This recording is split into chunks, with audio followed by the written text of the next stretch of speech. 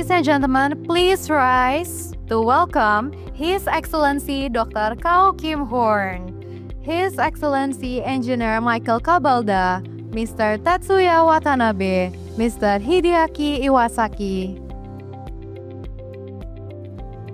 Welcome to St. Regis, Jakarta.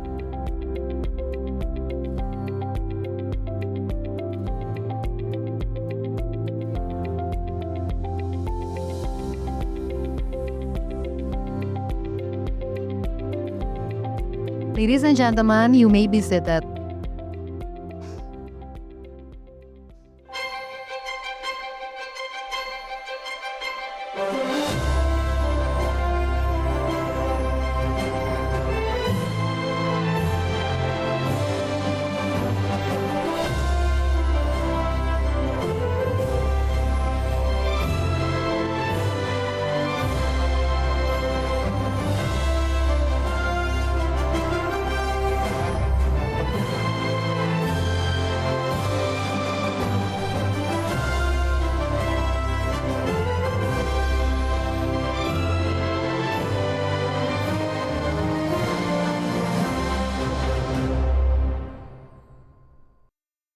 Ladies and gentlemen, on behalf of the co-hosts, the Department of Environment and Nature Resources of the Philippines, the ASEAN Secretariat, the Economic Research Institute for ASEAN and East Asia, the ASEAN Development Bank, in collaboration with Australia, Japan, and the United States, it is my pleasure to welcome you to the International Investment Forum on Critical Minerals.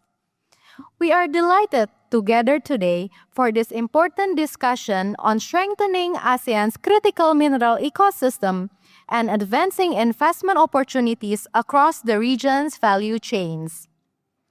To begin our program, I'm honored to invite for the welcome remarks the President of ERIA, Mr. Tetsuya Watanabe.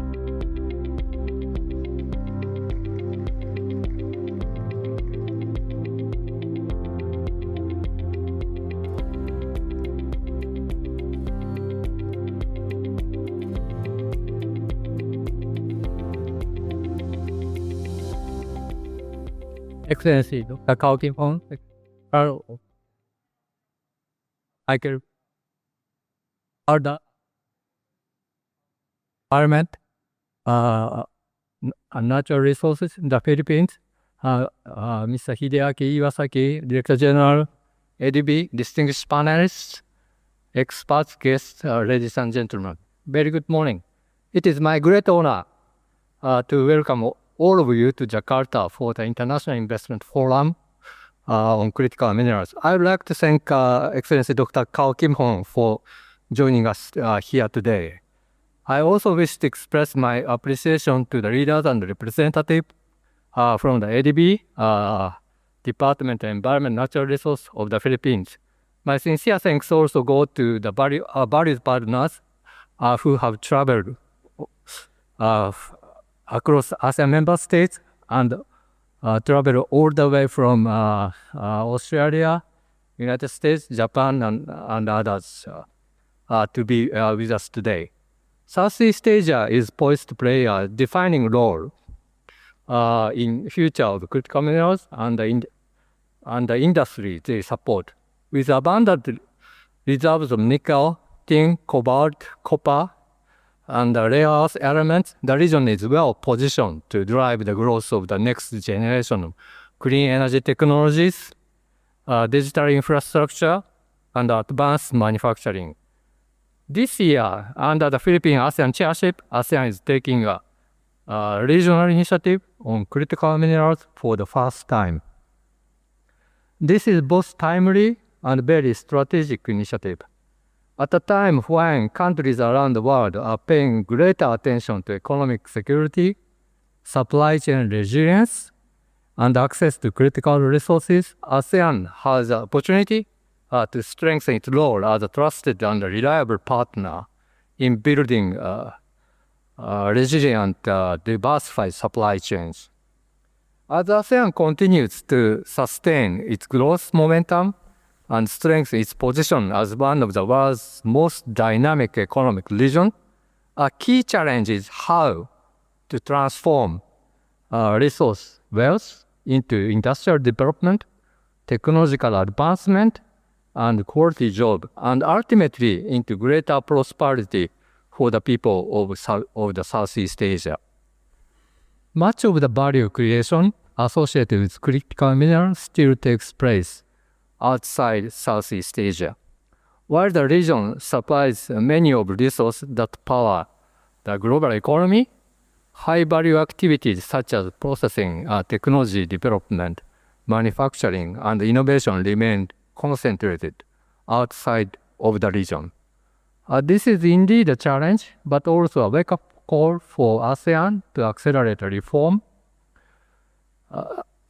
attract high-quality investment, and deepen collaboration with their partners.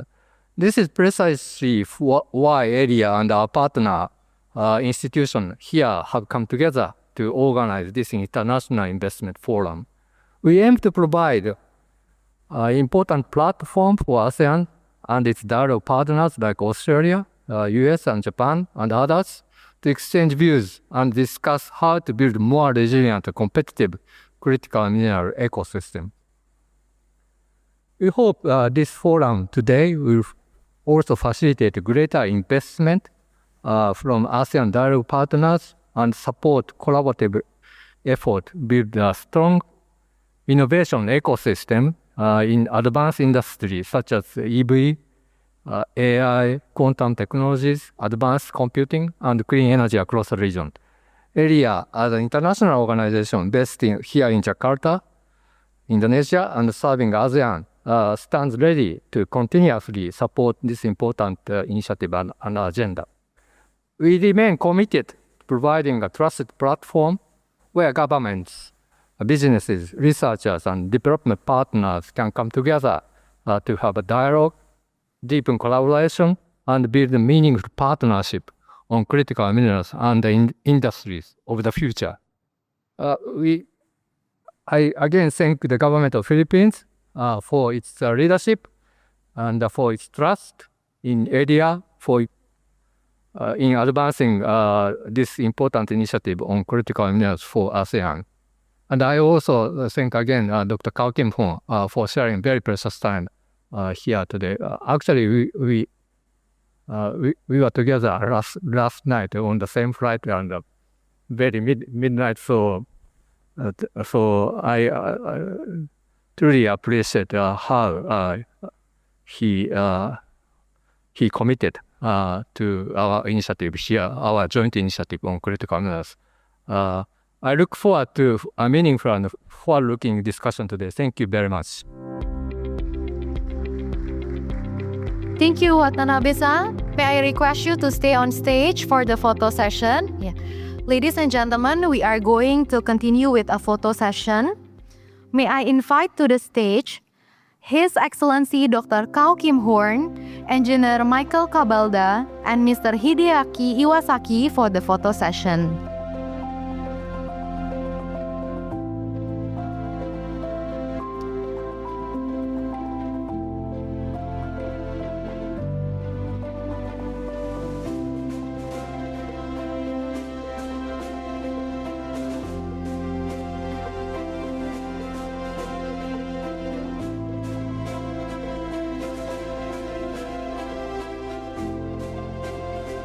Thank you. Please smile to the camera.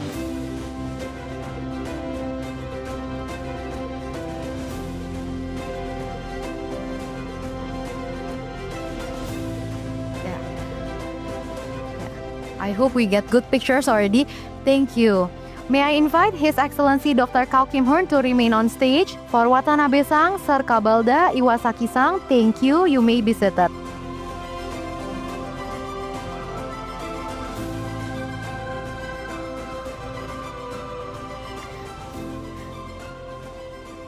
Ladies and gentlemen, it is my pleasure to introduce our distinguished leader to deliver his remarks. First, please welcome the Secretary General of ASEAN, His Excellency Dr. Kao Kim Hourn.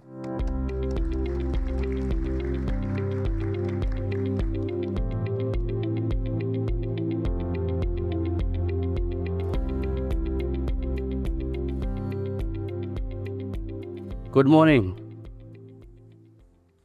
Professor Tetsuya Watanabe, President of the Economic Research Institute for ASEAN and East Asia area. Excellency Michael V. Cabalda, Assistant Secretary for Mining, Concerns, Department of Environment and Natural Resources of the Republic of the Philippines. Mr. Hideaki Iwasaki, Director General of Sectors Group 1 Asian Development Bank. Excellencies, distinguished guests, ladies and gentlemen, the ground beneath the global economy is shifting, quite literally. What lies under ASEAN soil is increasingly deciding who will lead the next generation of clean energy, advanced manufacturing, and digital infrastructure.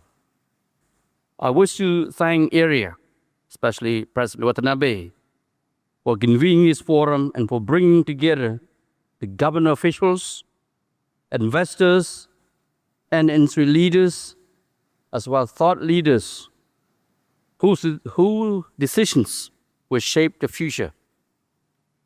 Critical minerals are no longer simply commodities. They have become strategic assets, the essential inputs for electric vehicles, semiconductors, renewable energy systems, and the digital economy. They are not only indispensable to economic growth, but also to economic security. As the world accelerates both the energy transition and digital transformation, securing sustainable and resilient supply chains for these resources has emerged as one of the defining challenges and opportunities of our time. Excellency, ladies and gentlemen, ASEAN is exceptionally well placed to meet these challenges. We bring together abundant reserves of nickel, tin, bauxite, and rare earth elements, a dynamic manufacturing base, rapidly expanding clean energy industries, and strategic geographic connectivity. Our market of nearly 7 million people amplifies all of these advantages and opportunities. Together, they position ASEAN not merely as a source of raw materials, but as an emerging center of value-added processing, manufacturing, and regional supply chain integration, as well as a global center for economic growth. The opportunity for us, however, is not simply about what lies in the ground. It is about how much value we can build above it. The real prize is downstream in refining, advanced manufacturing, technology adoption, and the innovation ecosystems that attract long-term investment and create high-quality jobs for our people. We recognize this as a strategic pillar of the region's long-term economic transformation and sustainable development objectives. ASEAN has been deliberate in translating this ambition into real action. The declaration of the 9th ASEAN Ministerial Meeting on Minerals in 2023 reaffirmed the region's commitment to several priorities: attracting responsible investment, strengthening regional value chains, promoting sustainable practices, and encouraging technological innovation across the minerals sector.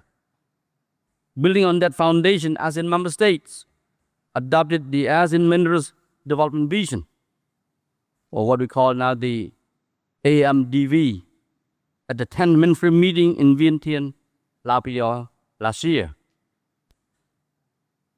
Excellency, ladies and gentlemen, the AMDV envisions ASEAN as a leading destination for minerals investment, including in critical minerals, building production and trade through technological advancement, sound governance and best practices in sustainability, protecting the environment, empowering communities, and contributing to the region's economic development.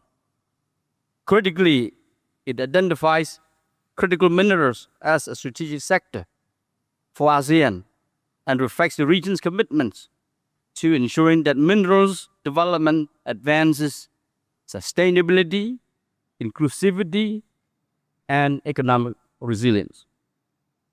This year, under the Philippines' chairship, we are taking the next step, the development of an ASEAN critical minerals strategy as one of ASEAN's priority economic deliverables.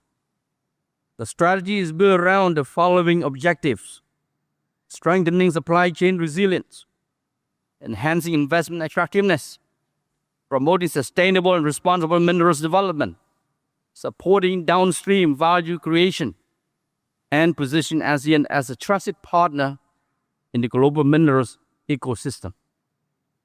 Together with the AMDV and the ASEAN Minerals Cooperation Action Plan 2026-2030, it provides a coherent framework, a regional framework, for the sector that is in line with ASEAN Economic Community Strategic Plan 2026-2030. Across all these efforts, ASEAN remains committed towards ensuring that minerals development is guided by sound governance, environmental stewardship, and international best practices, delivering lasting benefits to our economies and communities alike. Excellency, ladies and gentlemen, at a time of growing uncertainty, shifting trade patterns, supply chain disruptions, and intensifying efforts to diversify mineral sourcing, the importance of trusted partnerships has never been greater. ASEAN does not approach this moment lightly. Guided by inclusiveness, cooperation, and rules-based economic engagement, we seek to be not only a source of strategic resources, but a reliable partner for investment, innovation, and long-term industrial development. We welcome the growing interest from partner countries and international stakeholders in deepening cooperation with ASEAN on minerals development. This engagement reflects confidence in the region's potential, and it underscores that the challenges ahead are best addressed collectively. Unlocking that potential will require substantial investment across the full value chain, from exploration and extraction through processing, refining, recycling, and logistics, to clean energy infrastructure and advanced manufacturing. Public-private partnerships, technology collaboration, and innovative financing will also be essential. To support these efforts, ASEAN is developing the ASEAN Minerals Investment Forum, or MVES, as the region's flagship platform for minerals investment cooperations, connecting governments, investors, financial institutions, and development partners in support of sustainable investment across the entire region. Stronger linkages between platforms like MVES and international initiatives such as this forum will be the key to building a more integrated, competitive, and sustainable regional minerals ecosystem. Excellency, ladies and gentlemen, the future of critical minerals development will be shaped not only by who has the resources, but by who has the governance, the partnership, and the sustainable commitment to developing them well. ASEAN's ambition is to be both a region rich in strategic minerals and a region that is trusted to develop responsibly. Forums like this one matter because they are where trust is built, where partnership is made, where governments and investors find shared ground, where technology and knowledge move across borders, and where the partnership that underpin the resilient supply chains are formed. We hope today's discussions yield new collaborations and help reinforce ASEAN's position as a strategic destination for sustainable critical minerals investment. Excellency, ladies and gentlemen, that will not happen through documents and declarations alone. It will require investment and innovation and a collective willingness to act. ASEAN is ready. We look forward to building this future together. I wish you all productive discussions and a successful forum. With that, I thank you and a very good morning to all of you.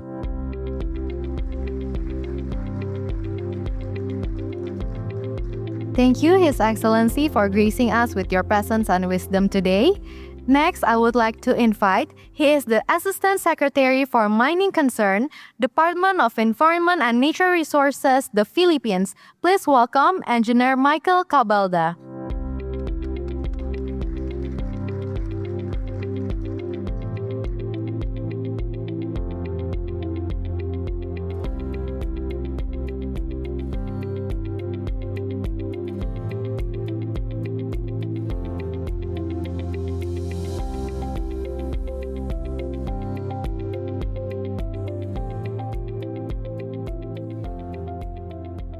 Excellencies, distinguished heads of delegation, colleagues from our co-hosting and collaborating institutions, honored guests, ladies and gentlemen, isang makakalikasang umaga po sa ating lahat.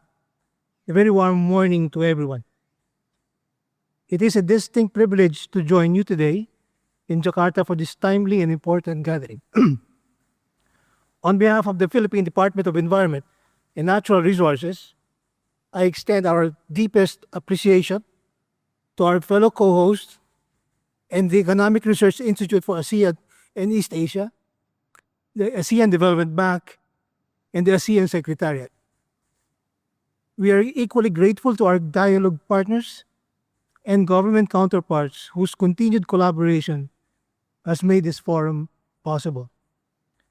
And as we open this event, allow me to recognize the distinguished leaders and experts helping shape the future of our region's mineral sector.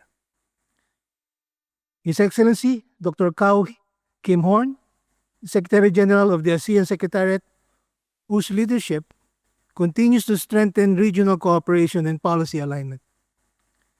Mr. Tetsuya Watanabe, President of ERIA, whose institutions research and analytical work provide valuable guidance for our regional agenda.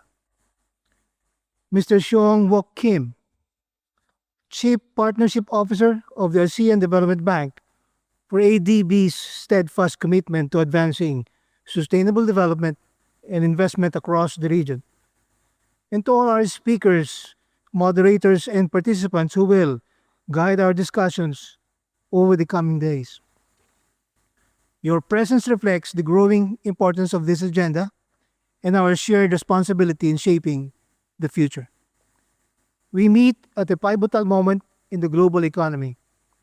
The energy transition, rapid digitalization, the rise of artificial intelligence, and advances in manufacturing are shaping industries and across the world, from electric vehicle, batteries, permanent magnets, to semiconductors, data centers, and smart grids. These technologies depend on a reliable and secure supply of critical minerals. ASEAN stands at the center of this transformation. Our region possesses significant mineral resources that can support global supply chains while contributing to the resilience and economic growth of our member states. Indonesia and the Philippines are among the world's leading producers of nickel. Laos, PDR, Vietnam, Myanmar, and Malaysia possess substantial deposits of rare earth elements, copper, tin, and other strategic minerals. Yet our challenge is not simply resource availability. To fully realize the value of these resources, strengthen ASEAN's attractiveness for investment, and build long-term industrial resilience, we must address the structural constraints that continue to limit the development of our mineral sector. These include bottlenecks in resource development, processing and refining capacity, regulatory and policy gaps, and barriers to long-term investments.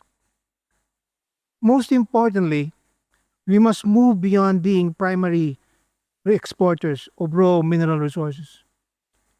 And if we remain concentrated at the upstream end of the value chain, we risk missing the opportunities for technology transfer, industrial upgrading, and the quality of job creation. The greater value lies not only in the extraction, but also in the processing, manufacturing, innovation, and the development of a circular economy solutions. This vision is reflected in the ASEAN Priority Economic Deliverable, PED 6, the ASEAN Critical Minerals Strategy for Regional Resilience and Sustainable Growth. Through this initiative, we seek to strengthen policy coherence, mobilize investment, and foster a more integrated regional value chain that can compete globally while delivering tangible benefits to our people. Over the past 3 days, representatives from the ASEAN Member States, together with our partners from IGF, ERIA, and ADB, have worked diligently to identify the minerals that can be strategic to our region and to develop the ASEAN Critical Minerals Policy Brief. The draft policy brief outlines practical pathways for deeper regional cooperation, including the development of integrated industrial corridors, diversified investment partnerships, stronger governance frameworks, and sustainable financing mechanism. One lesson from the evolving global landscape is clear. No country can build a resilient critical minerals ecosystem alone. At a time of increasing geopolitical uncertainty and supply chain vulnerabilities, regional cooperation has become more important than ever. ASEAN's strength lies not only in its resource endowment, but also in its ability to work collectively, leverage complementary advantages, and build partnerships founded on mutual benefit. And as we begin this forum, I encourage all of us to be candid about the challenges we face and be ambitious in identifying opportunities for collaboration. Let us use this discussion to develop practical solutions, strengthen regional value chain, and create a shared vision that transforms ASEAN mineral wealth into sustainable and inclusive growth for our people. Thank you very much, and I wish everyone a productive and meaningful forum.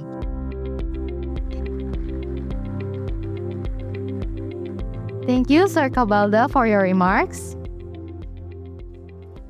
Thank you. Next, we will have the Director General, Sector Department 1 of Energy and Transport from ASEAN Development Bank. Please welcome Mr. Hideaki Iwasaki.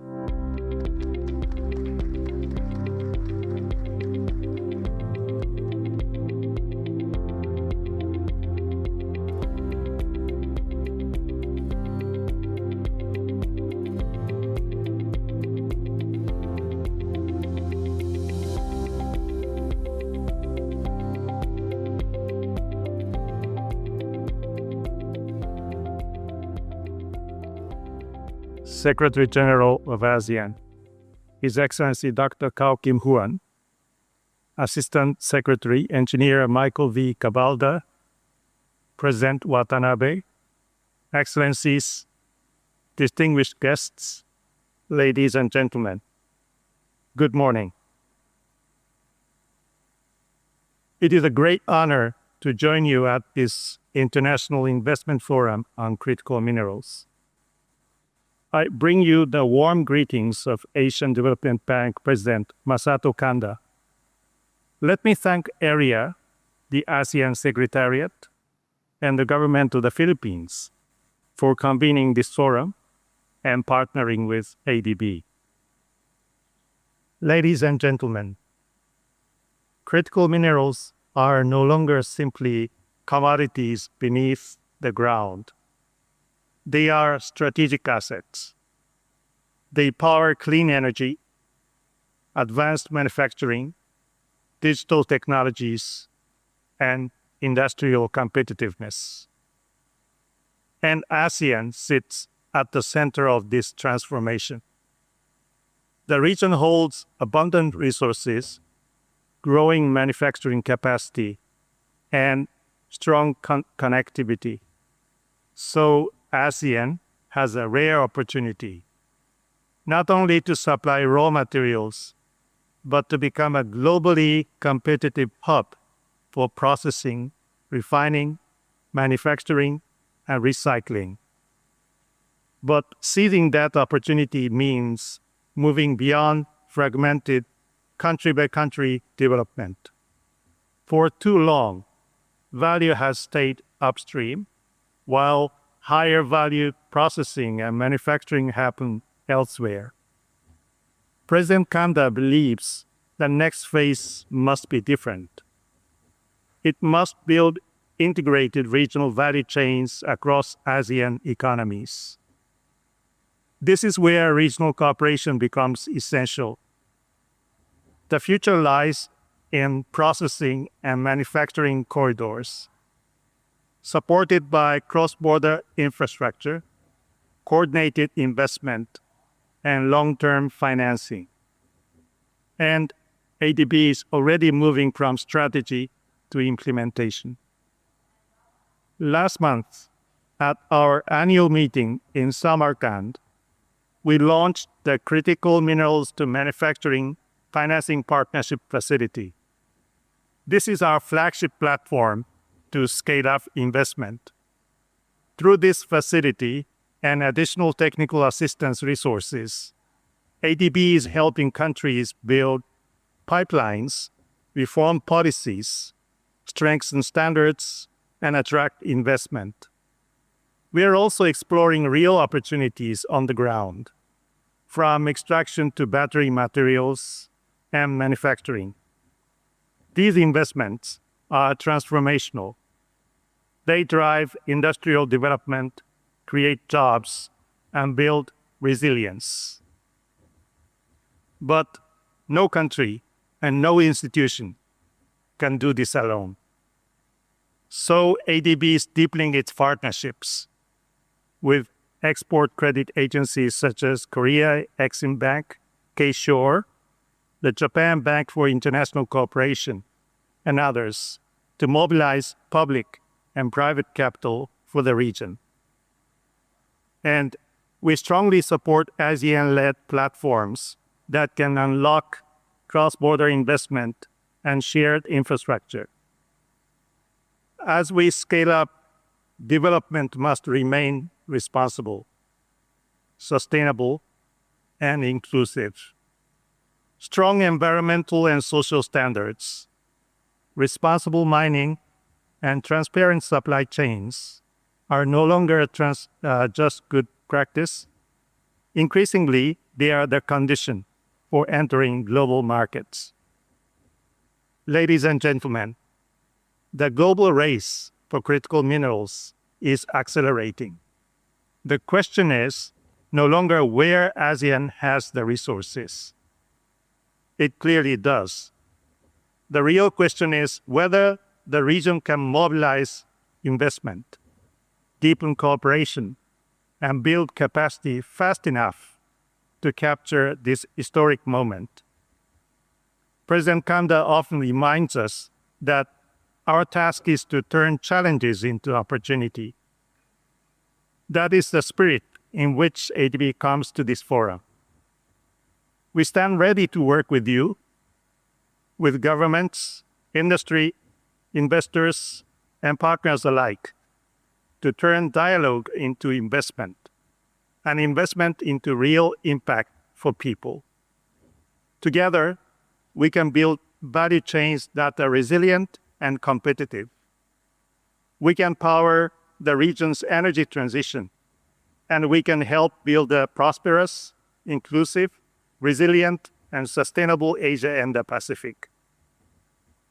I wish you all a fruitful 2 days of discussions, networking, and collaboration to identify tangible projects that ASEAN member states and investors can deliver together.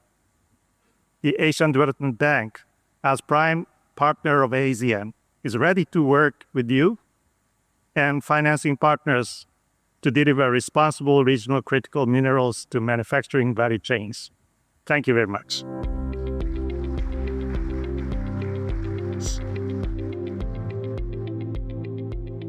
Thank you, Iwasaki-san.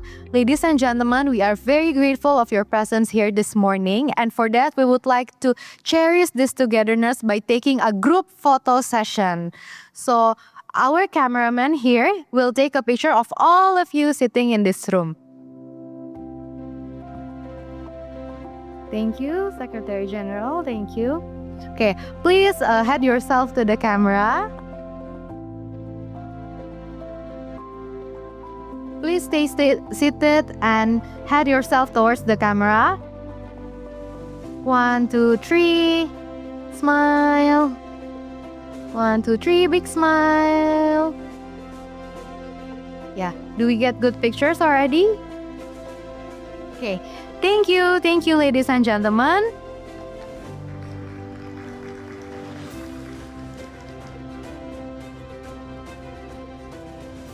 Now, on to the next session, which is the scene setting presentations. We have 2 representatives here. We are going to discuss the ASEAN critical minerals, ecosystem landscape, and readiness. Our first speaker here is representatives from the ASEAN Secretariat. Please welcome to the stage Dr. Kanchana Wanichkorn.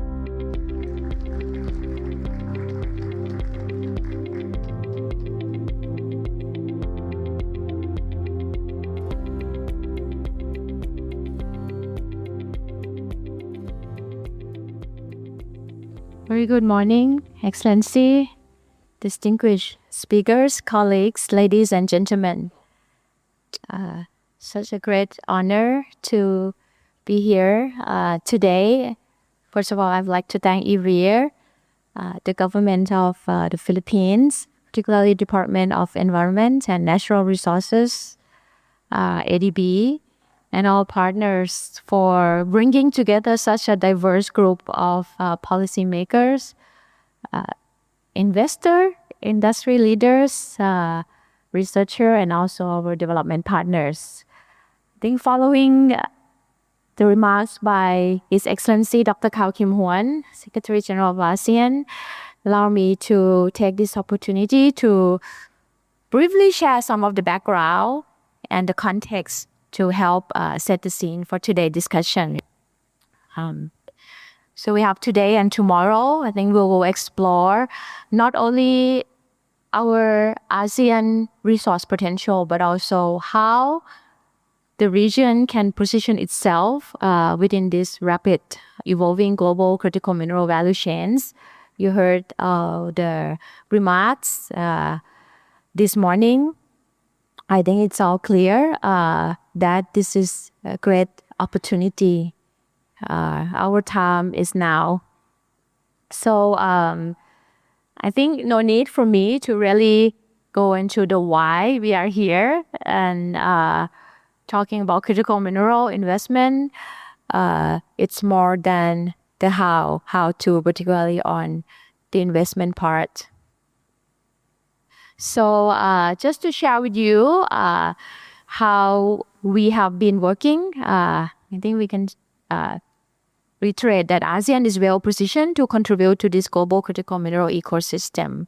So as Secretary General has mentioned to you that at the highest level, ASEAN member states, our leaders, also have the declaration and just recently endorsed the ASEAN Mineral Development Vision for the next 20 years, or our what we call AMDV 2045. So basically, the vision set out ASEAN long-term aspiration to become a leading destination for mineral investment, including critical mineral, also promoting technological advancement, sound governance, environmental protection, community empowerment, and sustainable economic growth. So to support this vision, we also developed the ASEAN Principle for Sustainable Minerals Development. Another acronyms for you, APSMD.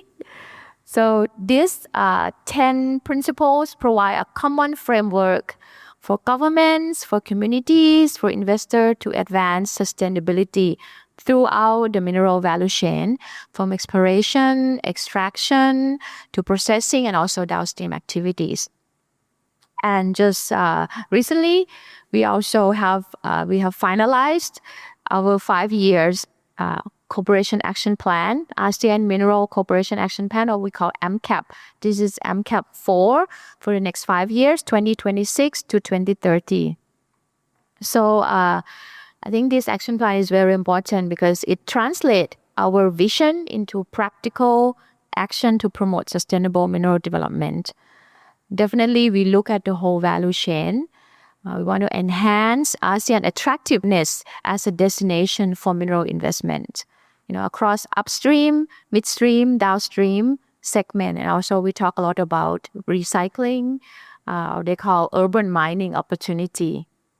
So all this AMDV, you start to remember all these acronyms.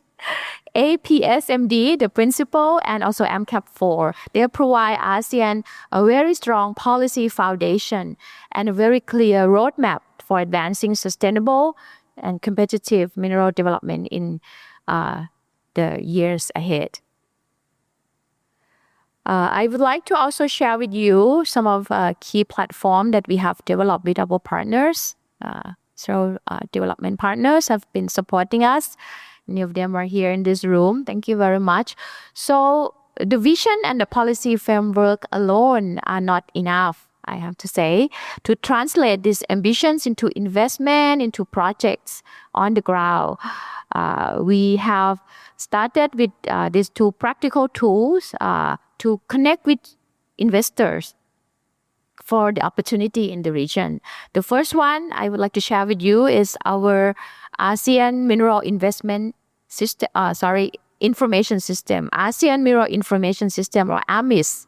So AMIS would serve as our regional platform for mineral-related information. We are trying to strengthen this. We'll start with information that particularly provide investor and policymaker with a better understanding, access to data on our resources. There are like geological data, policy, or also investment opportunity. The second one that I would like to share, our Secretariat has also highlighted in his remarks, is our ASEAN Mineral Investment Forum, or AMVEST. AMVEST is designed as ASEAN flagship platform to engage between government, investor, industry, development partner, helping to showcase investment opportunity and strengthen partnerships across the mineral sector. We have the first AMVEST in Bali in 2024, the second one last year in Vientiane, and upcoming this year will be in Malaysia, in Kuala Lumpur, hopefully around October this year. And in many ways, I think today's forum is also a natural extension to this effort, and we hope that perhaps ERIA can consider co-hosting another international investment forum on critical mineral, particularly focusing on critical mineral as part of our AMVEST activity as well.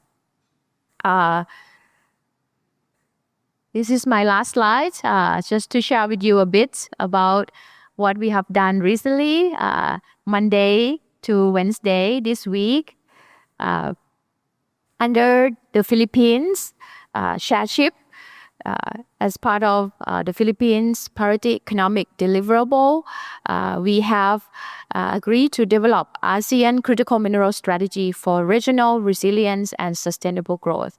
So the objective is clear but very important, that we want to develop a common ASEAN approach that would strengthen our competitiveness as a destination for sustainable critical mineral investment, promote trade, investment across all stages of the value chain, support deeper regional value chain integration, and also inclusive development. And we see the opportunity for a lot of job creation as well. So as I mentioned, Monday to Wednesday this week, ASOM, AMS, and partners have gathered. This is the second time that we met under this initiative. So we expect among some of the key outputs for this year, we will have our regional definition. Well, this is a great work with the support from IGF, ADB, on coming up with the definition. And definitely we would have first time ever our own ASEAN critical mineral list. And together with that, we would explore about after the list, what needs to be done. So it would be part of the policy brief, laying down our activity that we want to work together. And all this would be ultimately elevated into a leader declaration. More importantly, this process also helping ASEAN to answer a broader strategic question.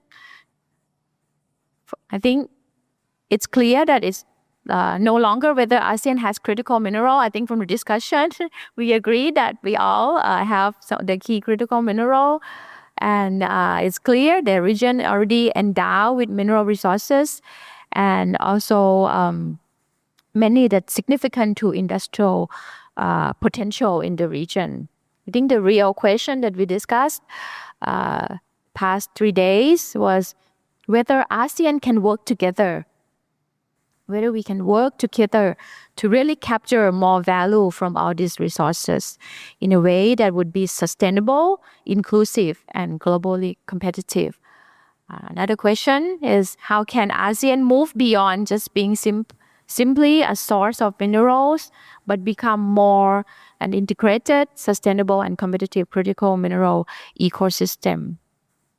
We discussed about exploration to processing, refining, manufacturing, recycling, logistics.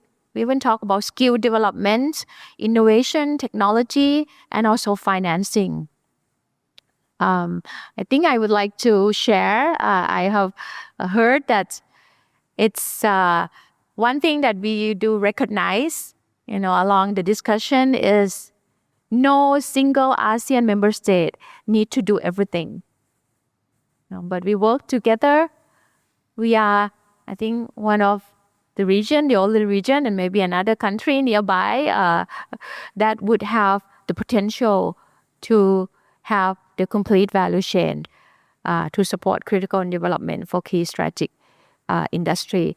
So I take longer time already. So let me conclude here. I think the global race for critical mineral is accelerating. ASEAN has the resources, we has the market, we has growing industrial capacity. And increasingly, ASEAN has the policy framework needed to support sustainable development and investment. So the challenge before us now is to translate these advantages into concrete projects. Stronger regional value chain, sustainable investment opportunity. So I hope that the forum today and also tomorrow will give us an opportunity to bring together not only the government, the private sector, partners, academia, to really look at and identify critical pathway for cooperation. So with that, I thank you, and I look forward to the discussion and insight that we'll share over the next 2 days. Thank you very much. Thank you, Dr. Wanichkor, for sharing such valuable materials with us. Now, as a representative from ERIA, please welcome for the second scene setting presentations, Dr. Nuki Agia Utama.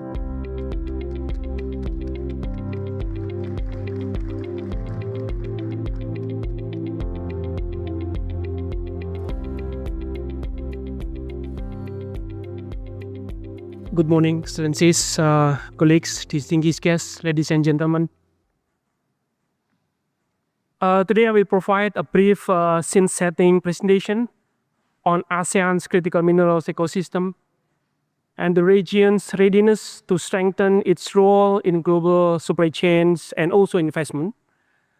And I will highlight ASEAN resource potential, current industrial landscape, the key gaps, and also opportunities for regional collaboration and investment.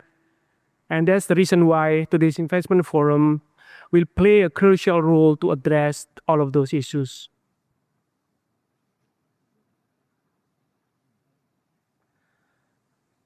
We all understand that ASEAN already plays an important role in the global critical minerals landscape, particularly in mining and also extraction activities.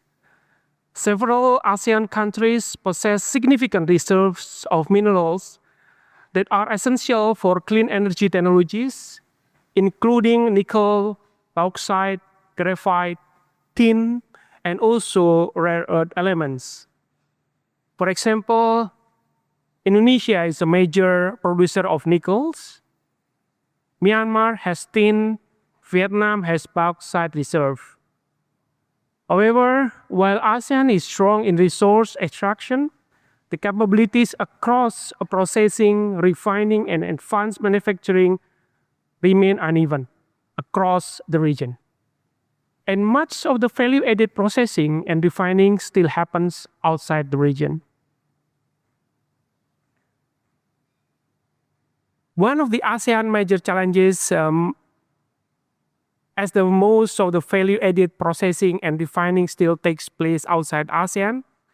In many cases, minerals extracted in ASEAN are exported before they can be processed into higher value products. As a result, the region captures only part of the economic value from critical minerals supply chain. And we believe strengthening refining and processing capacity within ASEAN could help to increase industrial value addition, create skilled jobs, improve supply chain resilience, and also support regional industrial development. ASEAN is entering a strategic moment in the clean energy economy. Critical minerals are no longer only about mining.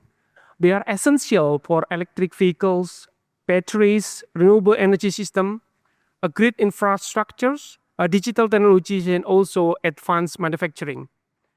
And this all gives ASEAN an opportunity to move beyond supplying raw materials and build a more integrated regional clean energy ecosystem.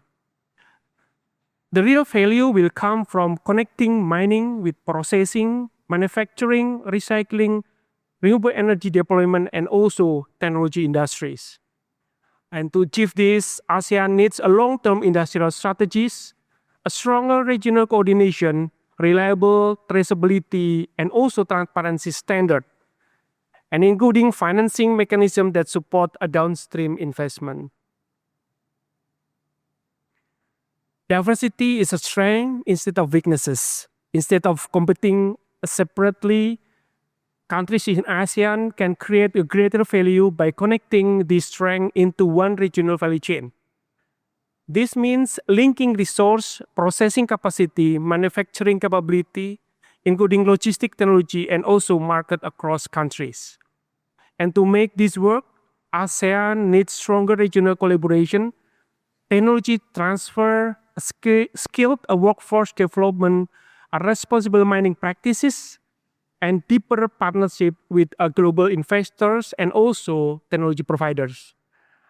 So for that, the region can compete as an integrated clean technology ecosystem. And the purpose of this forum is designed to support practical dialogue and cooperation on ASEAN critical minerals development.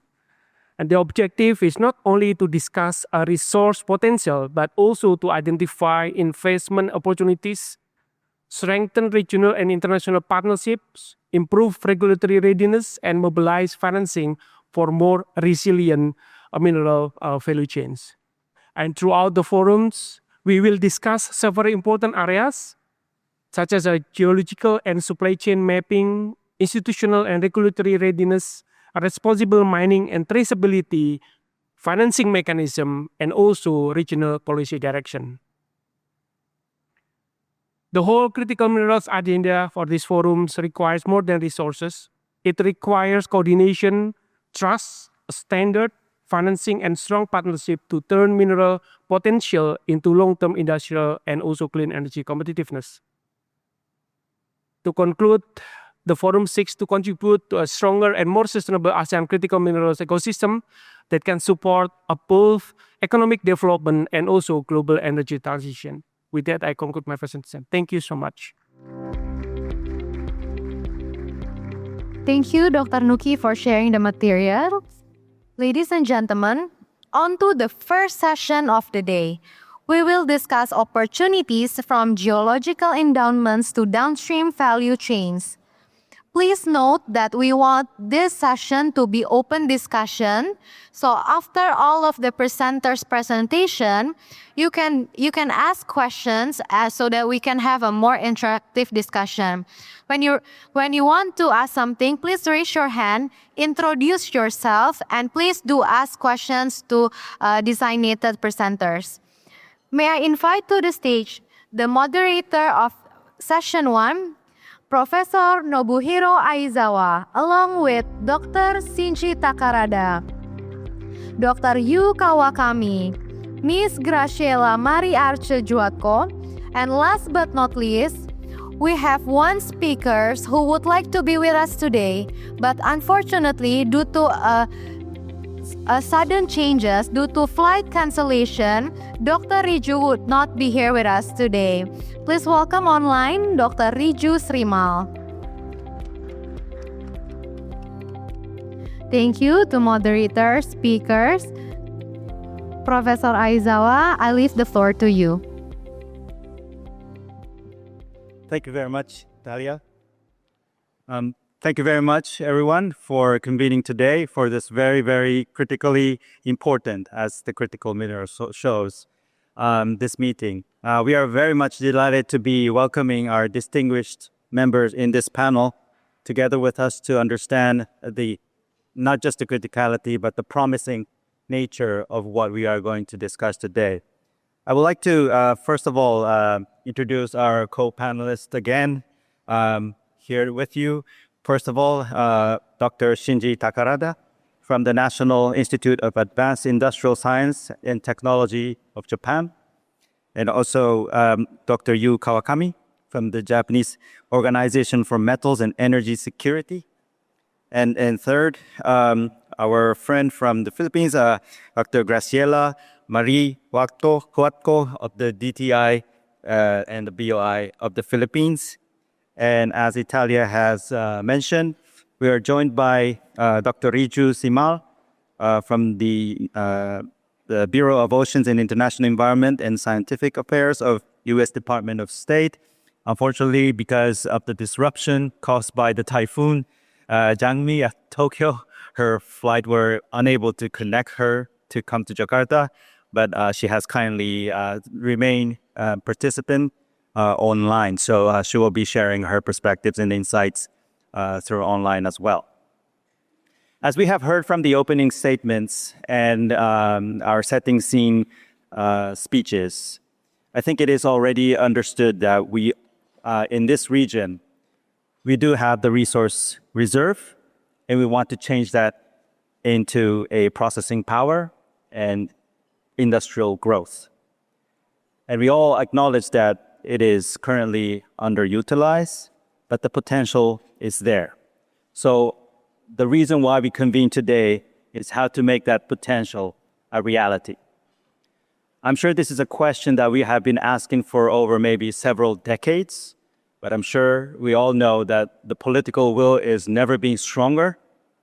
And there are many other developments, both from the market, from government, and also from the science to make that a reality. When we talk about the promising and promising part of this topic, I think we want to share those insights of what the developments in the past decade or so that could potentially change the market and the government, and also making the reality as we all dream of. So that's what we are going to expect from this session, and to make that reality together, I hope you will enjoy the discussion and also engage with your questions after our presentation from our distinguished speakers today. I would like to go on to first welcome Dr. Takarada for your initial presentation to share your insights with our audience. So Dr. Takarada, the floor is yours.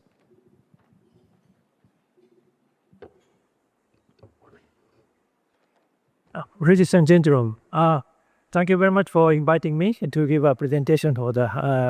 I'm very honored to give a presentation. Today, I'd like to give a presentation about CCOP Geoinformation Sharing Infrastructure for East and Southeast Asia. We call it the GSI, and also ASEAN Mineral Information System, AMIS project. So CCOP GSI project is now, we have an anniversary of 10 years activities. We have our international workshop in Bangkok in March. So also ASEAN Mineral Information System project is a very important project, as she gave a presentation previously. Okay. So this is showing the how the CCOP GSI projects, So we are developing a new geoinformation integration and sharing system using international standard and free and open source software among CCOP countries. So a large number of countries in the CCOP is now involving this project. We are now developing a system not only geographical map, but also geohazards, geophysical data, and mineral resources, and also geoenvironment, groundwater, remote sensing, and topographic maps. So large number of data sets now already on this system. This project scope is compile various geoscience information in CCOP countries and construct a database and open web using the world standard format and GIS. Each member country is responsible for updating the database and maintain the data quality. Upload published geoscience data and maps with GIS formats. And we are aiming to establish a geoinformation infrastructure in Asia and for the world. This project actually started 10 years ago. So years to 2015, we had a kickoff meeting in Bangkok. And also phase 1 was in the year 2016 to 2020. And phase 2 is 2021 to 2027. So this is a main map of, So this is a main page of the CCOP GSI system. So as you can see here, so large number of data and also the data catalogs, which contain the various type of maps here. And also we provide such kind of portals here. So currently more than 20 portals are available on this system. We have a kind of a international workshop every year. This is a participant with the first memorial international workshop in Solo, Indonesia. So in 2016. So for about 50 people attended this workshop. We made hands-on exercises during the workshop and upload the data sets. So my colleague is actually, he's visiting here, so I'll show here, okay? So a user can upload and edit the portal generation from here, and also people can search the system. So currently, about more than 3,000 maps and layers are available, and more than 200 map catalogs are available here, and 26 portals are available. So also you can download the data from here, and you can control the layers, and also change the transparencies from here.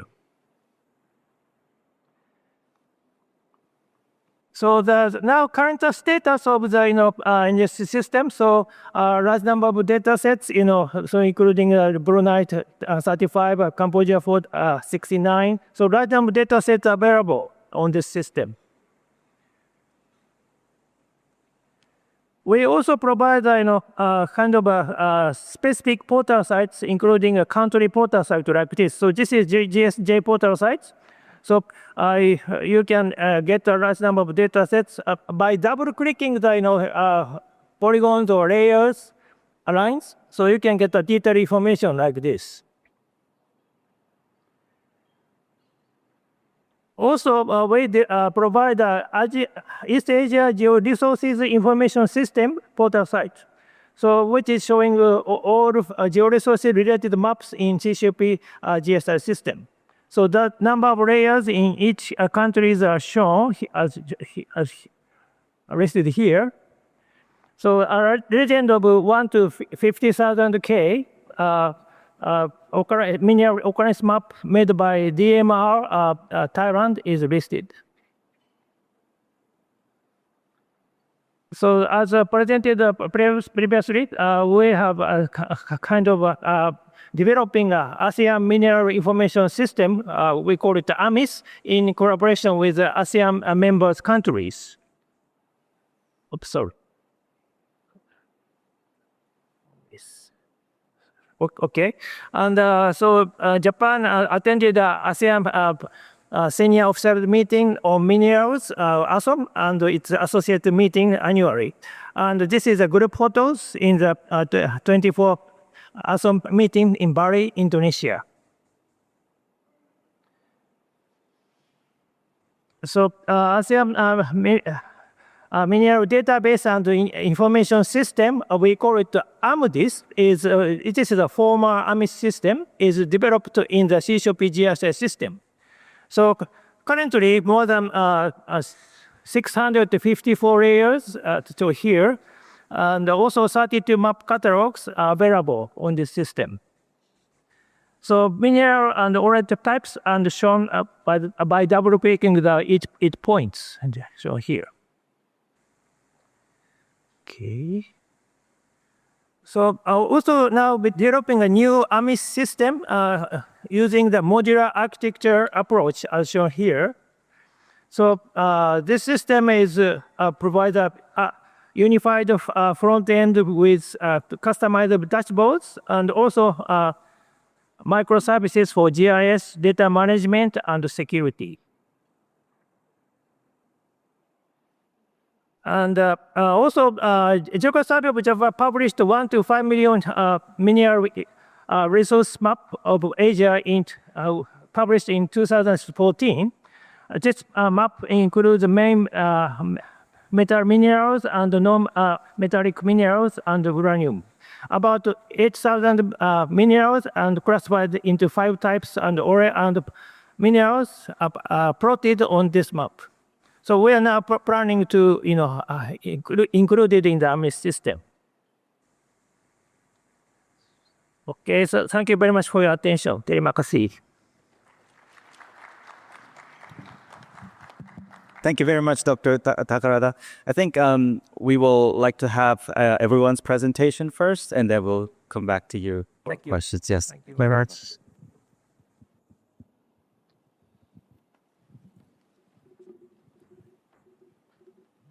So next, I would like to invite Dr. Kawakami on the podium for your presentation.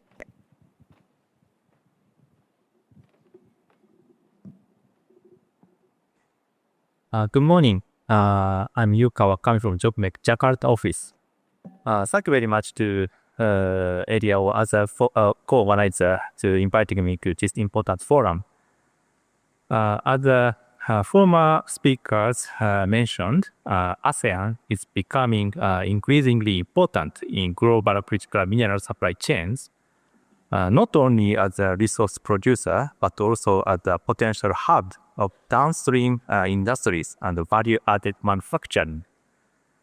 Today, I'd like to briefly introduce JOGMEC's role and activities in the metal sector, with focusing on the financial assistance, joint exploration, and the international cooperation. Through these examples, I hope to share some practical perspective that may be relevant to critical mineral value chain development in ASEAN. Let me briefly introduce the JOGMEC. JOGMEC is a Japanese government-affiliated organization supporting stable and sustainable supply chain for energy and metals resources. In addition to the metals sector, JOGMEC is also engaged in oil and gas, geothermal energy, hydrogen and ammonia, CCS, and other energy-related areas. Our headquarters is located in Tokyo, and we also operate research and technology centers in Chiba and Akita, focusing on the mineral processing and metallurgical technologies and other technical fields. We also have an overseas office in various regions, including Jakarta. So our Jakarta office works closely with government, geological agencies, and industrial stakeholders across the ASEAN.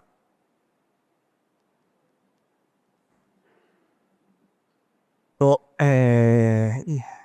here, I'd like to explain some key features of JOGMEC support scheme in the metals sector. One important characteristic is that JOGMEC supports projects throughout the entire value chain, from upstream to downstream. So in the upstream sector, especially in the early exploration stage, geological and commercial risks are often very high, and the private companies alone may find it difficult to invest. In such cases, JOGMEC can undertake initial geological surveys and early-stage exploration activity, and then gradually encourage the private sector participation as the project becomes more viable. JOGMEC also provides various forms of financial support, including the equity investment, loans, and risk guarantees, depending on the stage and the characteristics of the project. In addition, JOGMEC places a strong emphasis on technology development, including the exploration technologies, mineral processing, and environmental management. These support schemes also have a certain degree of flexibility, and the different support measures can be combined depending on the project needs. Another important feature is our stockpiling system for critical minerals, which contribute to supply chain resilience and crisis readiness.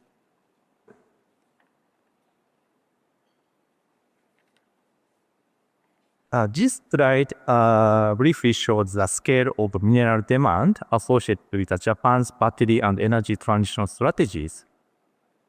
I don't intend to discuss Japan's industrial policy in detail, but I'd like to simply highlight the expected scale of demand for critical minerals such as lithium, nickel, graphite, cobalt, manganese, and rare earth element. To support stable and resilient supply chain for these minerals, JOGMEC has strengthened several key measures shown here. So these include financial support for Japanese companies, including subsidies. The total budget site is approximately $2.5 billion US, as well as joint venture exploration with foreign partners and the government, and international cooperation with resource-rich and right-minded countries. In the following slide, I'd like to briefly introduce several examples and recent development related to these three areas. So this map shows the location, commodity type, and the type of financial assistance for JOGMEC's current financial assistance project. At present, JOGMEC is supporting 12 projects in 9 countries, covering a wide range of minerals, including critical minerals. In ASEAN, we have projects related to vanadium and rare earth element in Malaysia. For rare earths, JOGMEC supports Readiness, an Australian company which operates the Mount Weld rare earth mine in the Western Australia and a separation plant in Pahang, Malaysia. Let me introduce our major achievement through the financial assistance. The first example is the Readiness Rare Earth project. JOGMEC and the Sojitz Corporation joined this project more than 10 years ago, at a time when non-China rare earth supply chains were still very limited. Since then, Readiness has become one of the world's most important non-China resource of rare earth supply. In addition to financial support, JOGMEC also provided technical assistance for the processing facilities in Malaysia. The second example is the Calemag project in France. Unlike Readiness, this project focuses more on downstream processing, refining, and recycling. We see this project as an important example of international cooperation to strengthen the diversified downstream capacity for rare earth supply chain. The third example is the Waterberg PGE project in South Africa. JOGMEC initially participated in the project through our joint venture exploration scheme and contributed to the discovery and the evaluation of the deposit. After that, JOGMEC's participated interest was transferred to our corporation, while JOGMEC had been continuing to provide the financial support during the development stage.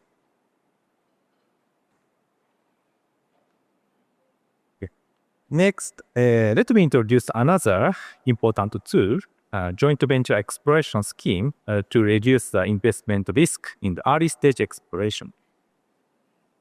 Under this scheme, JOGMEC conduct exploration together with local partners, including junior companies, mining companies, and state-owned enterprises. JOGMEC contribute to the exploration cost and obtain participating interest of the project. If a promising deposit is identified in the project, the participating interest can be transferred to Japanese private company to further development. After the transfer, JOGMEC may continue to support the project through the financial schemes, depending on the project needs and the development stage. Since 2003, JOGMEC has implemented more than 130 exploration projects worldwide, and several projects have advanced to later development stage.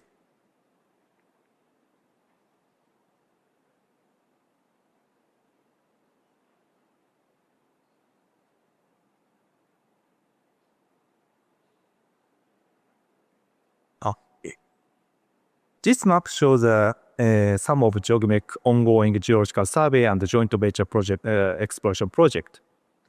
At present, we have 15 joint venture exploration projects in 9 countries, and geological survey the project in 2 countries.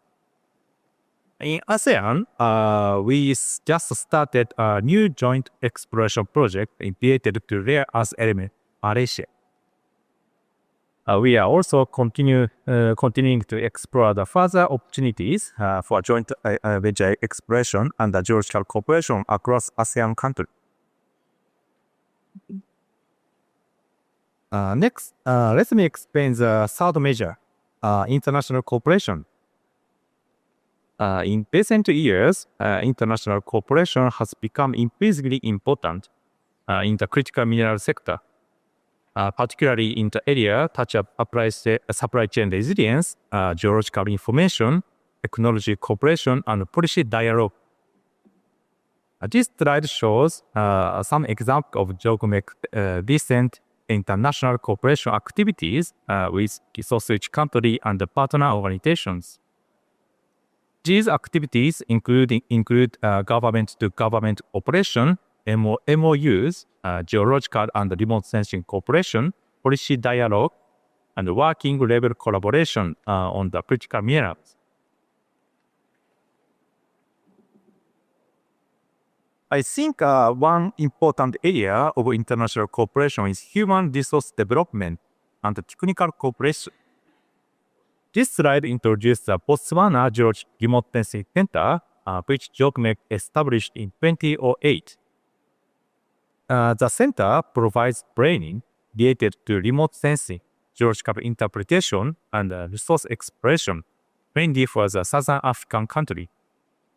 More than 2,600 participants from 16 countries have joined the program so far. Actually, I was involved in the project as a deputy director of the center for 3 years, mainly focusing technical transfer and metal exploration. Recently, remote sensing technologies are being used not only for exploration, but also environmental monitoring and ESG-related purpose. So I believe human resource development and technical capacity building are also essential elements for developing a sustainable mineral value chain.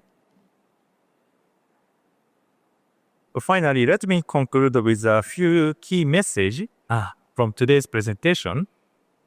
First, I believe ASEAN still have a significant potential in critical minerals and related industry. To realize this potential, upstream exploration remains very important. Without a stable upstream resource project, it will be difficult to develop a sustainable downstream industry and supply chain. I also believe that human resource development and technical capacity building are becoming increasingly important, not only for exploration, but also for the ESG and the environmental management. And finally, regional and international cooperation will continue to play an important role in building resilient and sustainable mineral value chain. Thank you so much.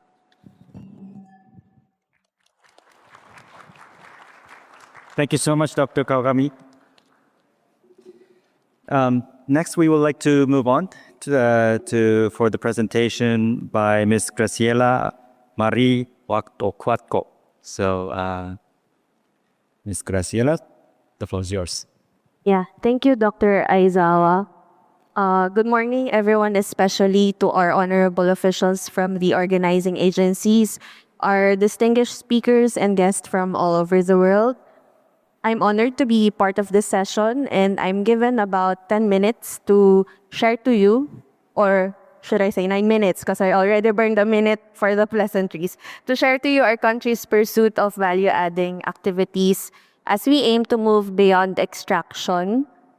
With the inspiring messages from our esteemed VIPs earlier, we all recognize that ASEAN is increasingly emerging as a critical node in global mineral supply chains, hence making today's forum very timely and very important. So for the Philippines in this regional ecosystem, I believe we play a very strategic role. We leveraging on our resource base, our policy reforms, and growing downstream demand to contribute across the value chains. But first, allow me to briefly introduce my agency, sort of a rationale as to why I'm part of this session. So the Philippine Board of Investments is the government's primary investment promotion agency with a specified mandate of developing strategic or priority Philippine industries. So ensuring that policy, incentives, and industry development programs are aligned to attract strategic investments. And we envision the Philippines as a hub for smart and sustainable manufacturing and services, banking on 3 advantages: of the Philippines, which are our strategic location, our young and skilled workforce, and our abundant natural resources. So you're seeing now the 9 priority sectors that were identified by our department that we deem will contribute to reaching this position for the Philippines as a hub. So you can see critical minerals encircled there. It's one of the priorities, along with other key strategic industries like electric vehicles, semiconductors, and electronics, renewable energy, including energy storage systems, and digital infrastructure. Now, to share a bit about the Philippine critical mineral sector, let me highlight that we have a high mineral potential. Over 1/3 of our land is endowed with mineral potential that presents great potential for development. These anchors are upstream potential. So while we have over 100 plus operating metallic and non-metallic mines, we only have a handful of processing facilities. And most of our end user industries import their raw mineral material needs. So this implies a fragmented industry and, if I may say, presents opportunities for investments and development. So our long-term strategy for critical minerals is clear and phased. In the short term, we aim to develop mineral processing and refining. In the medium term, we'd want to build midstream capabilities linked to strategic industries like renewable energy and electric vehicles, linked to our national targets on those two. Long term, we aim to expand to downstream manufacturing. And in addition to the foregoing, we also look at the circularity of promoting critical minerals in the Philippines. So we give high regard to minerals recovery and recycling as well. So in general, we aim to optimize the value of our minerals by framing our opportunities across different segments of the value chain and across key strategic industries. In the interest of time, my presentation focuses on mapping opportunities for 2 sectors only, renewable energy and electric vehicles. But this does not mean that these are the only industries that we see opportunities in, as there are also in, as I mentioned earlier, digital infra, electronics, and infrastructure development, among others.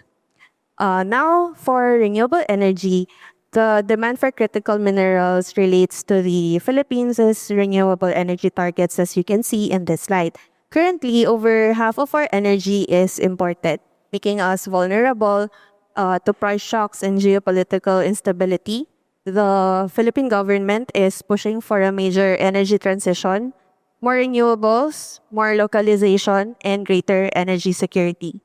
From about 22% in 2024, the renewable energy share in the country's power generation mix as of 2025 went up to 25%.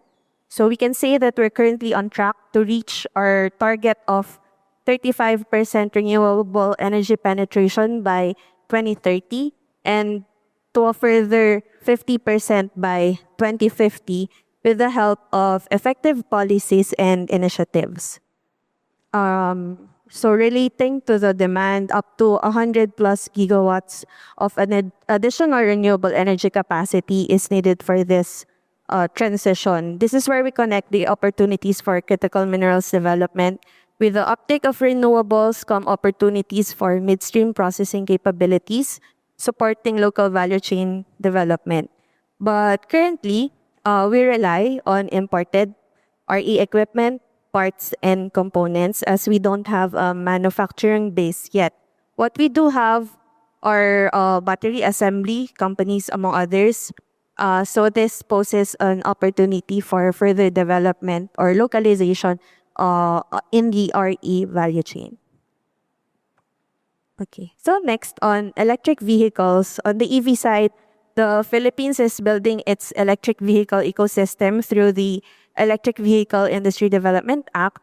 So some figures, 10% EV share by 2040.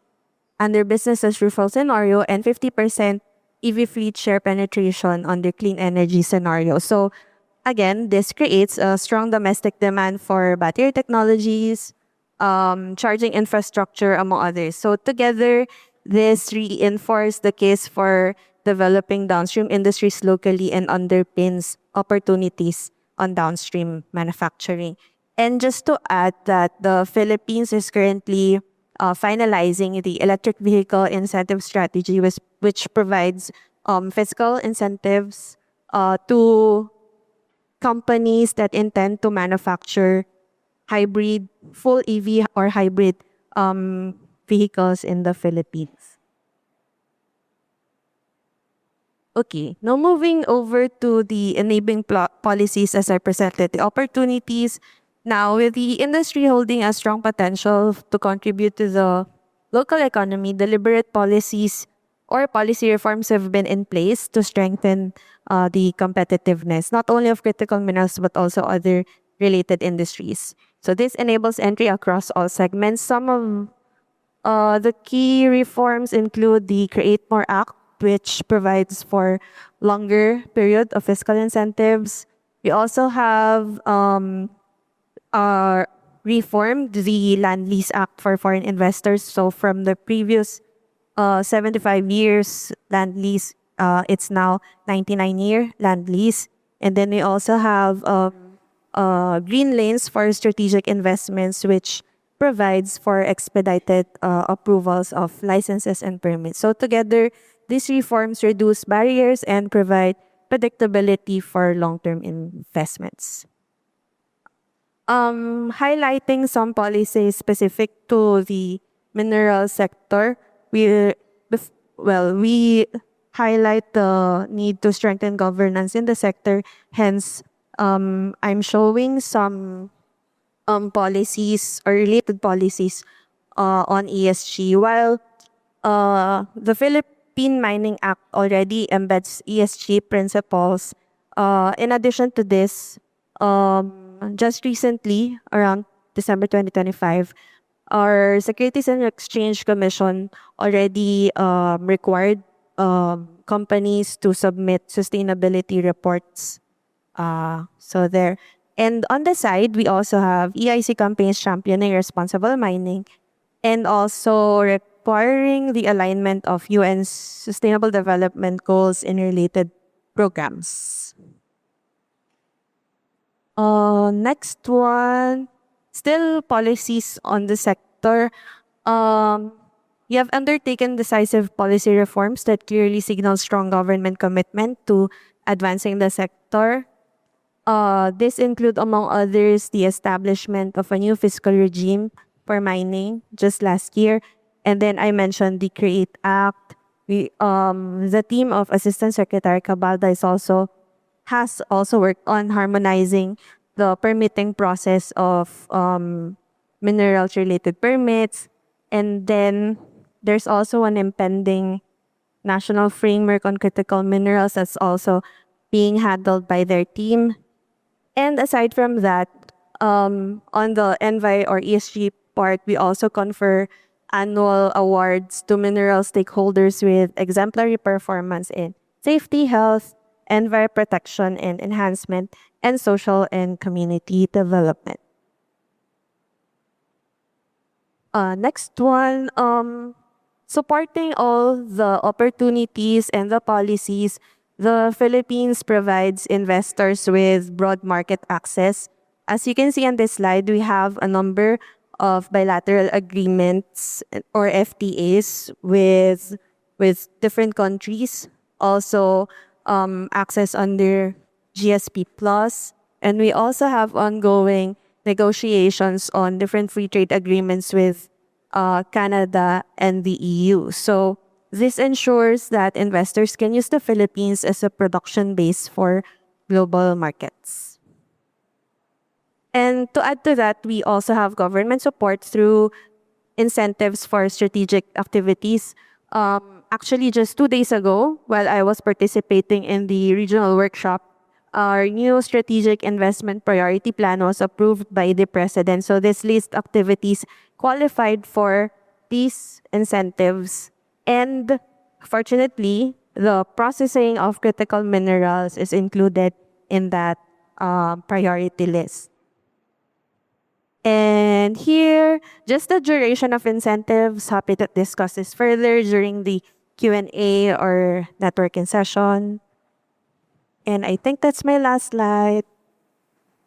Yeah. So in closing, the Philippines sees great opportunities for critical minerals at the national, regional, and global value chains of clean energy technologies, digital infrastructure, electronics, and infrastructure development.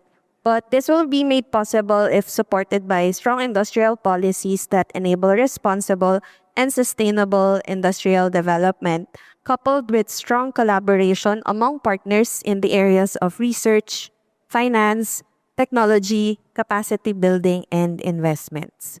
So thank you everyone, and let's make critical minerals development happen. Terima kasih.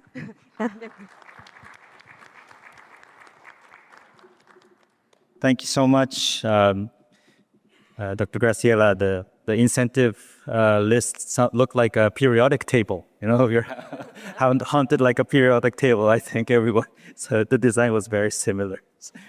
I would like to invite Dr. Reju Simao, who is participating online. Dr. Simao, can you hear us? I can. Can you hear me? Yes, we clearly can. So the microphone is yours. Great. Thank you, Professor Aizawa. Good morning to everyone. Thank you to our hosts at ERIA, at ADB, ASEAN, and the Government of Philippines. I'm very pleased to be here today. I hope to be there in person, but thanks to the ERIA team, I'm at least able to join you virtually from Washington, D.C. I'm pleased to be here today to outline some U.S. priorities on our efforts to strengthen and diversify critical mineral supply chains. I look forward to an impactful discussion on how the United States and ASEAN partner countries can strengthen our cooperation across the mineral value chain, including on downstream value chains and areas such as recovery from waste streams and recycling. So taking a step back from kind of the broad policy framework view, securing critical mineral supply chain is a priority for the U.S. government. The world's critical minerals market is highly concentrated, enabling political coercion, price distortions, and supply chain disruptions that put our economic and security interests at risk. The United States is committed to changing this reality, but we cannot do it alone. We need partners like you among the ASEAN and in the ASEAN countries. This is why Secretary of State Marco Rubio hosted the Critical Minerals Ministerial on February 4th in Washington, D.C. And we were pleased to host many of your countries as part of that historic meeting.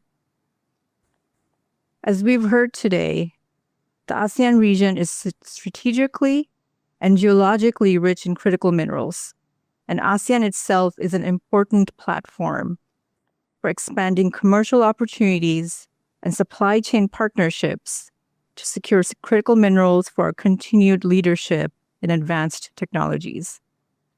The challenges we face in the critical mineral supply chain are complex, and only through working together can we create the diversified, secure supply chains that deliver results for our consumers and for our industries.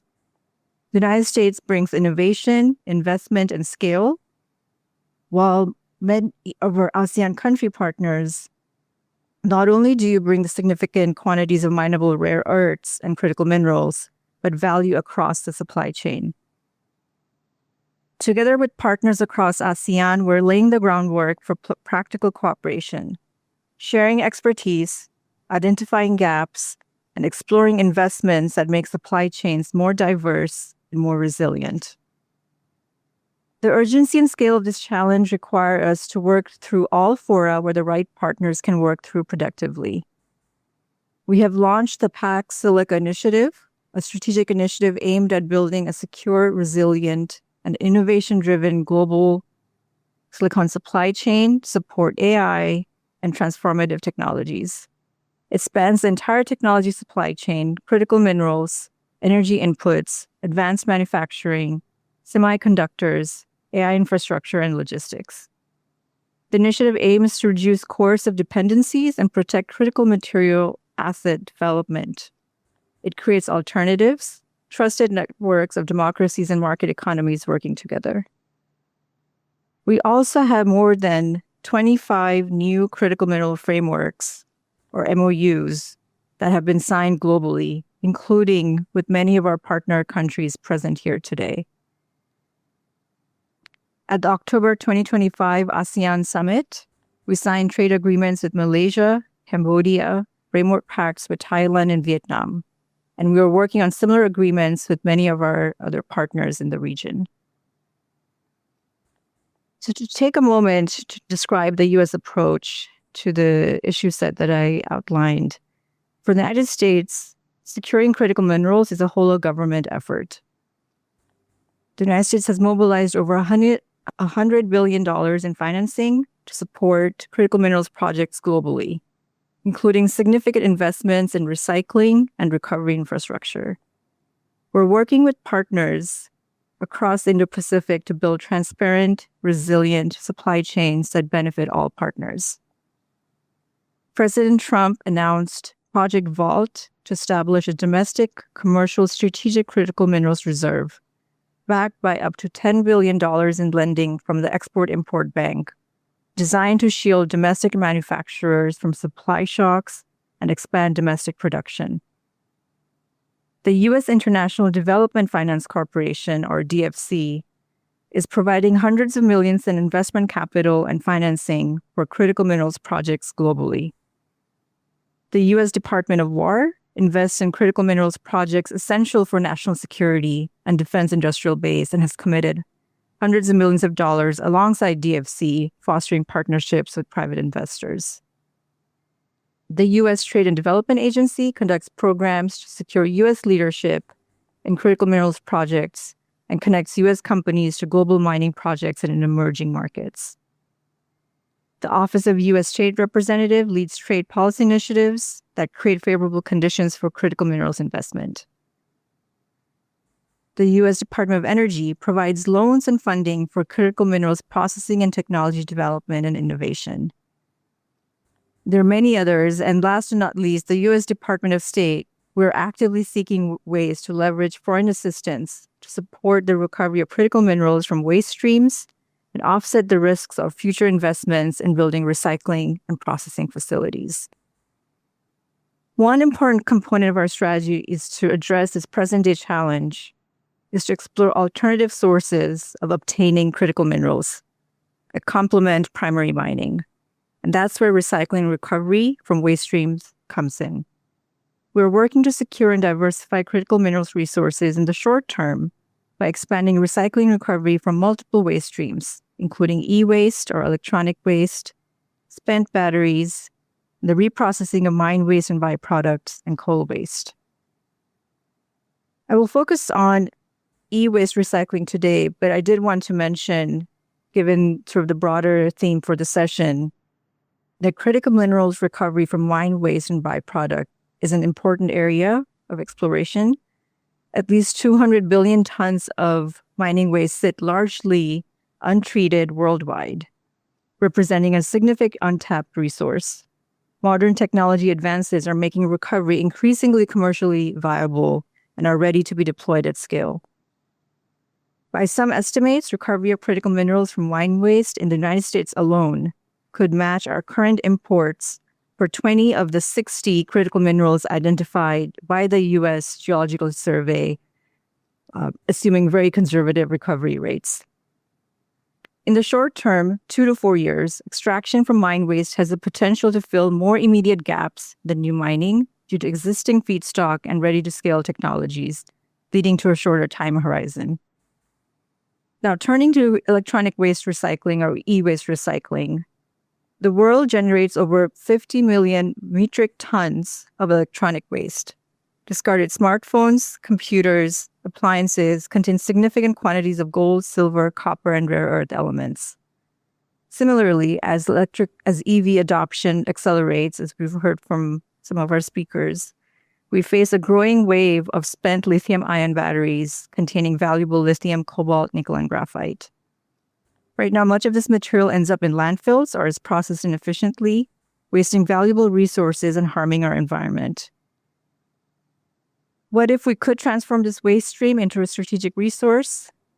We could build urban mines that recover these critical minerals and reduce our dependency on primary mining and create thousands of high-quality jobs.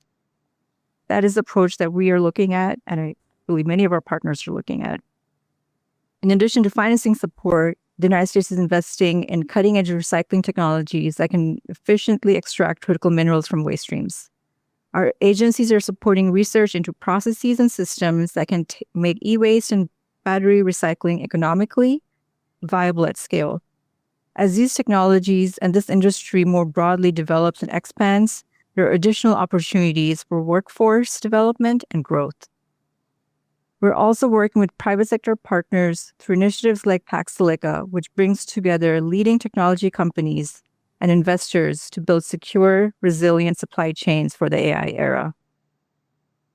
One of the biggest challenges in e-waste and battery recycling is collection. We need efficient systems to gather discarded electronics and spent batteries from consumers and businesses.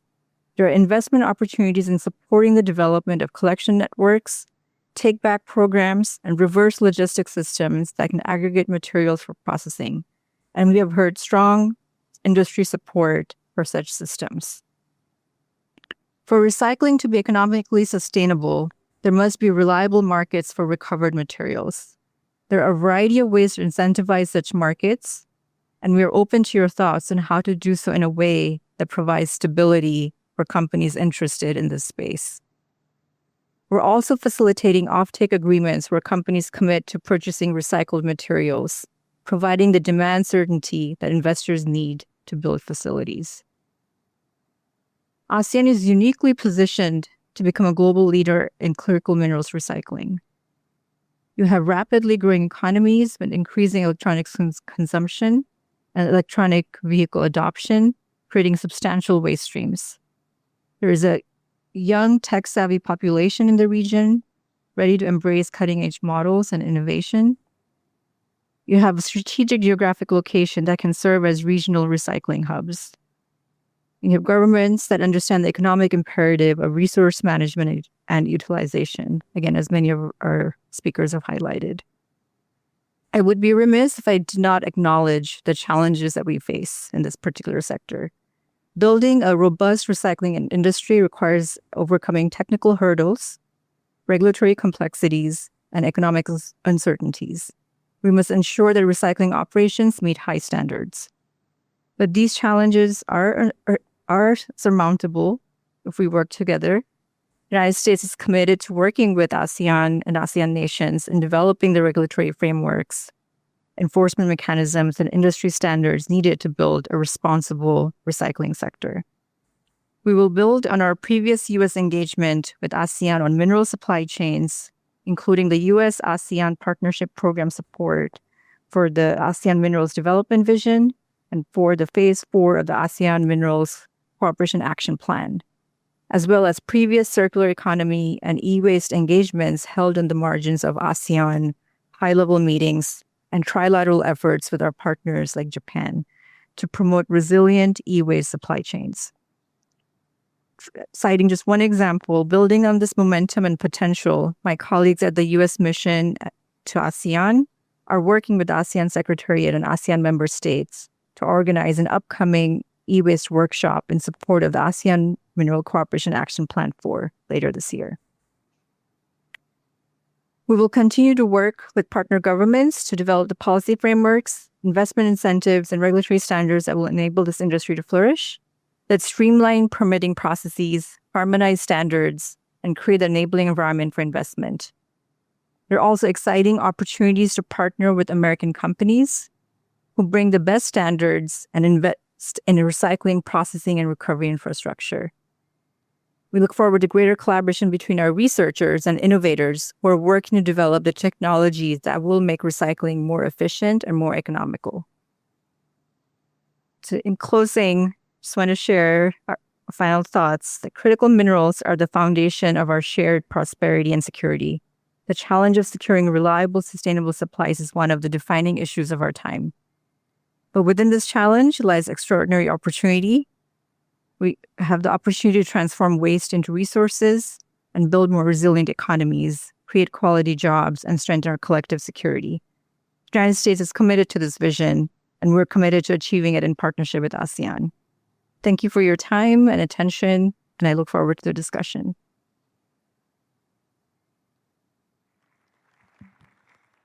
Thank you very much, Dr. Sival.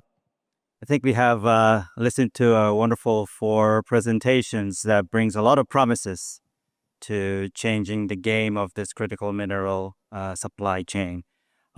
They have shared the tip of an iceberg, so I think it's time for us to dive into the body of the icebergs that they haven't been touched upon. I would like to go through, to use my power as a moderator, I would like to pose my first question. The general question is, I wanted to share what are the game-changing mechanism in the past 10 years that happened, and I think you have touched upon it already. Let me start off with the final theme that Dr. Sival has been touching about the recycling and recovery.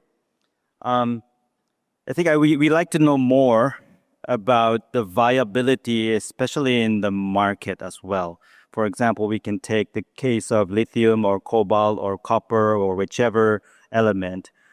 What is the current stage of the recycling and the recovery cost, benefit ratio compared to the traditional mining?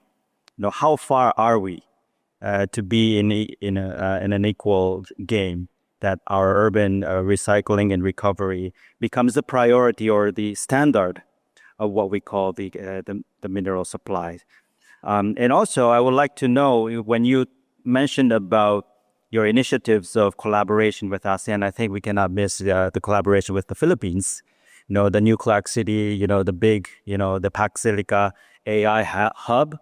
Those, initiative between Philippines and United States has caught everyone's eyes. And we're looking into, in what way have you tried to change the game here, right? I'm sure you have a lot of regulatory or, many policy incentives or policy, innovations that you have made to make this possible. So I think we all know the political will is there, but now the deliverables are already there in Philippines. So, and you also mentioned about the EV, importance of the EV sector, right? EV has a significant amount of batteries, and then the batteries is definitely one of the key things of recycling and recovery. Is there new technological standard of EV production that can aim toward the recycling and recovery circulation that we now need to understand or we need to step up to? We have been hearing in the lab case, the slime batteries, that is easier to dissolve in waters, that has low significant carbon emissions. And you have all these technological advancements that maybe your initiative together with the Philippines and the United States has been changed. So I would definitely like to ask you these kind of really new, initiative that especially the US and Philippines have been embarking on, for us to understand how can this be a more broader game-changing, especially on this recycling and recovery segments of the critical mineral supplies. So maybe I first want to pose this question to Dr. Sival first, and then and next to Dr. Garcela.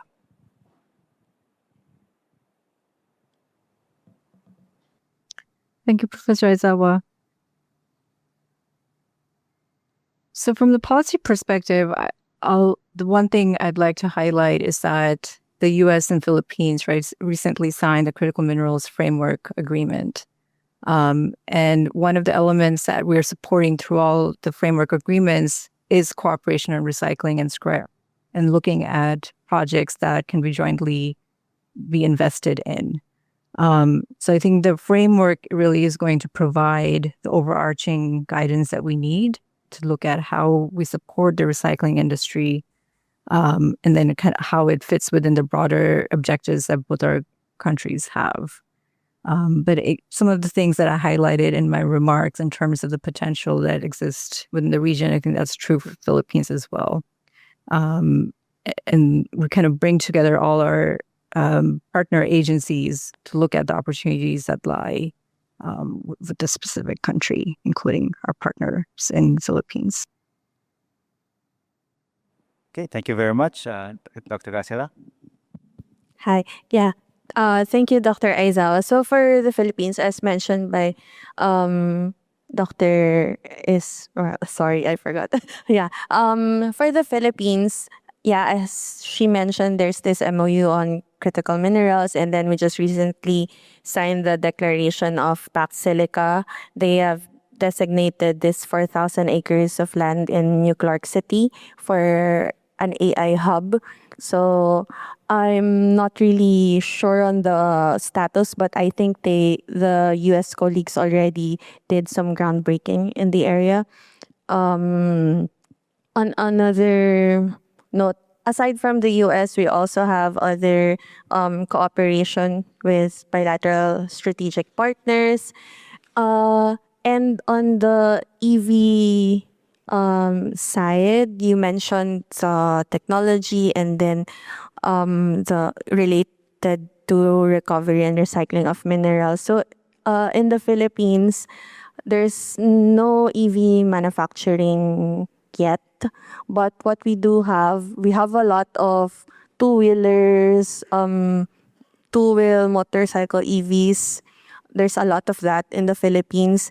So that's one area where we see spent battery recycling and recovery. That's a big market in the Philippines. There's so many, I'm not sure of the figures, but there's a lot of two-wheelers, three-wheelers, small EVs. So that's one area. And then as we are trying to promote EV manufacturing, as I mentioned, in the coming months, there might be, we might release the EV incentive strategy. So it provides for fiscal incentives for multinational or even domestic companies who will try to explore manufacturing their full EV or even hybrid EVs in the Philippines. So that's per unit, no, not the unit, per make.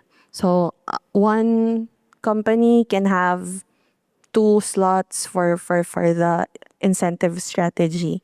So that's one policy that many of our partners are waiting for to fully implement the Electric Vehicle Industry Development Act. On another note, on the battery chemistries, the minerals that we have a lot of nickel. So we initially are looking at the battery chemistry of NMC, but recently there's a lot of uptake for LFPs. So it's also one area that we're trying to look at right now. So more collaboration on research, on studies is needed in that area because we don't have expertise in it just yet. So although we have R&Ds on batteries, on processing, on recycling, it's all on the lab scale just now. Nothing commercialized yet. Yeah. Thank you. Yeah, thank you very much. Just before going to the next topic, I want to push two points. In your presentation, Ms. Graciela, you mentioned about the mineral recoveries as one of the priorities, right? Yeah. Can you elaborate a little bit about the incentives for that part? Because I think that part converges to what Dr. Sival has been talking about in American initiatives, right? I think I see a very good convergence there. So that's number one. Also, number two, I also want to revert the topic you mentioned to Dr. Sival, because the R&D is very important, right? So you're now promoting R&D in research in Philippines. And of course, Dr. Siwa was emphasizing that the American technology is available for helping the collaborations. I'm trying to understand whether these collaboration can also happen in a research level, maybe in the region. So I'm not sure whether Dr. Sival, this is a good incentive for you, but I want to know whether the research initiative can be happened in the region where you can not only focus on the technology, but you mentioned about you need to have a social system to collect e-waste more effectively, like in the urban, so that to make the industry viable, right? So there's not just about a technology, but it's also about like a social policy. It's a kind of a coordinated research that we have to do. So I'm curious whether the kind of initiative that the U.S. does converges what the Philippines initiative, both on the research side as well. So can I divert those two questions to both of you, Dr. Garciela and Dr. Sival? So maybe Dr. Garciela first. Okay, me first. Yeah, I missed to answer your question on game-changing policies and stuff. So it relates to the incentives. As I mentioned, we just recently approved the new strategic investment priority plan. And in that plan, we explicitly listed processing of critical minerals. We have listed it in a higher tier, providing for longer period of incentives.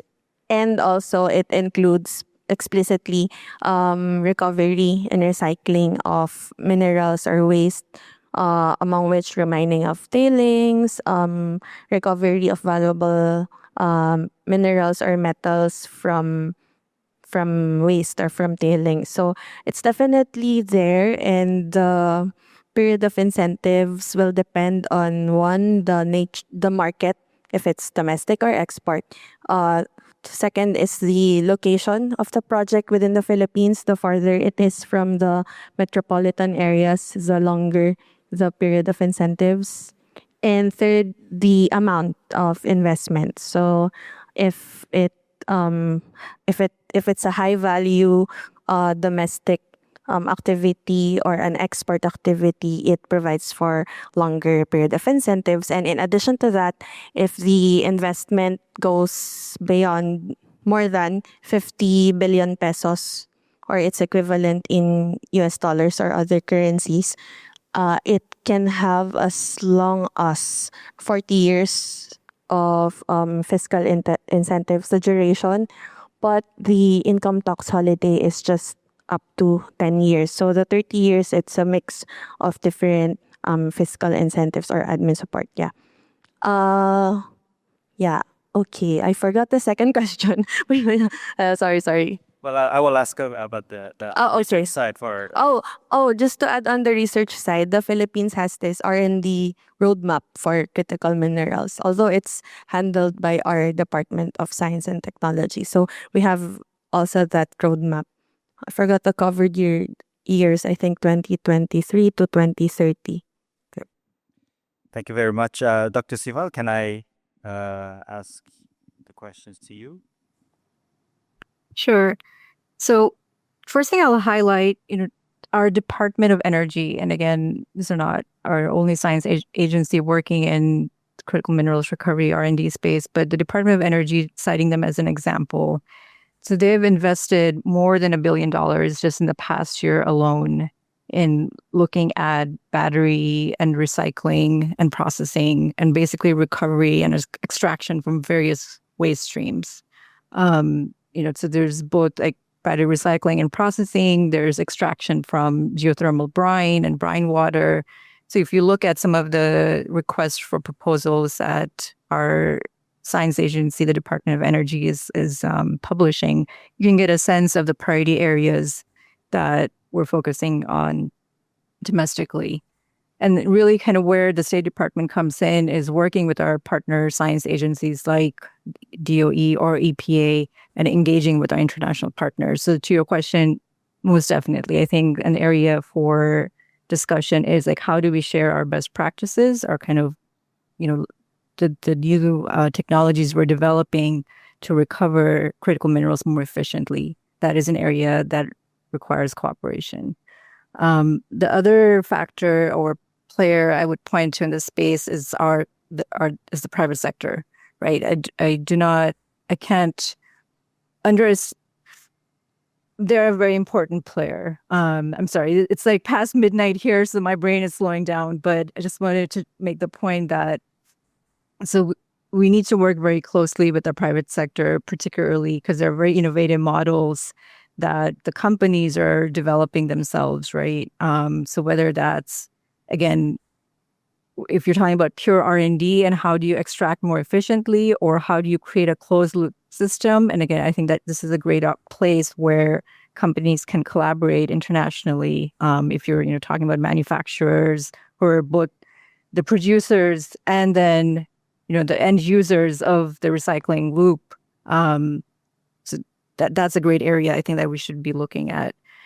So the R&D kind of engagement spans both the government side, the pure R&D that we're supporting, and then the private sector, and also kind of the support that's being provided to scale, right? To bridge that divide between pilot studies and making them scale and scaling them commercially. So again, this is also something the U.S. government is looking at. How do we support, and where does the government come in and can work effectively with companies? Thank you so much, Dr. Sival. I think that is a perfect point to pass the question to our two leading geologists that we have here today on the podium. One of them is, for example, the research center. I think I caught the ears of what Dr. Kawakami has mentioned about the Botswana Geologic Remote Sensing Centers. Remote sensing for environment monitoring. That is a very ambitious, I think, thing because always transparency on the upstream has been always a very difficult challenge everywhere in the world, including our region in Southeast Asia. So what are the technological breakthroughs that you are witnessing in making that possible for and how are you going to create a network of expertise that can be made happen? That's one thing. The other one, we're talking about first about the recycling and recyclings.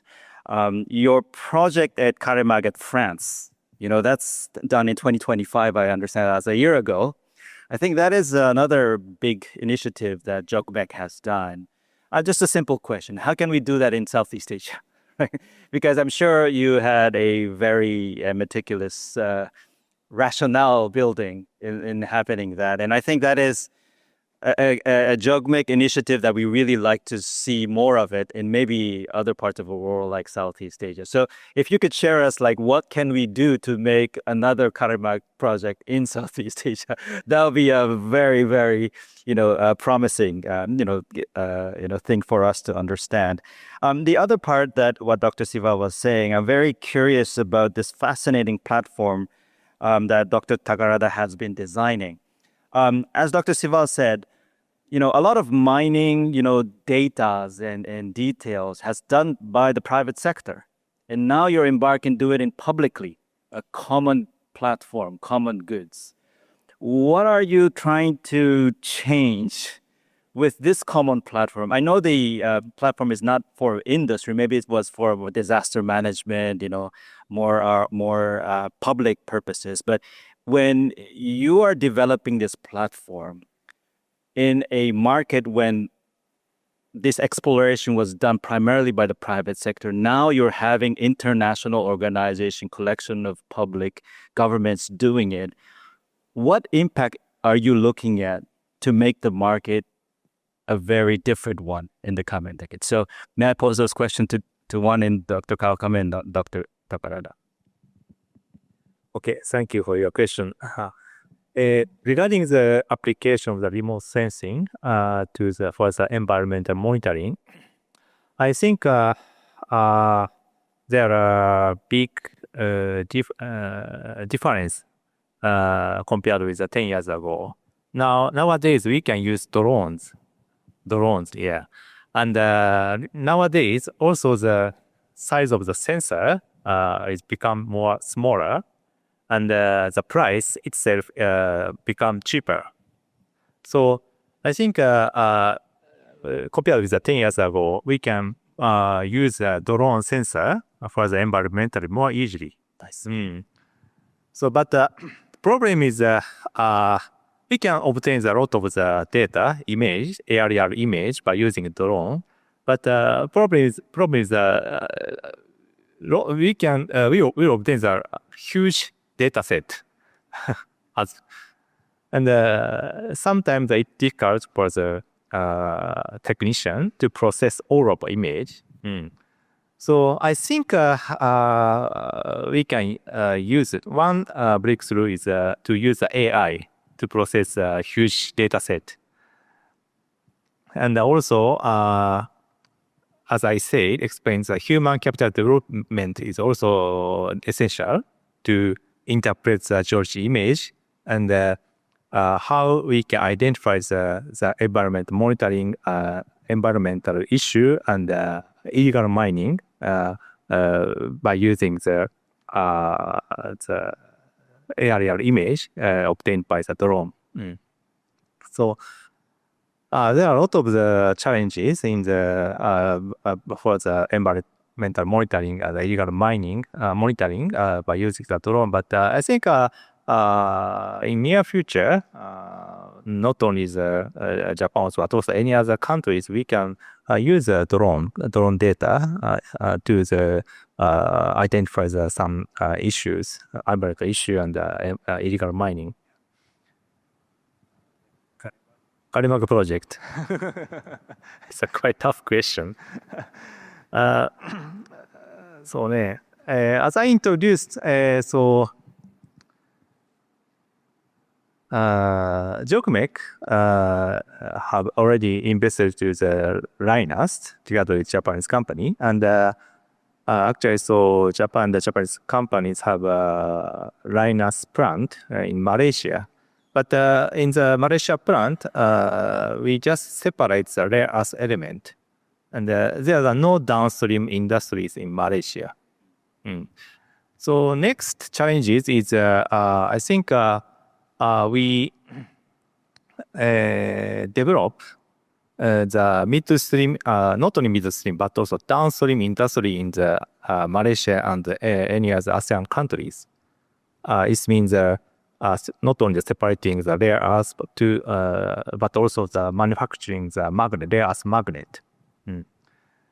To do so, I think international cooperation is very important, and technology. Japan has as a technology, and I think we have make an effort to invite the Japanese the investment to the Malaysia or any other ASEAN countries.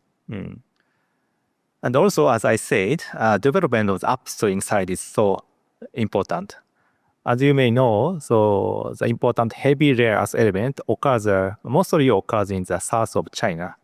And my understanding is there are huge potential of the heavy rare earths in the ASEAN countries, but still not evaluated well. So I think we need some more exploration activities of the heavy rare earth element in the ASEAN country, and we need to make the project to more bankable project. Thank you so much. Thank you very much. I think the importance of upstream, I think we cannot have better person than Dr. Takarada to explain this. Yeah. Thank you very much. Okay, thank you very much, Aizawa-san. Because our, making the databases, now we're trying to make the, a very comprehensive and a reliable database. So very important to invest, which the next target or those kind of things. So currently, each geological survey in Eastern Southeast Asia is now involving our system, and CCOP GSI system, also the AMIS system. So, but also, if the private sectors or private company are interested to join our project, which are very much welcome. But if they don't want to share all the data open to the public, but our system can control the access, so who can view the data, who can access the data, actually we can control, so this data is just share only your companies, but only in the region. So very, precisely you can control the access, accessing, so access privilege can be controlled by our system. So if the private sectors companies involved in the project, we are very much welcome. So just making the account just so you can start. So if you have good data sets, you can upload the data just in within 10 minutes or 30 minutes. Actually, we are very much welcome to join our system project. Thank you. Let me just ask you, Takara-san, for maybe my understanding of the impact.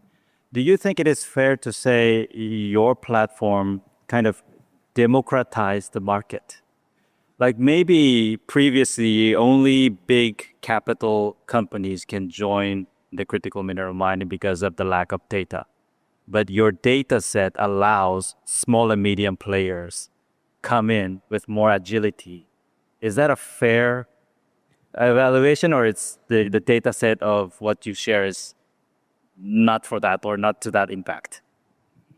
Yeah. So initial, purpose is just published, data set is now on the system. But any kind of data, because this is a platform, so any data sets and any precious data can, actually upload the system. So if if you have a very important data set, you can actually upload, but you can control the accessibility. So you can actually advertise your data sets. So actually you can actually ask the people to pay to use that data in the system. Actually, it is possible. So Just one clarification of the data set. Is there recent new technologies, just like Kawakami-san said about the drone usage and the AI processing? How about for exploration? Is it exploration of the mine reserve? Is there a breakthrough of technology in the past 10 years that gives you a better calculation of what's the underground reserves and everything? Can you educate us with the technological advancement? Like, how are we knowing better about the existence of critical minerals and the accuracy of it? So our system provides, not only the data layers, but also we provide the analysis systems. For example, my colleague making using remote, sensing data sets. So we can actually identify which is changed recently, change the area. So detection system is now, my colleague is making international paper, hopefully will be published soon. So such kind of, analysis system is now ongoing, and also we can provide any kind of analysis system recently. Yes, wonderful. We have 20 more minutes to share, to exploit more expertise from our distinguished panelists. So I would like to open the floor for questions. If anyone would like to start with. Yes, please, the gentleman with the red tie over there. May I ask you to identify yourself and then pose the question, please?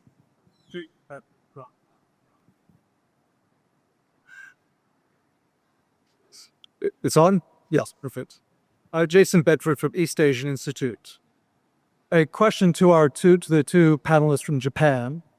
I think there's critical minerals, and then there's critical minerals like the heavy rare earths, dysprosium, terbium, yttrium, and so on. I think feedstock is becoming less of a problem, but I worry about some of the specialty chemicals, particularly the solvent extraction chemicals being produced in China. And once a resource is defined as a China-free supply, these assets are losing access to Chinese technology. I think these in situ leaching chemicals like magnesium sulfate at the right scale to support new finds in places like Malaysia, Brazil, and so on. I'm curious how entities like JOGMEC are looking at what I think is probably the underappreciated critical bottleneck in the rare earth space.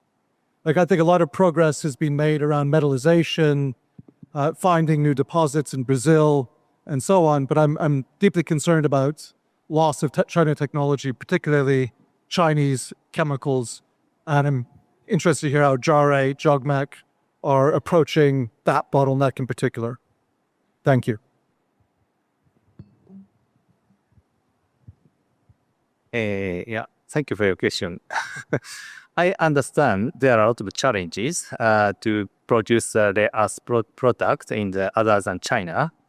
So as you say, there are some environmental impact to the mining of the ionic clay type deposit. So and we are doing some project to deal with the reduce the environmental impact of the rare earth mining for the in-situ leaching method. So as well as a more appropriate environmental monitoring method around the ionic clay type deposit. And as you may know, so there are another rare earth deposit type, such as a carbonatite type or any alkali rock type deposit. So for this deposit type, we JOGMEC is looking for this deposit type as a new rare earth resources, as we have a joint venture project in Namibia, in Africa. So we are trying to diversify the source of the rare earth element, not only the China, but also from any other worldwide. But there are actually there are a lot of challenges to mine the rare earths. For example, we need to handle the radioactive element properly to extract the rare earth element from the hard rock type deposit. So, of course, JOGMEC and any other our partner and Japanese companies take this matter consideration, and we are trying to produce the earth product with a more environmental friendly method. Yeah. Is it I'm not sure that just the answer to. Can I maybe I can ask Dr. Siva of this question? Maybe because of we had a question of the processing bottleneck. When we are embarking on a supply chain that is, as the question says, to make it China free, but we have a huge capital and processing capacity from the Chinese company that has been provided. How are you going to address this bottleneck? So this is related to the earlier question on mining. Okay. So I'd actually kind of turn it back around to pointing to the potential of using mine waste, right? I mean, this doesn't address the question of primary mining, but there is an incredibly untapped resource that we have in mining waste, mine tailings worldwide. And there is a lot of research that's going into how we extract from this available resource that's just sitting out there more efficiently. I would say, so again, domestically, the Department of Interior and the U.S. Geological Survey, there's a lot of effort going on looking at this very question, like how do you recover critical minerals from the mine waste, from red mud, from mine tailings that's available, both domestically and then also looking at, where can we partner internationally. So I think kind of looking at those processes, the innovations that are kind of bypassing the traditional chemical heavy usage is an important area. Again, I mean, we have to start somewhere. We have to start at pilot scale and kind of scale it up. But I think you're already seeing commercial interest and companies going in, if you're talking in Africa or other places, we're already seeing that. And then I think the other piece also that, we didn't really touch upon too much today so far is looking at, alternative sources as well. Like, there's waste streams, but then kind of biosubstrates or other materials that can be used as well. So there's a lot going on in this space. And I think, again, if you look at the funding, the financing, the interest, the political will that's going in and kind of looking at the whole value chain, and particularly on the downstream side, the R&D side, I'm hopeful that we'll identify additional solutions.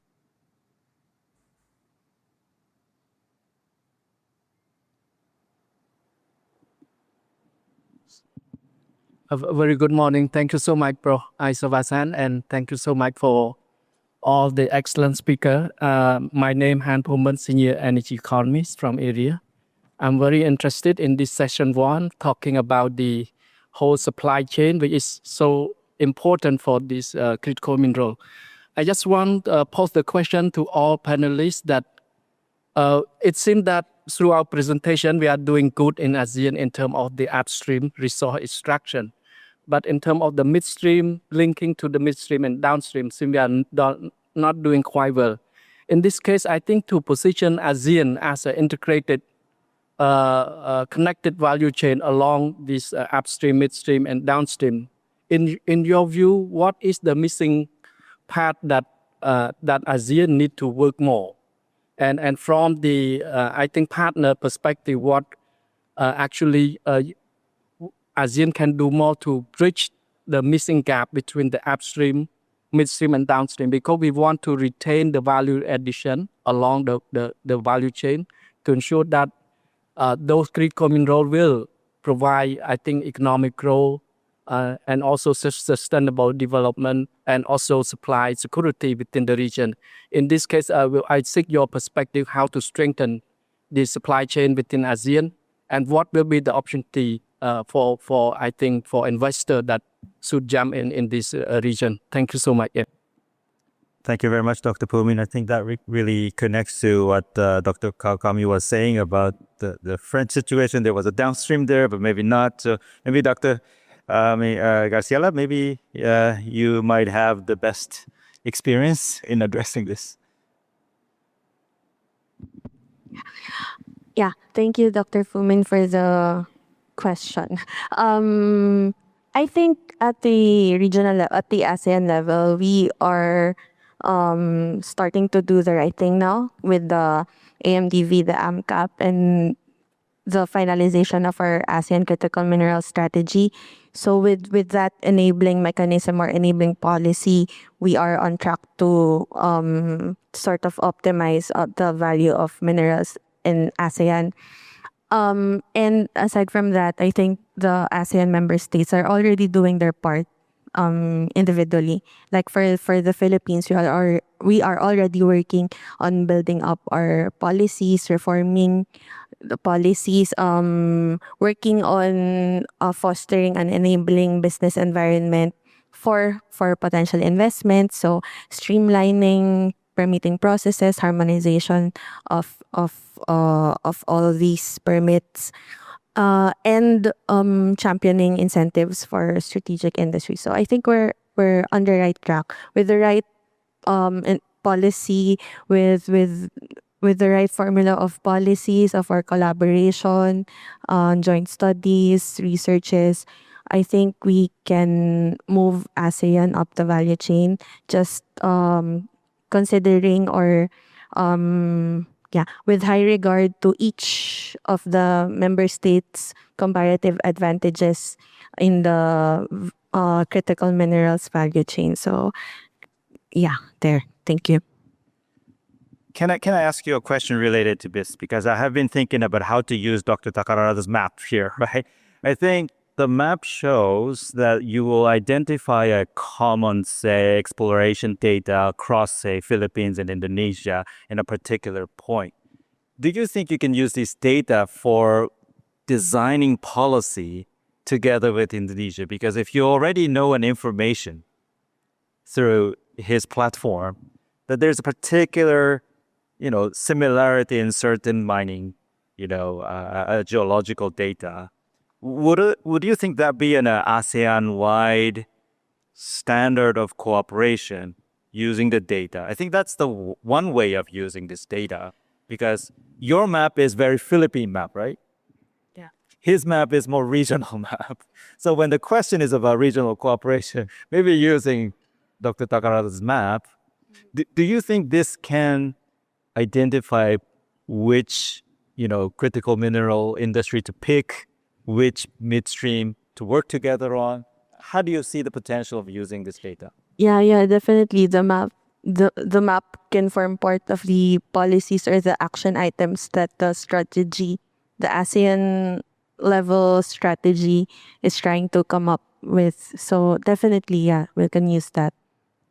But the question is also to Dr. Takara, to you. You mentioned how you collect the data come from each country, right? When you coordinate data from each country, how do you make the data connected between the two? Because maybe sometimes certain country data is very detailed, but the partner country data is not as detailed equally, right? So how do you coordinate a integrated data system when you're asking every country to fill in the data? Our project scheme is just each country is responsible upload their own data and also update as much as possible. So most of our updated data is now all the time on the system. So each country is now making a system. So but the problem is we are now uploading the published data. Published data means sometimes some region data is getting old. So I would like to ask each countries to make the more quickly revise their maps or information. So then each country can use more reliable and most updated data. So but currently published data is so but sometimes some country does not want to share more in detailed information. So only the type of the minerals on the system. But if they are willing to share more detailed information, so we will be a next step. So currently very limited information is on the because of probably the policy because of the policy. I mean, just to try to find an incentive for every country to provide better data. Do you think what Dr. Pumin asked, this is for the benefit of the whole industrial supply chain? Will that give an incentive, or how do you convince each country to give more updated, accurate data? What is your secret in convincing each So country? our current system is completely open to the public, but as I said before, so we can control the data. Who can view the system? So probably we can make a more kind of a secret group. So only the signed members can see the more detailed data. So we can provide such kind of system. So if you'd like to get the more detailed information, please join us such kind of group. So that is another way to make a more investment in the future. Wonderful. Wonderful. I think I have 7 more minutes, so I have another round of questions available for you to pose. Anyone would like to take this opportunity? Yes, please do.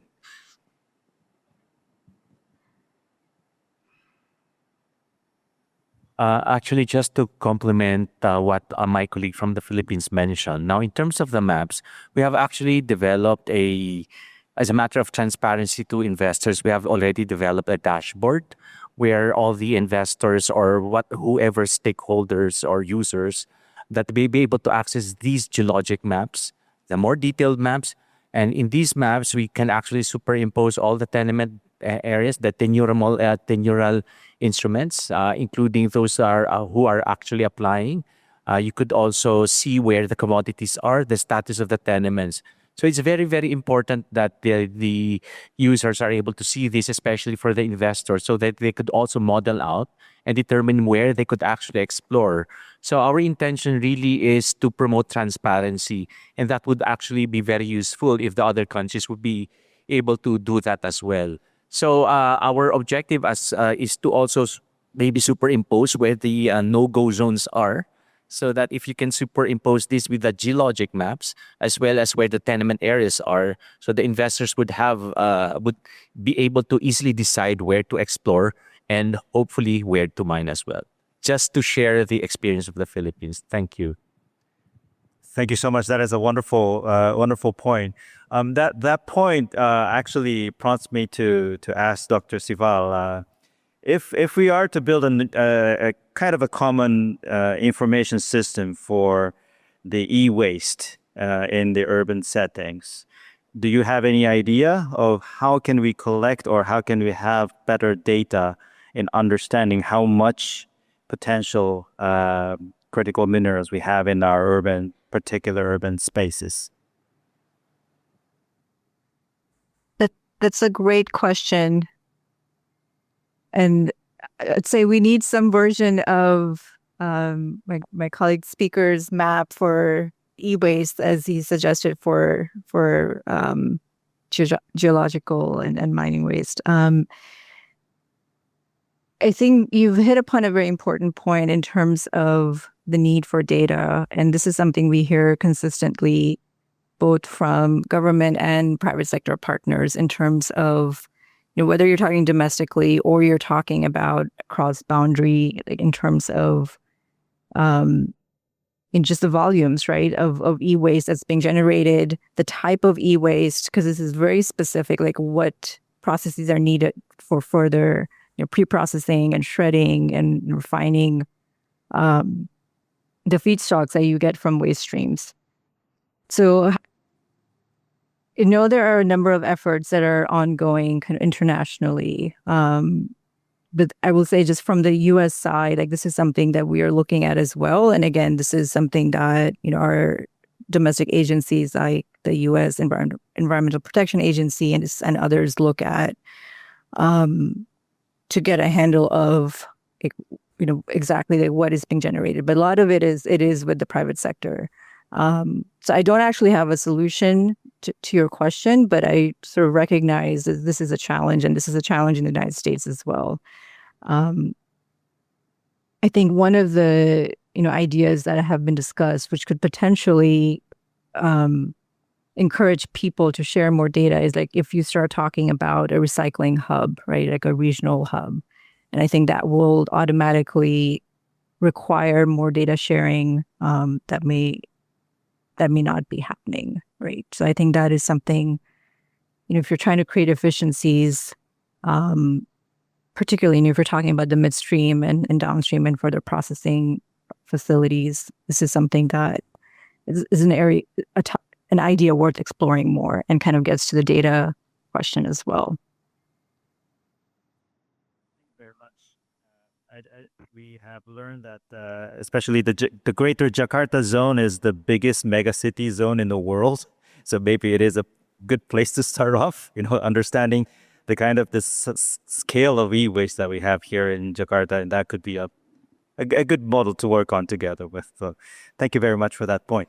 I think the time has become to the end. If I can ask for maybe if you have any final 30-second remarks, I would like to ask your opinions, for example, to look ahead, what we can see, what we can expect to change the critical mineral supply, the game of our town today. So may I ask Dr. Takarada first? Okay, thank you very much, Aja-san. So I think making the very reliable, comprehensive data set is a key to future investigation in the Southeast Asia. So please provide more data sets on our system. Thank you. Thank you very much. Dr. Kawakami? I agree to Dr. Takarada. So basic geological information is very important for the initial consideration of the mining investment. And let me suggest one thing. As many speakers suggested, the ESG frameworks is also very important. And it's the need to remain the practical and implementable under the local condition. So I'm expecting the ESG frameworks meet to the ESG international standard is developed in the near future in the ASEAN countries. Thank you very much. And Dr. Garcia?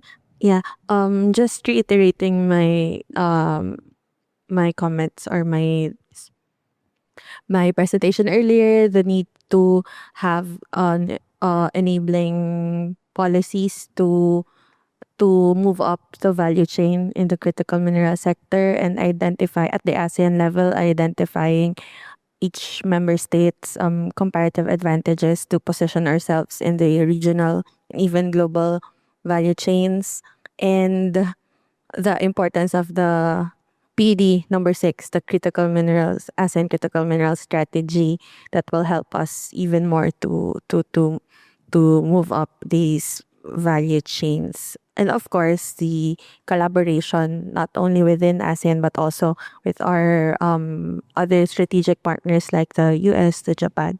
Yeah, thank you. Thank you so much. And Dr. Sival? First of all, thank you again to the hosts and to you for having me here virtually. Just wanted to emphasize looking at opportunities within the recycling and recovery from waste streams aspect of the value chain. We look forward to kind of hearing, right, like what are the opportunities that you see on the ground, and the challenges, because I think we touched upon many of the aspects of this problem during our session. We really do need kind of a deeper dive and a better granular understanding of what the potential opportunities are with each country and then collectively. And since I wasn't able to be there in person, I would highly recommend that, our colleagues from the US ASEAN mission who are there, that you connect with them, and so we can continue our conversation. Thank you. Thank you very much.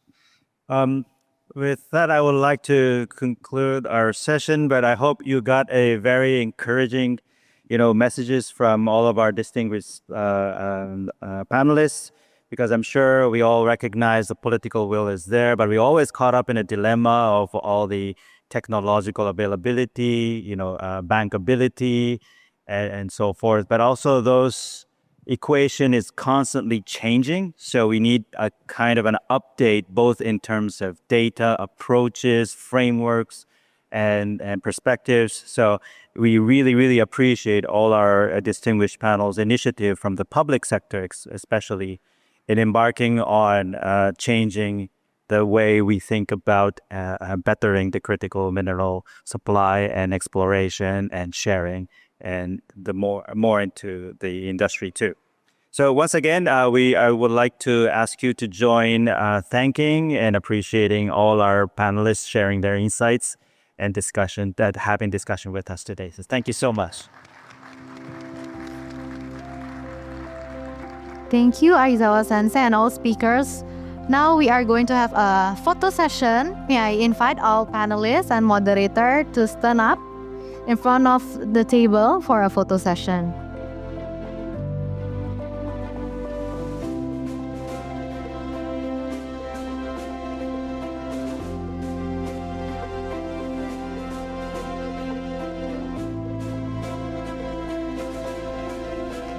Please smile to the camera.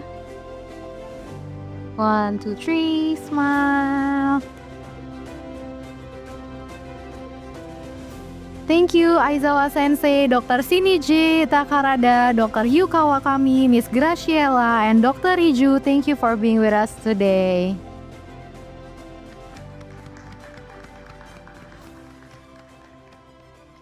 And now continuing to session 2, we are going to discuss barriers, regulatory and institutional gaps in ASEAN critical minerals value chains. Again, same as the session 1, this session will be an open discussion, so you would have a chance to ask the speakers after their presentations. Allow me to invite to the stage all of our moderator and speakers. Please welcome Dr. Han Fumin from ERIA, Mr. Shihab Ansari Asar, Mr. Ovan Tito, and Dr. Kritaya Samangmorn Skwan. Please give them a round of applause.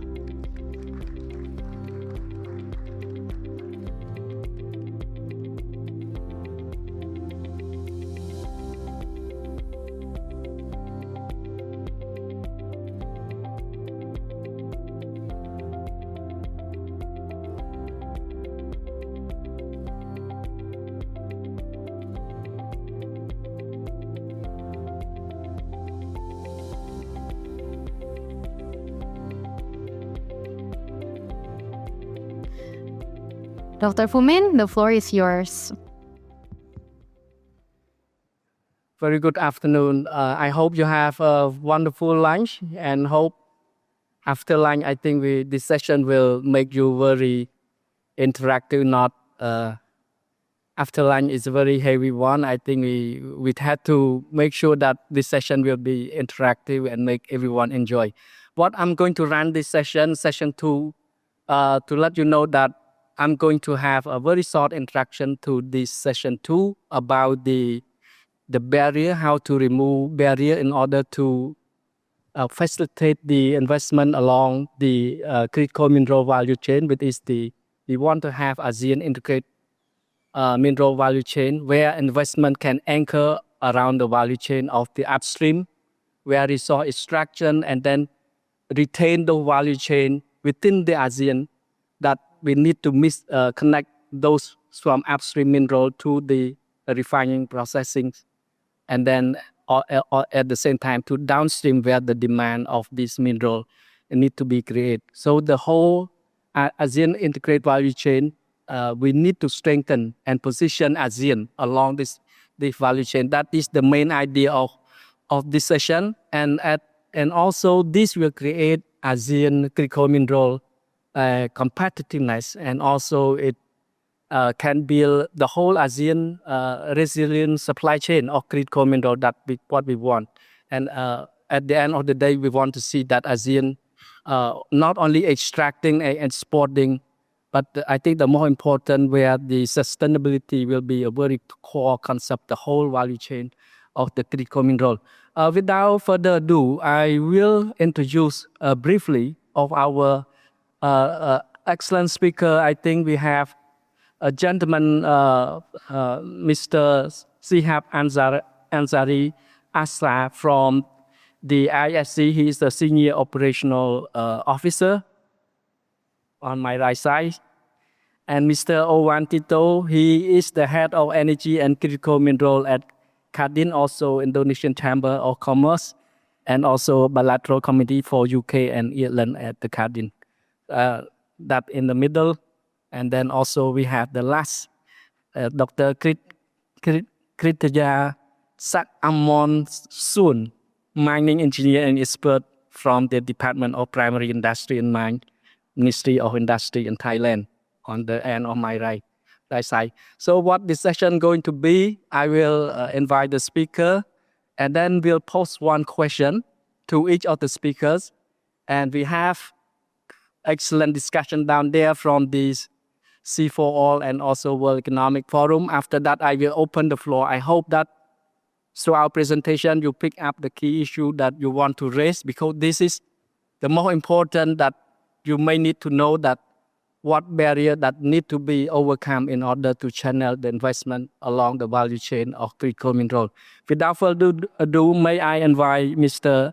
Ansa to make the first presentation. The floor is yours, sir. Thank you.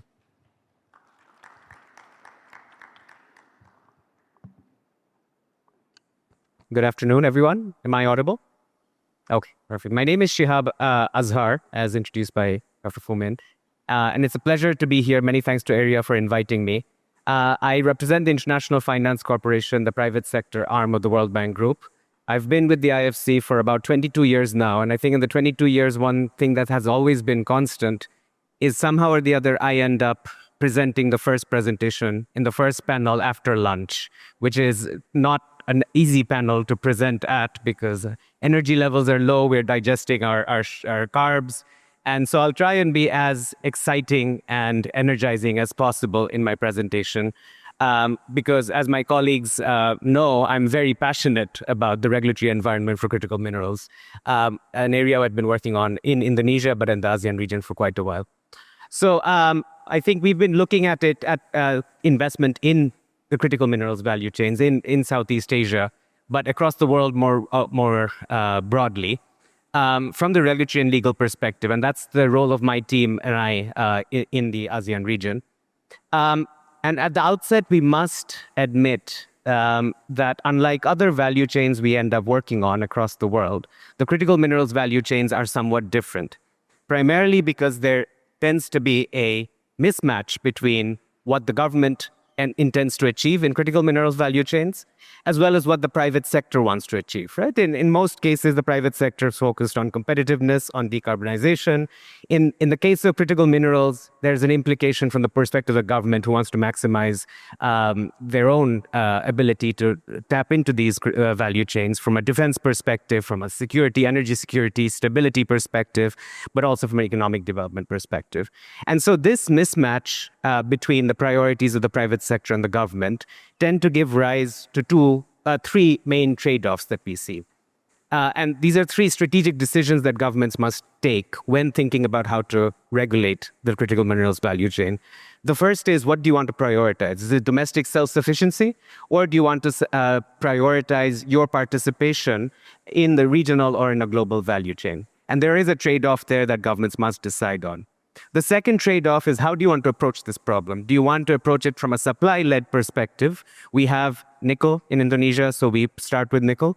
Or do we want to approach it from a demand-led perspective, in that the world demands this material and I want to go into that direction? So that's a second trade-off from a government perspective.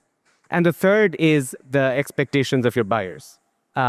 If your needs are domestic, there's a certain set of things you need to think about. But if you are focused on global buyers, decarbonization becomes an increasing priority. And so we see that across the region, there is this tension between what the government wants to do and what the private sector wants to do on these three criteria, if you will, or these three dimensions, if you will.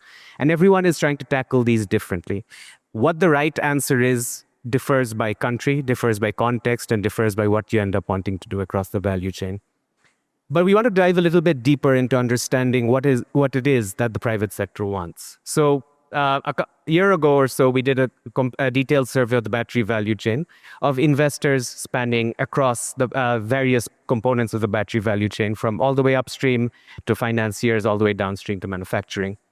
And the way to read this is we surveyed them on the relative importance of 9 dimensions of the broader investment climate, if you will, to ask what is most important to you. And so each is on a scale from less important to more important. The way to read this is, if more people are clustering to the right, it's more important for everyone. And it turns out that if we look at the 9 criteria, where there is unanimous consensus across all parts of the value chain of what are the most important aspects of the investment climate, the first is the ability to sell your material somewhere, whether that's domestic offtake, or that is export market access, or your ability to reach a buyer somewhere out there in the world. That is number one, most important. But equally important are 2 additional factors. One is the regulatory environment and the level of incentives, the level of stability and consistency and policy in the environment. But at the same time, the ESG standards and the sustainability standards for the country, right? So these are the 3 top priorities for the private sector across the battery value chain, wherever you are, pretty unanimously. We looked at what are the concerns. We also looked at what are the best practices, and we looked at what are the opportunities for ASEAN as a result across each of these 9, right? And you will see that across the board, policy, regulatory, and legal is reflected very widely. Whether we look at policy certainty around mining and raw material access, or we look at the ability to have enough export trade agreements in place to allow you to tap into export markets, but also how do you address skills and technology? What are the policies we have in place to address skills gaps, and how do we protect technology and intellectual property when it comes to getting the technology transferred to the local markets? And this is true across the value chain. But at the same time, the good news is we don't have to look too far for best practices. In the ASEAN region itself, we see plenty of best practices, and I told my fellow panelists from Thailand that I would, in fact, call out Thailand for being one of the best practices in this context. But even in South Korea, Australia, Hong Kong, there are quite a few examples out there. We don't have to go too far away to see what those are. In the interest of time, I won't go line by line into all of this. There's a lot of material here. Happy to talk about it in the discussion section. But I just wanted to highlight that there is a lot of room to learn from each other in the region. And this is the example I was telling you about. We looked at the example of one chemical company which wanted to come and set up in Indonesia, but ultimately chose to go to Thailand. And the reason they chose to go to Thailand is because Thailand was giving a much more favorable set of incentives and an investment policy to the investor.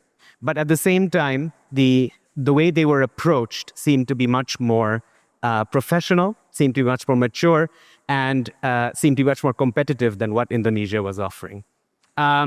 The issue is not necessarily how long your what is your level, how long you get a tax holiday for, or what is the corporate tax rate, right? It's the overall experience that an investor faces. The quality of the incentives matter, but if the process of getting those incentives is complicated, takes a long time, and your investment takes a long time to be approved, your investor is going to look elsewhere and move away. And so I want to commend our colleague from the Ministry of Industry in Thailand for offering this, but this is a clear example of how we are competing, but we can actually learn from each other in this region to try and offer an easier pathway for investors. There are no shortcuts in this battery value chain in critical minerals to investing, to getting investment in, but there are some, I hate to call them silver bullets because that gives a lot more hope, but one potential silver bullet could be looking at green industrial zones. As you saw, there's a lot to do across those nine investment climate factors. Perhaps South Korea's approach of providing green infrastructure within a specific zone that is targeted for battery manufacturing or for high-end electronics is a great way to address all 9 of those factors relatively quickly, while also getting providing your investors with the green, decarbonized energy access that they need to be able to export quickly. So that this kind of an approach, which tries to use green industrial parks, green economic zones, as a shortcut to addressing some of the major challenges we have to face, could be an effective solution in the long run. Now, one of the things we see across the board is that there is unfortunately no Ministry of Critical Minerals. There is no Ministry of EVs. There is no Ministry of anything that would be comprehensive. And in fact, this responsibility is spread across a wide range of ministries and agencies. We mapped this out for Indonesia. So for Indonesia and the battery value chain, you can see there's this is an older version where we actually updated the 2 Danantaras that exist. There's now a third one that we have to bring up. But the responsibility for the battery value chain is spread across 9 different agencies and ministries, across the entire life cycle of a business in the battery value chain. And so coordination and collaboration between government is as fundamentally important in getting across to this journey as any of the measures in the slides before. Unless you have this coordinated approach with all of these ministries and agencies, with a clear champion who is responsible for addressing all of this, it will be very difficult to make a lasting change that really impacts the positive and makes positive impact on investors. And so it's a lot to do. In fact, we mapped it out. There's about 18 steps. This was made for Indonesia, but these 18 steps could be done for any country, and they are valid across the board. It's a mix of short, medium, and long-term steps that you need to take. At the very outset, you have the interagency coordination as a building block, but you need to tackle pretty much everything along the way. The message I want to end with, and I hope I'm on time, is we can't delay. I think the time is now. If we're going to make a big difference in the world, given the way these value chains are evolving, we need to strike now. And we've prepared this initial roadmap, but we'd be happy as the World Bank Group to work with individual governments to take this forward and help you implement this and get investments to start flowing in these value chains. I'll pause there, and I'm happy to answer any questions. Thank you very much. Thank you so much, Sihab, for excellent presentation. I think you note down, later on we will collect the question after all the 3 presentation. What Sihab have presented us is one of the downstream value chain on EV value chain. I think the EV value chain is one of important downstream value chain where critical mineral input are critically important. But just remind that there are many other value chain downstream which a central, we call a next area also that can strengthen the whole value chain, because EV is one of thing, electronic semiconductors is another thing. I think these are a very important foundation that ASEAN may look at and to strengthen, and other perhaps also to look at the clean technology where solar PV, wind turbine, if those can be made and retain the downstream value chain in ASEAN, I think that will be quite important. Just keep in mind what question that those downstream value chain regulatory barrier need to be removed to ensure that investment will channel toward that type of thing. One more thing, that this is an example that to get one permit, so many ministry come across. I think those should be streamlined, should be make it simple or something like that. And also ASEAN, I think we may need to look at ASEAN cluster or corridor of EV value chain. In that case, I think all nations quite important. But keep the question to Sahab for that question to make sure ASEAN integrate value chain, not only single country, but we go as collective and build that value chain in the region. Okay, thank you so much, Sahab, for excellent presentation. Let me move to the next speaker is Ovantito. The floor is yours. Yeah. Thank you. Thank you so much. So today's presentation, good afternoon everyone, and thank you for joining us. For today's presentation, we'll discuss how Indonesia and ASEAN are positioning themselves within the rapidly evolving critical minerals landscape. And more importantly, we'll explore what this means for investors, industrial players, and global supply chains moving forward. So my name is Ovantito. I currently lead the Energy and Mineral Resources at CADIN UK and Ireland Bilateral Committee. And I'm the CEO of Open Strategic Partners, where we operate across strategic resources. We invest in mines as well as commodity trading and strategic advisory as well in Indonesia. And my background includes investment banking at BMO, where I advise on over $5 billion of M&A transactions. And through CADIN, with the Indonesian Chamber of Commerce, we've been actively facilitating dialogue between governments, investors, and industry leaders on critical minerals and downstreaming. So let us take a look at the ASEAN opportunity. I understand that a lot have been highlighted about the barriers, but let's not forget that ASEAN has a lot of opportunity. It is emerging as one of the world's most important resource regions, and it combines large mineral reserves, strategic trade routes, growing populations, and increasing industrial demand. And at the center of this ecosystem sits Indonesia, where we are right now. And it has become a critical player in global energy transition supply chains. It has 42% of the global nickel reserves, and it has 2/3 of the global nickel production. And a lot of investments have been pouring in since the export ban in 2019 of around $30 to $40 billion. I was actually at Weda Bay Industrial Park just on Monday and the past 3 days. And it was really mind-blowing, the scale, the complexity, and how integrated the nickel the complex is. And this positions, industrial parks like this, positions ASEAN, Indonesia and ASEAN as a whole, as a strategically important region in the global competition for critical minerals. So it does have, as you can see here, we have ASEAN has a lot of reserves across the critical minerals value chain. We have nickel, we have tin, we have bauxite, gold, and potentially rare earth. I think there's a lot of rare earth in Myanmar, in Vietnam, in Thailand, and Malaysia as well, and copper.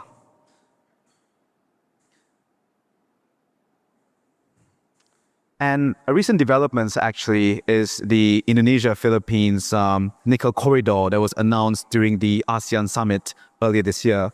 And together, the two countries account for 3/4 of the global nickel supply. This initiative aims to strengthen investment collaboration, ESG alignment, data sharing, and supply chain integration. It reflects a broader trend of regional cooperation becoming increasingly important in strategic minerals. And while ASEAN is becoming more interconnected, it is not converging into a single investment model. We believe that each jurisdiction now operates through a distinct political and economic system, and investors are increasingly need country-specific strategies rather than a single ASEAN playbook. Maybe I can highlight one by one here. In Indonesia, it's becoming more of a state-coordinated platform whereby permitting and capital allocation are becoming more coordinated with the state. And Philippines, we believe I have a term for this called strategic oscillation, where policy direction and project execution shift across the different administrations and local stakeholders over the years. For Malaysia, as the Twin Towers, we call it Twin Towers, because the strong institutions, they have strong institutions, but you do have to work with the local governments as well, the federal actors. For Vietnam, we call it the managed openness, because it is commercially open and largely export driven, and however, investments still have to be directed through the party state. And Laos, we call it the concession frontier. It is shaped by concession structures, bilateral relationships, and infrastructure dependence. And for Myanmar, it has vast reserves. But again, we call it selective access frontier, where investments are largely relationship driven amid the elevated political and execution uncertainty. And I think a lot of you are aware right now, we are undergoing a strategic transformation in Indonesia, and it can be understood through three broad shifts. The first is the tighter resource governance through mechanisms such as RKAB and pricing reforms. For those of you who might not be aware, RKAB is the annual quota for nickel for mining production for a lot of commodities right now. The second is deeper industrial coordination through downstreaming policies and commodity platforms. Since the ban on nickel exports in 2019, our government has been focusing on attracting investments into the downstream industries. And third is through institutional restructuring through new entities such as the Antara and Perminas. And collectively, these developments signal a more coordinated strategic resources model. Next, we have the RKAB and HBM reforms. And recent policy interventions are reshaping both supply and pricing dynamics in the nickel industry. The RKAB, which is the government quota on annual government quota on production of mining production, reflects a shift towards resource discipline and market stabilization. At the same time, HPM, which is the benchmark, the mineral prices, reforms are strengthening domestic pricing mechanisms and improving transparency. Increasingly, success in Indonesia depends not only on the capital, but also on alignment with regulations and government policies. And I think a lot of you are aware as well on the Danantara Sumber Daya Indonesia, DSI, and we are exploring a more coordinated approach to commodity exports through sovereign-linked trading platforms. And the objective is to improve oversight. There's been a lot of controversy regarding under-invoicing and transfer pricing. And the government would like to retain more of this value domestically and strengthen the foreign exchange retention. Beyond exports, the platform could support industrial coordination and improve strategic bargaining power. And this represents another step towards a more integrated industrial strategy. And looking at the DSI as of right now, again, it is still in the formation stage. It's undergoing organizational formation, and there's a lot of internal talks as well, and they want to make it more market aligned, and it is still open to a lot of feedback. So we have to keep following what is going on in the government's policies and so on. But what is particularly important is that this transition is expected to be gradual rather than abrupt. Existing corporate participants will remain involved while centralized platforms progressively take on additional functions. And the goal is to create a more coordinated export ecosystem while maintaining commercial continuity. And this phased approach does aim to balance the efficiency, oversight, and market confidence. But I'm sure there's a lot to talk about later. And next, we have the Perminas that represents another example of Indonesia's evolving sovereign industrial framework. Its role extends beyond mining and includes partnership development, industrial coordination, and strategic mineral development. It may become an important platform connecting investors, technology providers, SOEs, and industrial operators. This reflects Indonesia's ambition to become beyond resource extraction and towards ecosystem development. And moving beyond extraction, Indonesia has already established itself as a global mining powerhouse. The next phase is about capturing greater value downstream. The largest opportunities increasingly lie in refining battery materials, advanced processing, and industrial infrastructure. This transition will require technological partnerships, capital, and long-term industrial collaboration. And building trusted supply chains, the next competitive advantage is no longer simply to own the resources. Global markets increasingly demand traceability, ESG compliance, carbon transparency, and supply chain accountability. At the same time, several challenges do remain, including permitting complexity, traceability, infrastructure, and ESG harmonization. And addressing these gaps will be very critical for maintaining competitiveness in the global markets. So there are three takeaways that I would like to leave the room with. First, Indonesia is becoming more coordinated, not necessarily less investable. Second, the largest value pools increasingly sit beyond extraction and within downstream industrial ecosystems. And third, trusted supply chains are becoming a major source of competitive advantage. And ultimately, success will depend on building industrial ecosystems that are trusted, coordinated, and globally connected. So thank you for your attention, and we look forward to continuing the discussion. I would just like to have a plug here. We are hosting the Indonesia Critical Minerals Forum 2026 in London during LME Week on 21st of October. And we hope today's conversation serves as a starting point for deeper collaboration across industry, government, and the investment community. Thank you, and I look forward to the discussion. Thank you so much, Owen, for a very excellent presentation. I think this a showcase from Indonesian how I think through the presentation, I think you have a lot of questions already, but it seems that the Indonesian is moving toward more resource exporting ban in terms of raw ores, but in order to create more value addition within the Indonesian economy. I think that's great because he highlight all across the value chain to industry, downstream, and also strengthen midstream, the processing, refining, including the right technology, the appropriate technology for each of the industry.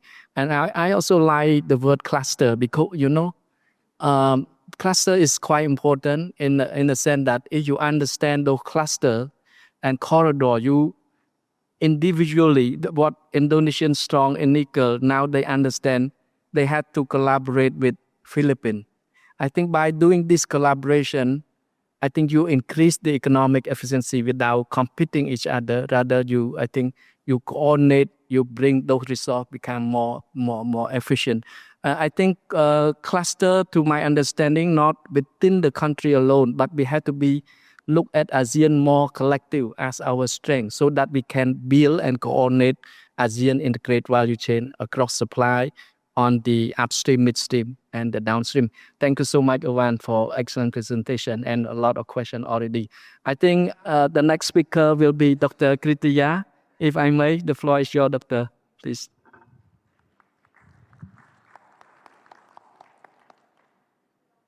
Good afternoon, everyone. My name is Kritya Sakamon Sangwan. I am a mining engineer at the Department of Primary Industries and Mines under the Ministry of Industry, Thailand. So I have been working here for more than 20 years as a mining engineer and have been involved in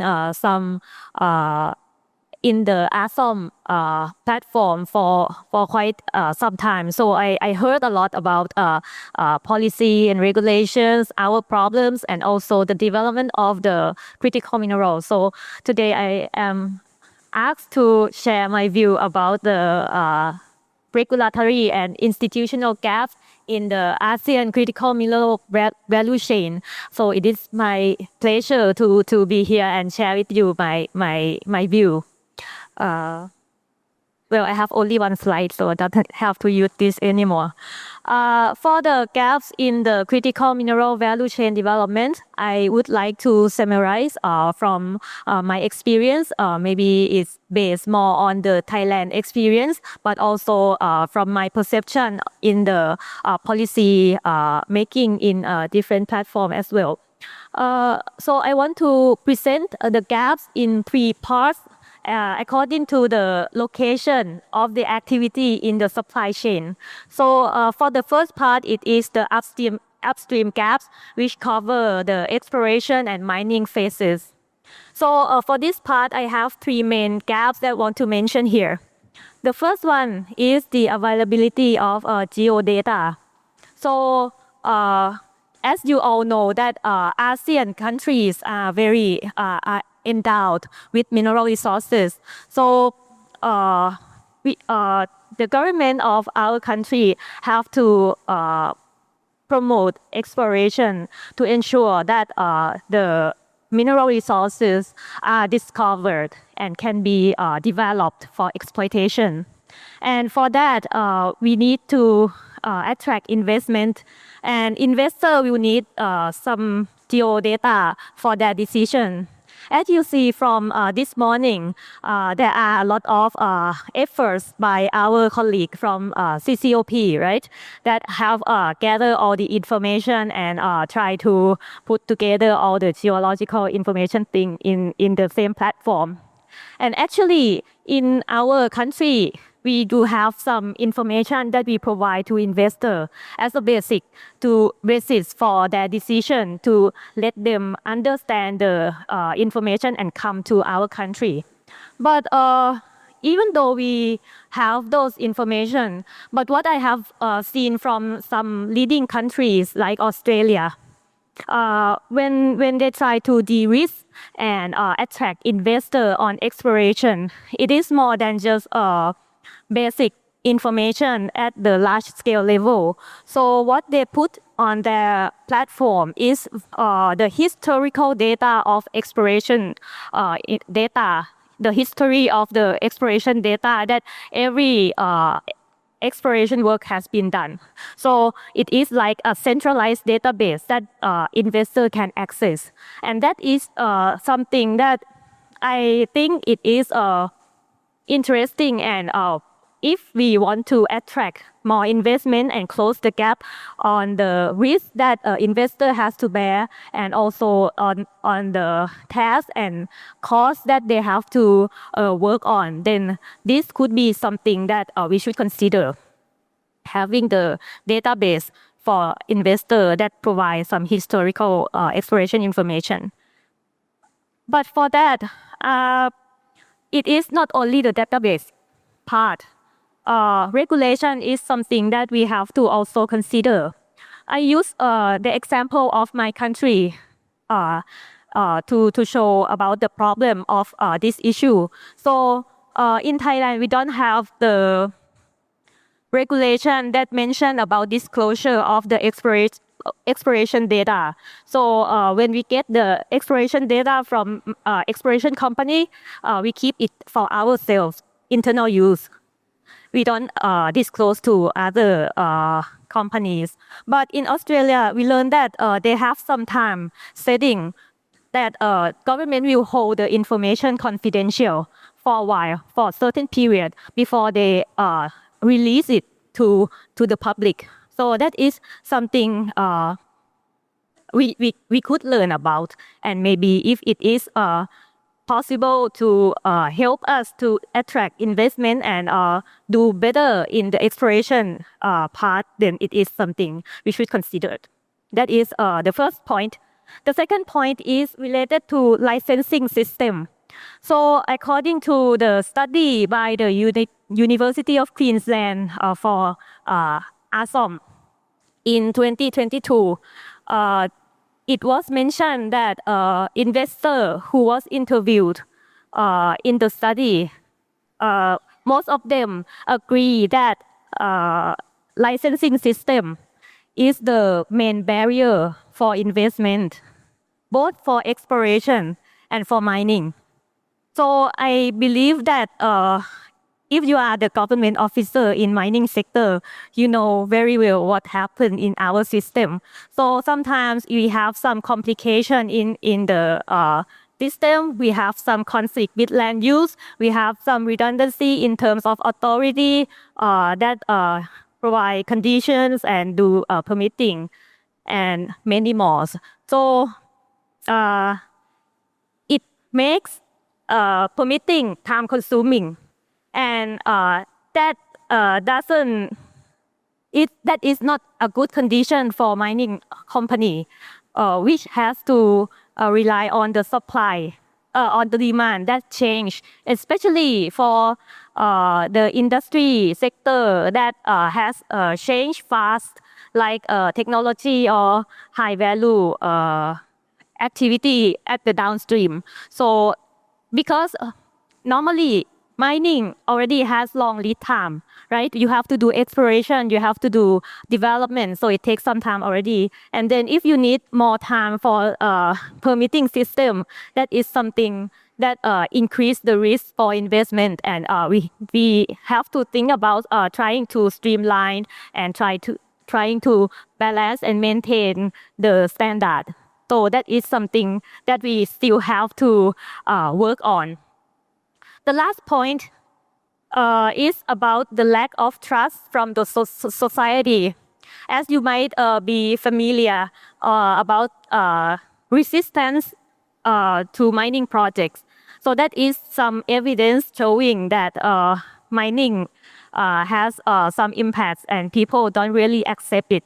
And this reflects the gaps in our regulatory and also the institutional framework that we have, because it shows that we still have to work on to ensure the performance of the company, of the operation, both the environmental performance, social performance, and economic performance.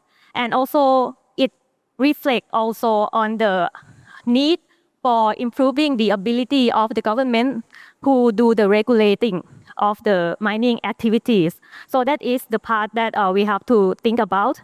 And also for the society, we also need some improvement in terms of increasing and more efficient engagement and trying to ensure that society can benefit from mining and related activities. So that will help mining to be accepted and can continue to work in the society. That is the first part, upstream gaps. Now we move a bit downstream to the midstream to downstream part, which cover processing and refining and manufacturing. So in this part, as you have already heard a lot about the lack of midstream and downstream facility and technologies, we are trying to work on that, right? So we heard about the initiative in Indonesia and in other countries. So we try to attract investment. And that is something we already know about and we still have to work on. But to attract investment, one thing that we also have to think about is the how we ensure that this investment meet social expectation. So there are a lot of ways of a lot of type of investor, and there are possibility that we get not so good investor. So what we still need to consider and try to figure out is how to ensure that the investor that come to our country is quality investor and they can really create value addition. It is not to just use our country as likely export or transshipment purpose, and can create value and distribute that value to the local people. That is another point. And the last point that I want to mention here is about trade facilitation measures and standards. So what I want to mention here is when we talk about the investment in midstream and downstream facility and technology, it is not only about the facility as isolated entity. So we have to also think about how to keep it last and sustain in our economy. So it is so we have to consider about the supporting supply chain like local suppliers, and also try to diversify the market that use the processed product from our new facility. So that is something that we have to think about. So when we have more diversified user or the manufacturing sector in to take to absorb the supply that we produce, then we can be more resilient. So the ecosystem will become larger and become more resilient and can sustain and bring benefit to the people more. So that is something that is still the gaps. The last part is about recycling gaps, which cover the consumption part and disposal part. One main gap that I want to mention here is related to regulations on waste movement. So we do have a Basel Convention, which talk about the movement of transboundary hazardous waste, which could be some barrier if we want to create like recycling hub and maybe import or export waste material for processing, and ensure that we have like economy of scale for the activity. That could be barrier, and we have to deal with that. I would like to use another example of my country. So there are also different kind of waste in that we can use. Previously, somebody mentioned about tailing, reprocessing of tailing, right? So in our country, we do have the case that all slag or tailing from metallurgical plant were re-excavated for recovery or maybe export. And actually, we did find out that there are regulations related to hazardous waste disposal, but there is no regulation for the re-extraction or recovery of the secondary raw material. So even though we are talking about the same thing, but there is no specific measure to re-excavate or recover all the secondary material that was landfilled. So that is some problem that could happen and prevent us from starting the chain of recycling. That is the point that I want to mention here. And besides these three group of gaps, I also want to mention about the overview of the gaps. Like if we want to drive all these value chain development, as our colleague Chihab just mentioned, that it has to be involve a lot of agencies. So in this case, it is the same thing. And if we want to talk about regional development, then it is more than just internal collaboration. So it's also the regional collaboration. So there are different levels of collaboration, but the coordination at the moment, it is just different silo departments come together. But there has not yet been any coordination authority that will take care of the whole issue. So that is something that we also have to think about if we want to close the gap in terms of management and try to drive this efficiently. So that is another thing. And the last point I want to mention here is about common target. So when we talk about trying to develop mineral value chain as a region, I think we have to come together and set common target and identify who will share which role. Because otherwise, I think we will all have like the same target like everybody will be the hub of EV battery production. But then we will fight, we will compete against each other. Instead, I think if we could identify which role we should have and try to help each other enhance or strengthen the value chain development by our strength, our ability that are quite diverse in our country. So we can try to help the chain to be developed in a better way. So that is the point that I would like to mention. Thank you very much. Thank you so much, Dr. Tetsuya. I think she brings very rich experience from Thailand.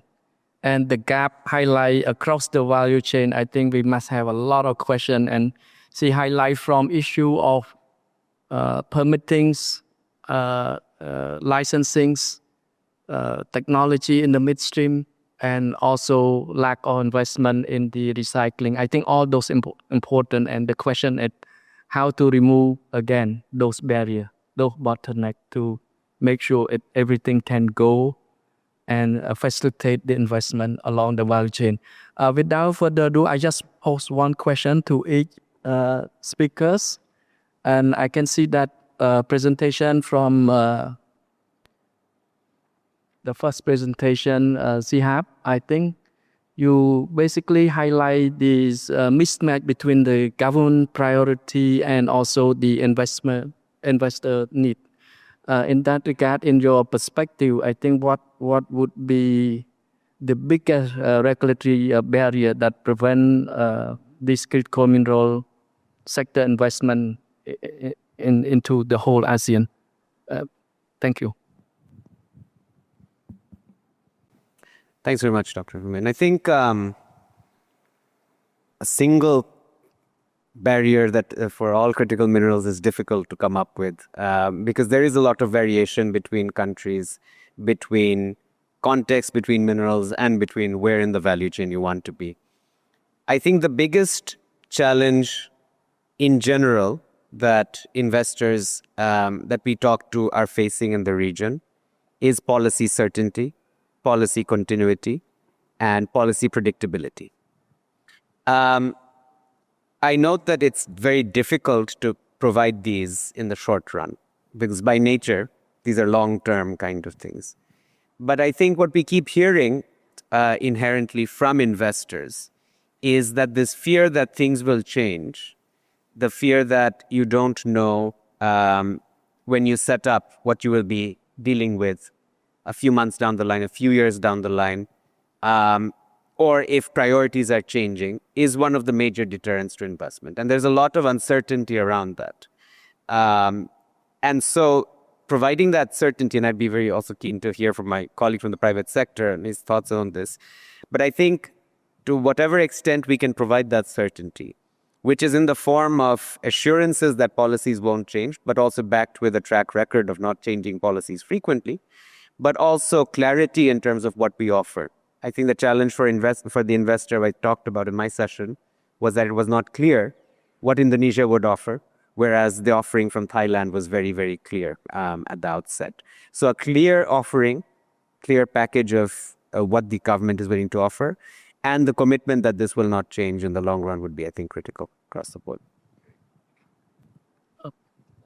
Thank you so much, Sahib, for very excellent and short answer. I think we need a predictable regulatory environment that if we keep changing, I think that very discouraging that we can go on and discuss further, but that's quite important. The heart of the central part of provide confidence and predictable, that's quite important part of the governance issue.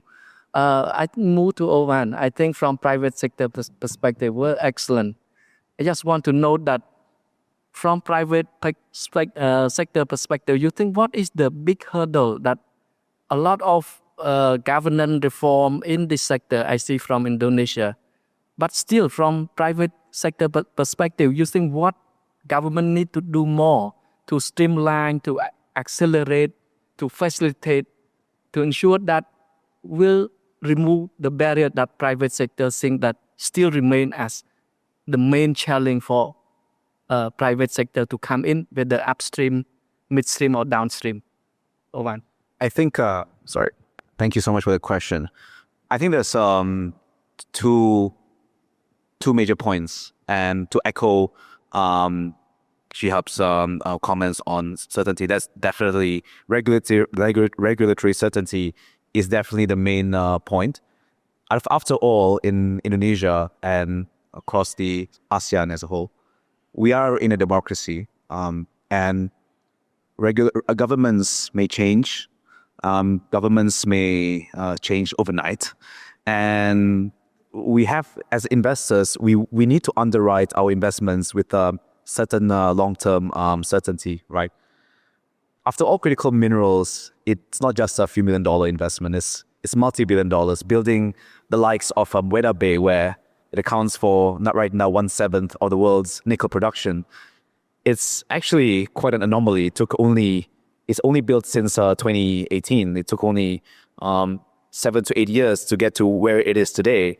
And by global standards, that's pretty fast. But we also want to know, like, how, if the government commits to a policy, and if investors commit to abiding by these policies, will these policies survive through the next 1 to 5, 10, 20 years? Secondly is information barrier. And I think we all agree that, when we talk to different stakeholders, be it government, be it other investors, everyone will have different experiences, and everyone have like different sets of information. Even like if you approach a certain agency or ministry, if you talk to different people within that agency, you might have different information about a certain policy. So I think socialization of regulations and so on is very, very important for investors. And as far as Chamber of Commerce, like one of the things we do is to help guide other investors navigate through these uncertainties, because we are in constant discussions. We're in the same room where the governments formulate policies and also announce new policies.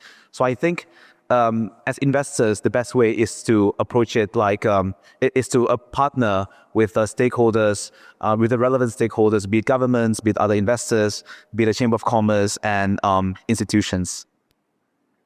Great, Owen. I think you share very similar perspective from ISC, Sihab, because this is from investor perspective. I think that's great. I think we hear loudly that what we need to address in terms of policy and regulatory predictability, that's quite important. I think, of course, there are many others barriers, not only that. I think, but this is the main hurdle. Of course, you can go on in terms of the right human capacity, we have the real right skill set for this industry or not. I think we can go on further discussion. But I want to hear the last speaker, that from Dr. Kritya. I think from the government perspective, you highlight range of issues, since you understand those hurdles and bottleneck, all the barrier.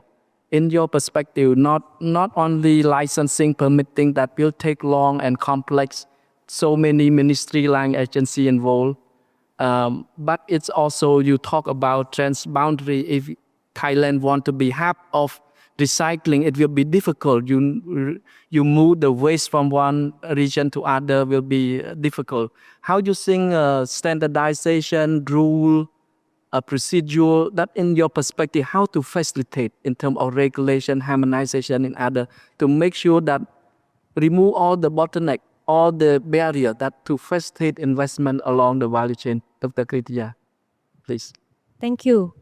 Well, there are many spots that we can do the standardize. So at least I think what we can really benefit from this is about ESG, standardization of environmental standard, and how we engage society and also people, try to distribute benefit to people. That is something that we could share and try to learn together. For regulations or permitting process, I think if we could do some standardization in terms of database or reporting system, that is also something that we could do together. And one thing that I want to mention is about HS code mapping. So there are when we talk about critical minerals, I used to search on the custom information and try to look for information related to import, export, and so on. But then it is sometimes difficult to track certain minerals because in the past we didn't have that kind of classification specifically. So if we could try to do something that allow us to track and understand the information related to this better, so that would help us to track the activity, transaction, and also control and regulate better too. Yeah. Thank you so much, Dr. Kriya. I think you're right to the point, and everyone heard clearly already. I think without further ado, I want to invite two comments. I think first from Amanda, C for All, and followed by Angela from the World Economic Forum. Please, the floor is yours. Thank you, Dr. Han, and thank you for all the three panelists, Dr. Kritaya, Mr. Ovan, and Mr. Shihab, for painting our region's potential and of course also its challenges. Very quickly introduction, my name is Amanda from C4All. C4All is supported by the UK mission to ASEAN under the UK Green Transition Fund. We are assessing the minerals demand supply assessment for 11 member states together also with ASEAN Secretariat. And our assessment also clearly shows that ASEAN has immense upstream capability, but we also suffer from the missing middle, relying on certain country, for example, like 76% of our lithium-ion batteries. So today, your presentation have helped me and I think everybody here to understand some gaps that we must navigate. And as a discussions, maybe the 4 gaps that I want to highlight from each of your presentation, Pa. So the first is, Dr. Kritaya, you have pointed out a significant institutional gap, and we currently lack of regional coordinating authority. And Mr. Shihab, also you present a sharp focus at the national level. For example, on Indonesia, you have a maze of 9 different ministries, right? From the Ministry of Industry to the Environment and Forestry. So I think indeed the bureaucratic fragmentation creates a barrier for the agile investment needed to the region. Secondly, I think there's a profound expectation gap from the governments and private investors. So, Mr. Shihab, you highlighted governments prioritize self-sufficiency, economic development, tax holiday, flexible rules. But then, Mr. Tito, you also showcase Indonesia is now shifting to a heavily state-coordinated platform. So utilizing entities like Danantara and I believe Perminas, right? To centralize control over the strategic resources. So I think this both views here, the gap we need to watch carefully is whether this increasing state coordination might complicate the ease of doing business for the foreign technical partners, for example. And number 3 is I think on recycling. So our assessment shows that there's also hidden vulnerability, like ASEAN has virtually no reported reserves of graphite and limited phosphate, for example, so making us entirely import dependent. So this makes recycling also an absolute necessity. However, Dr. Kritaya already highlighted a major gap here, that current regulations on waste movement severely restrict our ability to build this regional recycling ecosystem. And last but not least, both Mr. Tito and Mr. Shihab, you have highlighted resource ownership is no longer enough because global markets now demand something like a trusted supply chains, right? And then our current reliance on high carbon, coal, heavy processing, I think this creates a serious market gaps.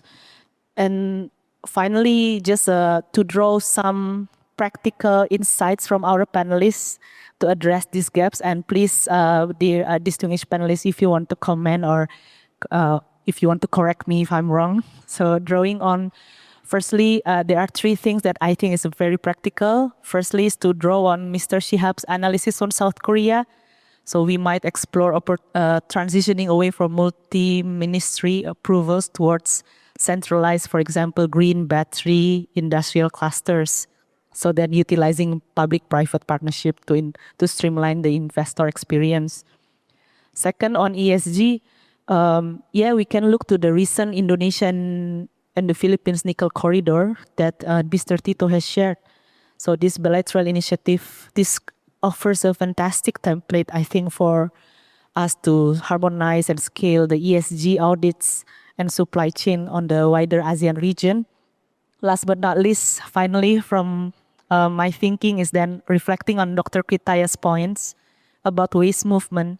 So there's a valuable next step for our regional policymakers sitting here would be to gently re-examine the transboundary waste agreements, right? Because treating the end-of-life batteries as valuable feedstock rather than hazardous waste, I think could unlock the recycling loop that we need. That will be all, Dr. Han. Thank you. Thank you so much, Amanda, for a very excellent kind of compliment to all the presentation.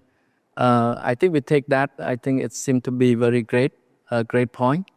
I move to Angela's for if you may have any question or comment, please.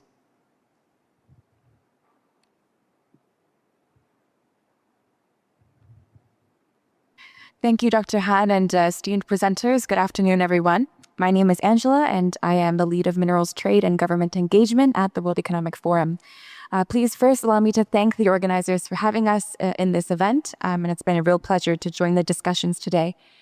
My intervention will focus on sharing some of the global insights we've collected from our stakeholder communities and to support and corroborate some of the insights you've presented today on the panel.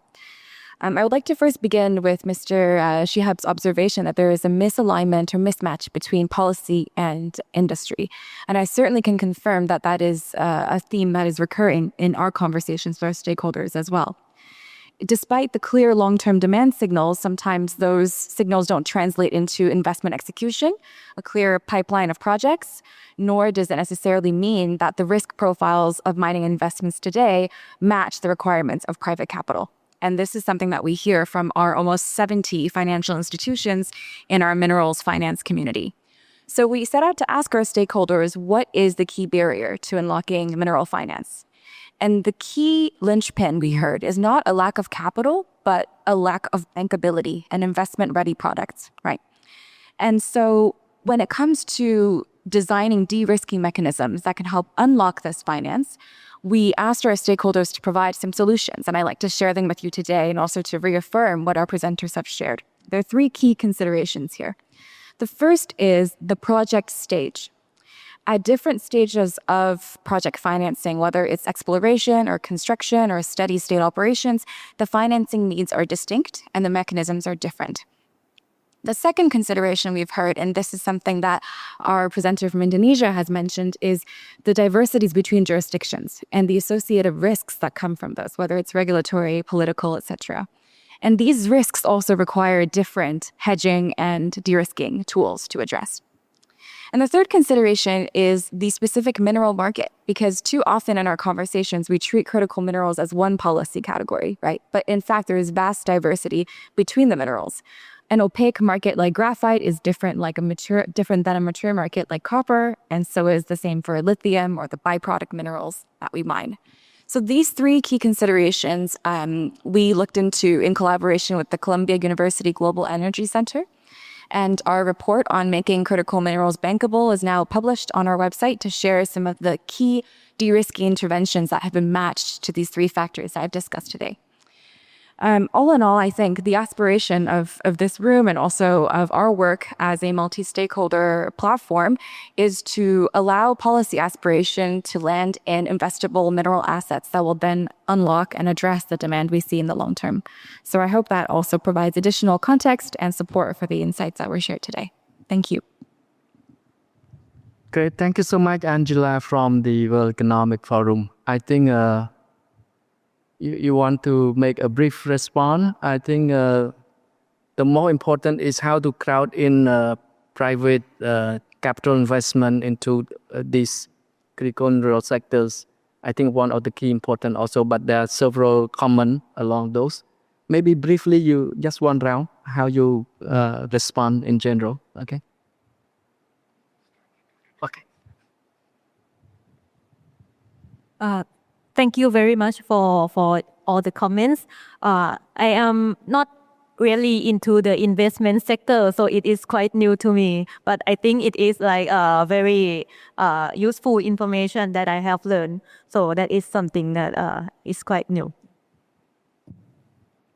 Yeah, there's a lot of comments on Indonesia there as well. Well, I'm not a policymaker, but I think that firstly, greater state coordination is not necessarily an unusual thing in the world. Amongst resource-rich economies, countries such as Norway, Saudi Arabia have long used state-owned enterprises and sovereign wealth funds to align resource development with broader national objectives.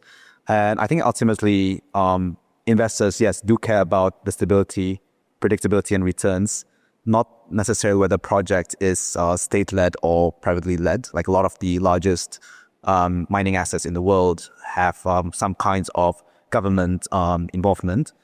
And I think for Indonesia, the greater coordination, it's not necessarily a bad thing. We are a democracy. We have we have a very large government. We have over 40 ministries, and to navigate that as a private sector it can be challenging at times. And having a government stakeholder on board of a project, it can prioritize access to the different agencies and so on. And of course, foreign partnerships remain essential because in Indonesia, we still need the technologies, we still need the knowledge for to unlock the value of the various resources. And the key issue, of course, is still execution.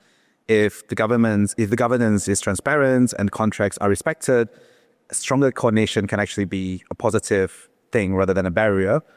And it's quite interesting as well by Angela on the mineral finance. I think that the bankability of projects is still something that we still need to learn more especially in ASEAN.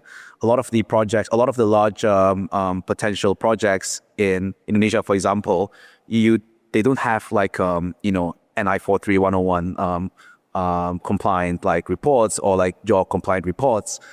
So there's still there's still a lot of potential there to further unlock the financing and the value chains.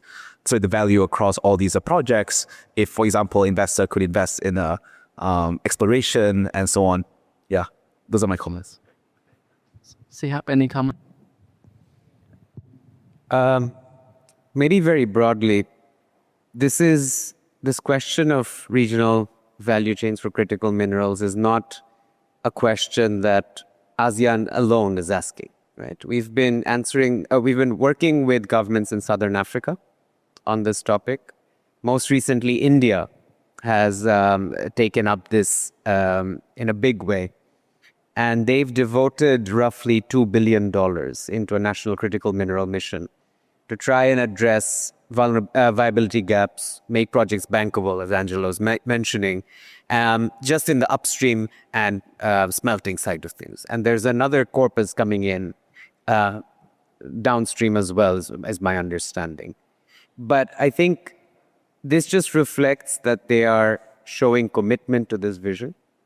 They're ready to start, when in fact, this has led to some preliminary private sector interest. Whether the private sector will actually invest, of course, depends on what they actually do, but the private sector is excited.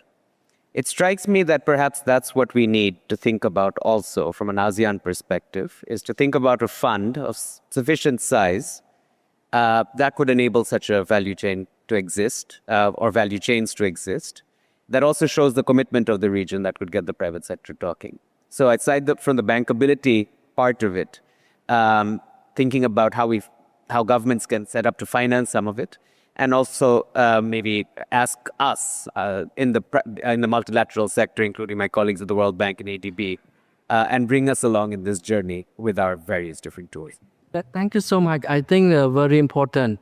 Before I move to open question, I think this is quite important. We know that the next session 4 will be on more toward finance, that ERIA and ADB going to facilitate that. But I think this is more quite important because it relates to regulatory and other, because when for bankability, for crowd in private sector investment and other, I think it's related to the whole lot of investment environment, again, regulatory and other. Of course, the bank instrument, you need to do a lot of de-risking, blend finance and other, that will be addressed in the next section. Let me move on and open question to all audience. And then please ask a lot of questions because we still have 23 minutes to go. Okay, please, gentlemen, introduce yourself and straight to the panelists. Thank you so much. Thank you, Dr. Han. Very good afternoon. I think my question is addressed to Shihab. I'm Rafael de Arauzo from Timor-Leste. To start with, if you compare with the other ASEAN member states, our mining sector is an emerging industry. We just started 2 years, and now we are still focusing on the exploration stage. That's why you don't have the figures for the resource and reserve for the minerals, critical minerals in the regions. I like the way you put together information on the institutional approvals or the regulatory approvals. Just to share that what we have, practices that we currently have in Timor-Leste, the Ministry of Petroleum and Mineral Resources, which is myself as the regulatory authority body, so we kind of have a centralized approvals for the mining activities. So what we have at the moment is the ministry himself, through this ANM, the regulatory authority body, we approve the whole cycles of the mining activities. It covers from the explorations even until licensing, the environmental licensing, issues the environmental license. So the way how the government of Timor-Leste strategize this is, we would like to see something that to sort of cut less bureaucracy, and also we'd like to fasten the investments approvals, decisions. The way we see it from the positive side of it, what we learned is we started in the 2 years, started the mining just in 2 years, but now at the moment we have managed to secure over 53 greenfield exploration licenses. And recently we just announced another 33 blocks for newly tender. So we are expecting that by the end of this year, we will be having over 80 exploration licenses. So this, so far, we think that this is a very positive way of doing it, where decisions can be made in a very short period of time. But on the other hand, I would say from a negative side of it, what we learn is sometimes you have one ministry to approve, sort of have all the approvals. Sometimes you may also lead to the gaps. You might lead to the gaps where these gaps tend to become some sort of future, I would say, liabilities to the ministers to approve. You know, you have to approve the environmental, you have to approve the forestry as well. So in your insight, I would like to know, do you think the current practice that Timor-Leste is adopting is good? Or should we need to consider to adopt? We want to harmonize the regulatory framework, the approval framework within the country, but also we don't want to sacrifice the investment, to attract the investments in the country. Thank you so much. Thank you so much. If I may, I think we collect 2 more questions and we go for one. Okay, please introduce yourself. Yes. Hi, my name is Jun Huang. I'm an academic. I'm a professor from Sydney Law School.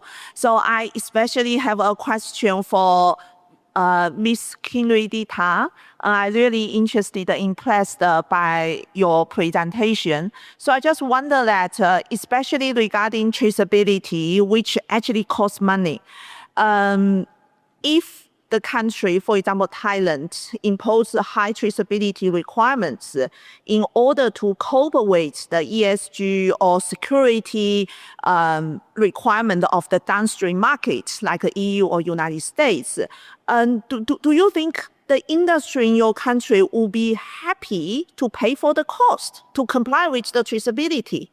Thank you. Great question. Okay, I think also very task question. Let's hear how we going to respond. One more question, please. We collect one more question. Okay. Okay, let's go. I think the first question may be fit with the ISC and the private sector, because how Timor-Leste now doing is this, you think this is the right way, or what do you think that need to be recommended? Please go ahead. Yeah. No, thanks very much, and many congratulations on starting the journey. It is the start, as you mentioned. I think the challenge for you is how do you keep going on that journey? I think the world is full of single window systems that open up to many doors. After you climb through the window, you see many, many doors behind that. And that's what you are trying to avoid doing through your system, and that's very commendable. I think the question is, can you institutionalize this, first of all, into a broader dialogue? Indonesia, for example, has a downstreaming task force, and I'd be very curious to hear from Hourn how he sees that operating. But a way to keep everyone around the table, because the license is not the end all and be all of the government interaction. Once these projects are operational, across the life cycle, as you saw, there are still many interfaces that need to keep going. So can we institutionalize what you have started into something that can continue going downstream? Overall, I think it's very well understood that you need to maintain rigor in your regulations, right? You need to attract investments, but investments have to add value to the the economy, to the national context. We're not asking for giving everyone a license and then go ahead and do it. Every department must maintain its rigor. And I think even the private sector, and again, I turn to my colleague, appreciates that rigor. What the private sector is looking for is certainty. That if I apply within 180 days, I will have a license. Sorry, I'm speaking on your behalf, but maybe I'll summarize and you can tell me if I'm wrong, Pawan. But in 180 days, I will have that license through all the processes. What the private sector is looking for is, if I don't get it within 180 days, I don't have to call, someone will look after this for me.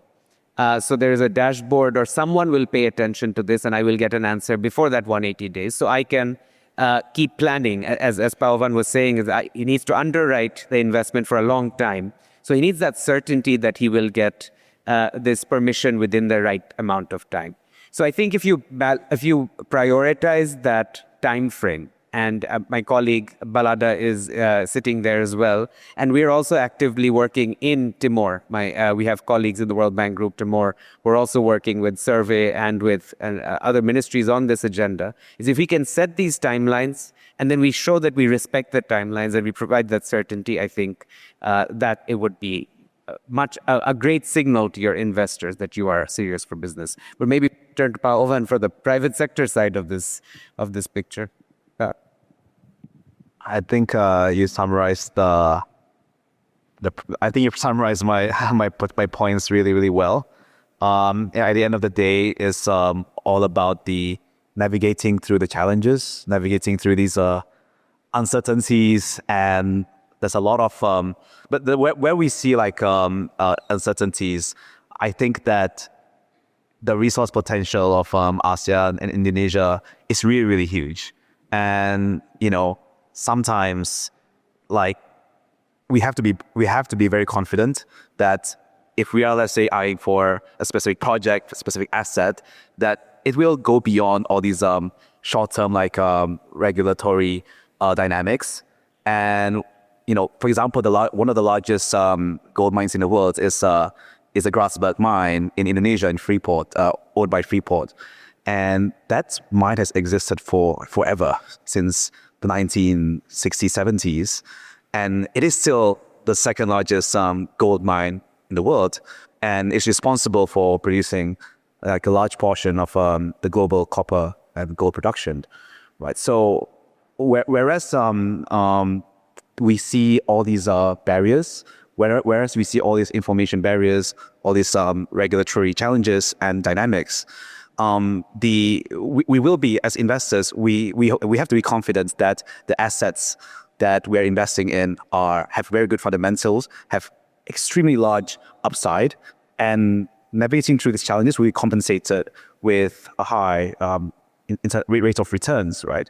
So yeah, I think the points are very that you made are very resonant to the investors community. Thank you so much. I think good to have East Timor and raise this question. I think also is a good platform to know East Timor. I think that's a very good question.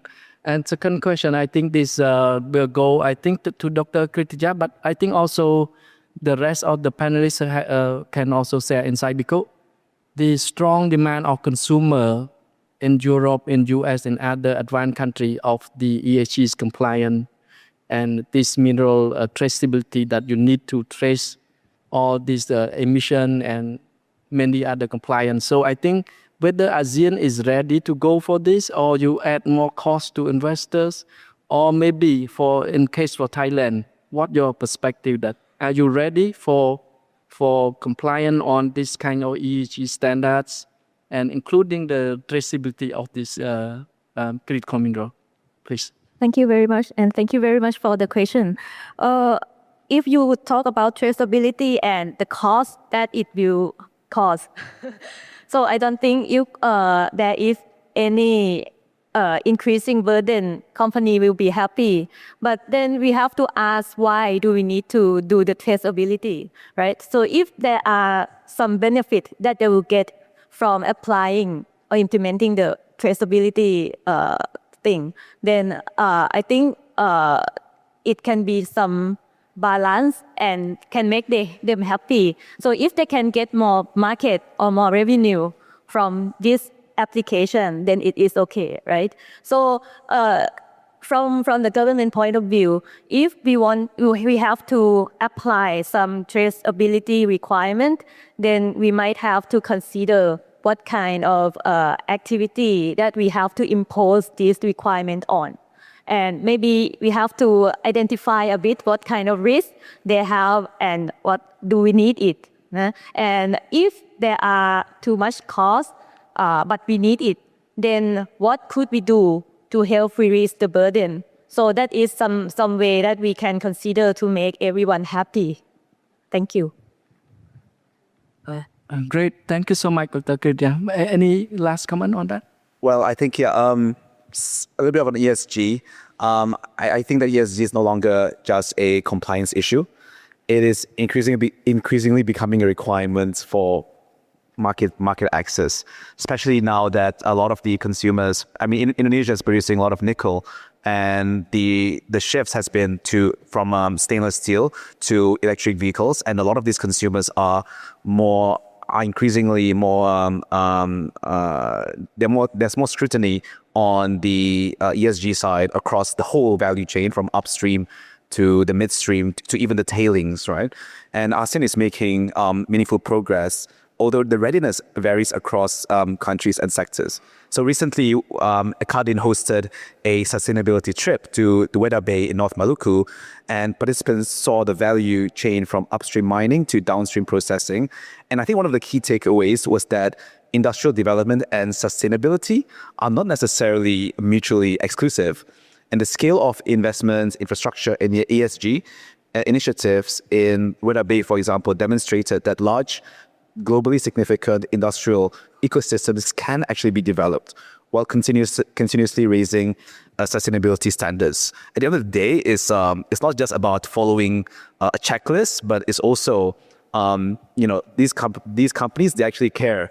If you actually visit Weda Bay, you'll be very, very surprised. It's a very, very it's actually they have so much respect for the environment. And one of the things I saw was there was like a running track for the employees, and there was a tree in the middle of the running track, And I was so surprised, like, okay, the tree's in the middle of running track. Why don't you just like remove it? They said, no. Like our, the owners of like the industrial park are very ESG aligned. Like for every single tree that they cut, there must be a valid justification for it, right? And going forward, right, ESG is not just about following checklists and so on. It's about the spirit of like, like how do we balance production with respect for nature, for the communities, and so on. Maybe just a final thought. There's two pieces to the ESG puzzle, right? There are the policies, the standards, having all of that, right? But then the bigger challenge is the implementation. Are these policies really implemented on the ground, and to what extent there are? So two considerations I think are important to note. One is, and I go back to my suggestion of a green industrial park approach or a green economic zone approach, because it will take time to fix the whole country. We won't be able to fix implementation across any country in the short term, but the opportunity is relatively short to medium term. So maybe we use these as shortcuts and make sure we have the best in class, world standard within these zones, so that while and these can serve as sandboxes for outside the zone as well. The second is that I think you'll find that the pressure on ESG is coming not just from the buyers, but also from the financiers, right? I was just thinking as IFC, we would be very conscious about the ESG implications of any mining or any upstream. We've been exploring HPAL in Indonesia for a very long time, high pressure acid leaching. But the biggest question we have is, what do you do with that waste, with the tailings? What do you do with it? Do you dry stack it? And how do you ensure it doesn't end up in the ocean, given that wherever you put waste in Indonesia, there is rain, it is a tropical country, the water will eventually flow to the ocean. So there are considerations that financiers have also put in place. And so I think, going back to this, it's costly, but I think you'll see that everyone is aligning around the ESG side of things, and it's becoming an increasing part of the investment decision. Thank you so much. Unless you have a burning last question, and I'm going to wrap up. If you have a burning question, please, this is the last chance for the question. Any question? Maybe from developing partners? Why you see that, what you think that the region should actually enhance in terms of this regulatory policy and others to channel the investment to these regions?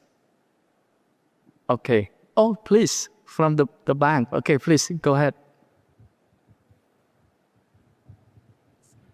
Thank you.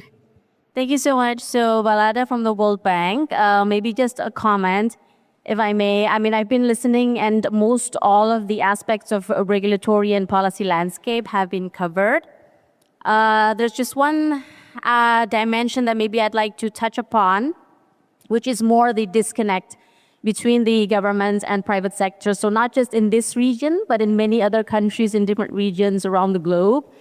Sometimes the regulations are put out there. They're very good, very strong. Private sector is also very interested and keen to invest, to come into that region. But there is no communication and socialization happening between this new regulation that is being announced or published. So I think we heard this morning that it is important to have this sort of like online platform for database. It can cover geo data, it can cover other technological aspects of the minerals, critical minerals value chain, but it can also be an avenue where governments can do more outreach, proactive outreach activities to investors.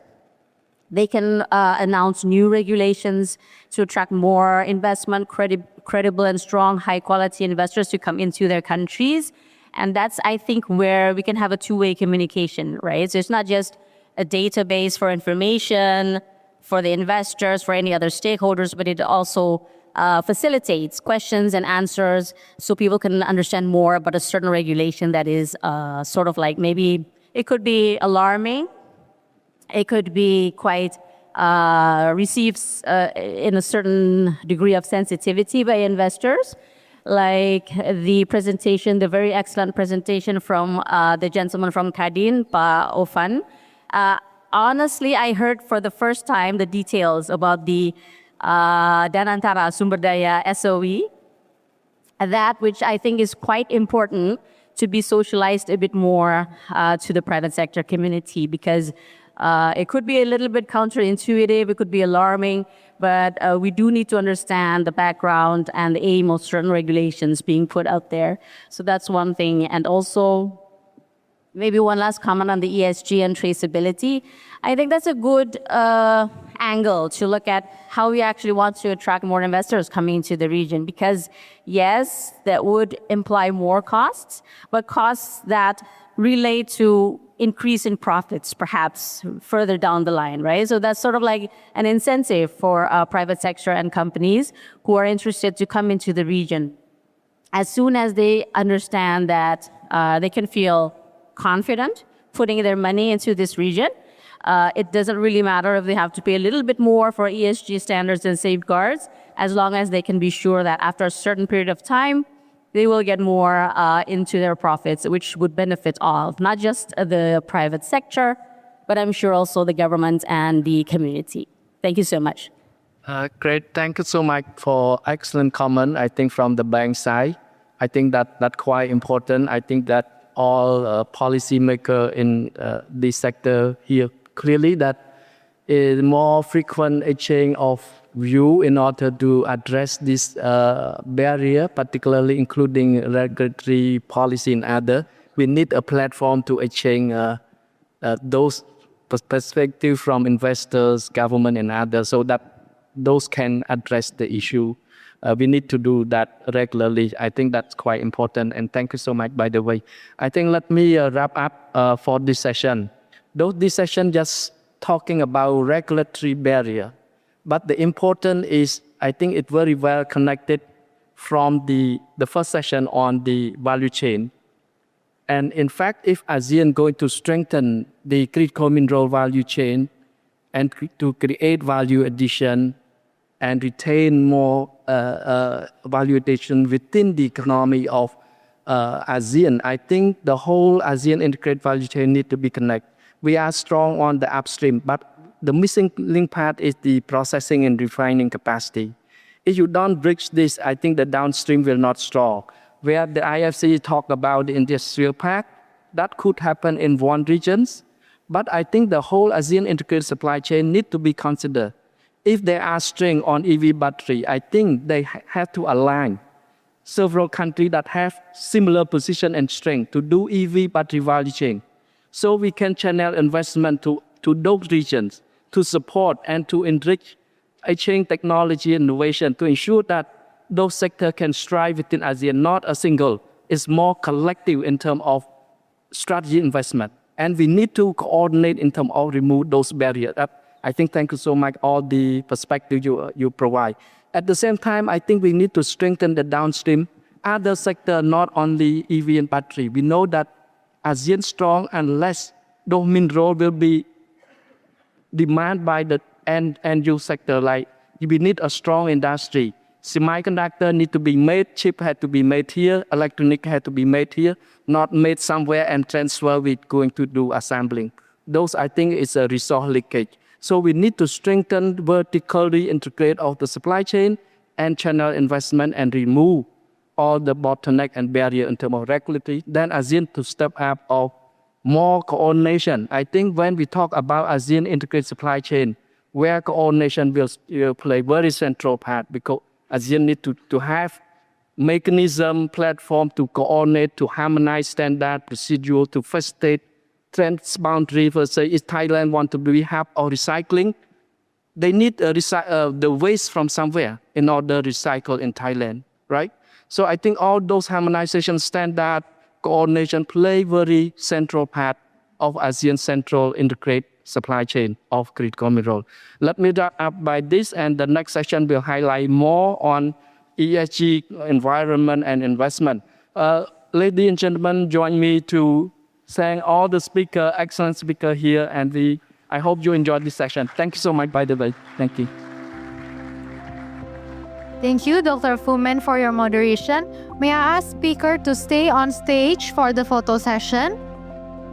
Dr. Fumin, please stay on stage for the photo session.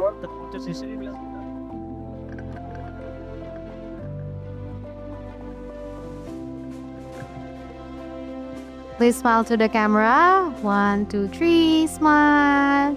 Yeah. Ladies and gentlemen, please once again give our speakers and panelists a round of applause. Thank you, Pak Fumin, all panelists, you may be seated. Ladies and gentlemen, we have had 2 sessions before, a very interactive, very interesting session, but we will have more of that in session 3, which will discuss the responsible mining and traceability as market entry conditions. May I invite to the stage Dr. Aloysius Joko Purwanto, Mr. Nikiles Akarya, Ms. An Kuin Hoang, Mr. Pavel Bilek, and Professor Jen. Please give them a round of applause.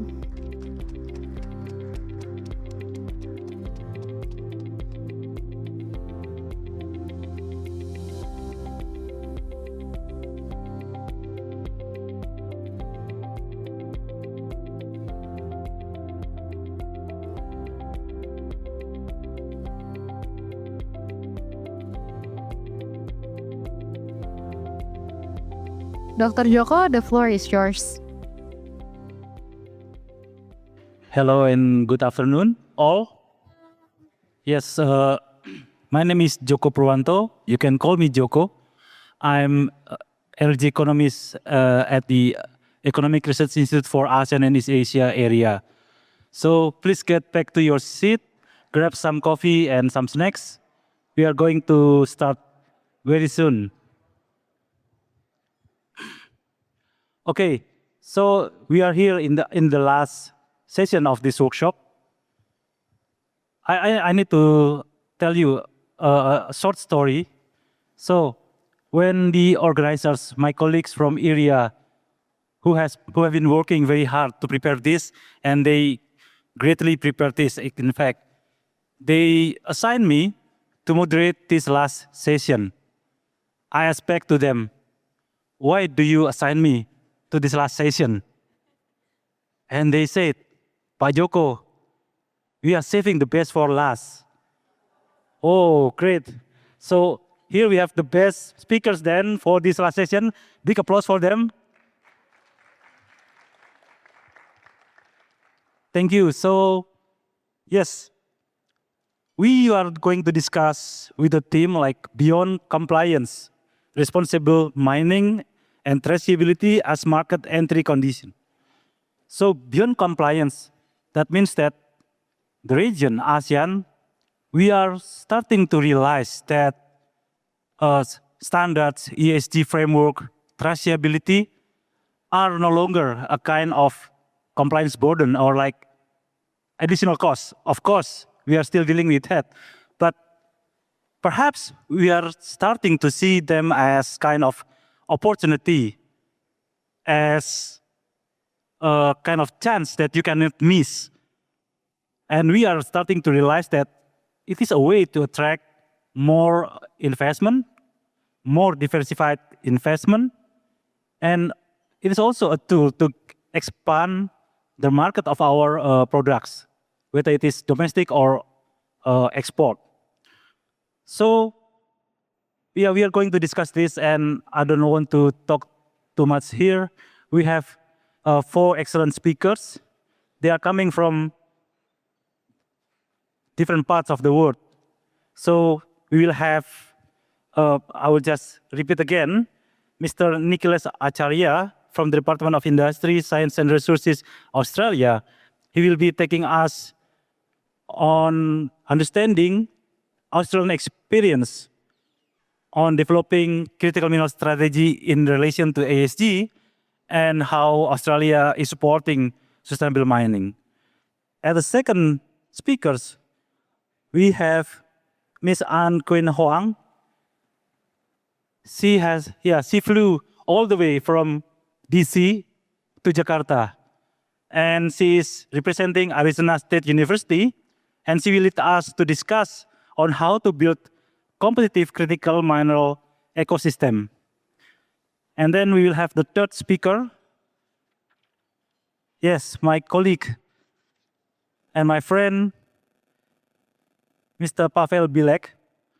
He is from from the Intergovernmental Forum on Mining, Minerals, Metals, and Sustainable Development (IGF).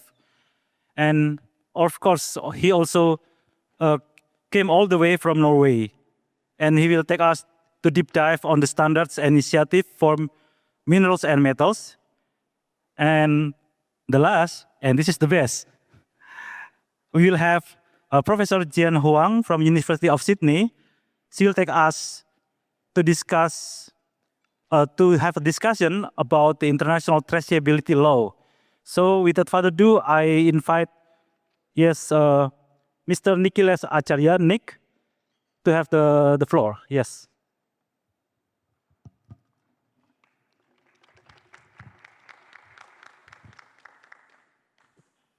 Thank you. Thank you, Pat Joko. It is a pleasure to be here. My name's Nick. I'm from the Australian Department of Industry, Science and Resources, and I'm actually deployed to the Australian Embassy in Jakarta to cooperate with Indonesia. And my department has responsibility for critical minerals policy in Australia, and we have a critical minerals office. And I'll take you a bit through our policy settings today and how we try and promote responsible mining as well. Okay, so everyone seemed to have a map, so I felt like I should have one too, and that worked out quite well.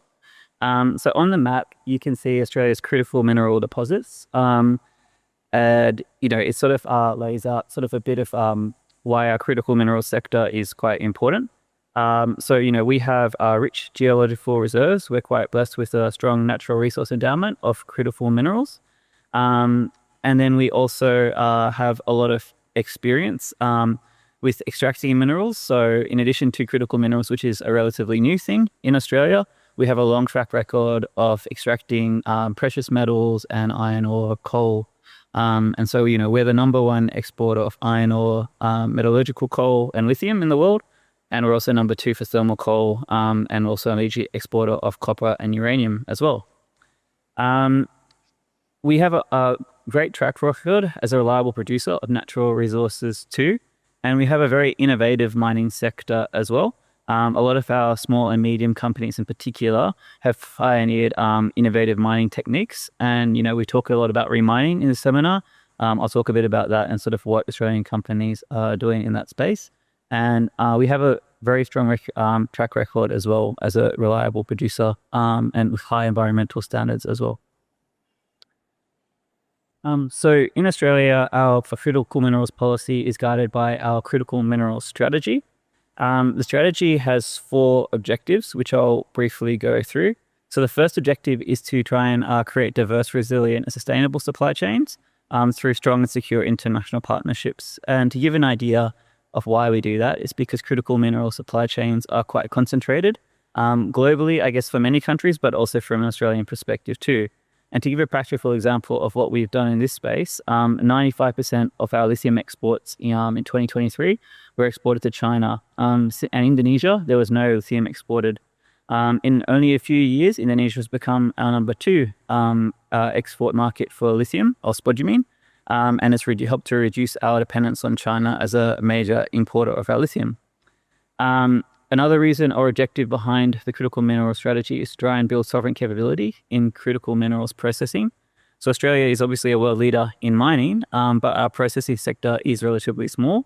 And so the goal of the strategy is to try and boost our critical minerals processing sector. A lot of people ask me why focus on processing in Australia. Well, processing is quite capital intensive, and it also requires an innovative workforce. And an innovative scientific sector. And so we feel like that our capabilities match the potential for critical minerals processing in Australia. And obviously we have a great resource of endowment too, which we hope to capitalize on as well. Another reason or objective behind the critical mineral strategy is the energy transition and supporting Australia to become a renewable energy superpower. So Australia has a net zero target by 2050, which I'll talk about in a minute, and also have an 80% target for using renewables in our electricity grid as well by 2030. The last reason or objective in the critical mineral strategy is around jobs and economic opportunity. So it obviously requires a skilled workforce, and also there's important issues around social license, which I'll touch on in subsequent slides. Okay, so within the critical mineral strategy and in keeping with the theme of today's topic, ESG is a key focus. So Australia aims to sort of maintain being a world leader for ESG standards. And we want to try and ensure that our settings support our ambition to become a critical minerals processing hub as well. So this is not just for reasons for good social reasons, but also because we think it's fully in our market interest as well. So high ESG standards help to open market access for several markets where there is a premium, or there could be a premium for high ESG standards as well for the metals or minerals. Another really important factor is social license and buy-in from mining communities. So in Australia, we have a system where traditional owners or our First Nations peoples must also give their consent for mining projects, and that's a really important factor. And I'll talk a bit more, but I'm from a mining community, or I was from a mining community, and it's a very important issue to, especially as there's been a lot of talk about remining today, it's very important to have the local buy-in and support of a local community if you want to disrupt tailings or slag or wet mine waste as well that's stored.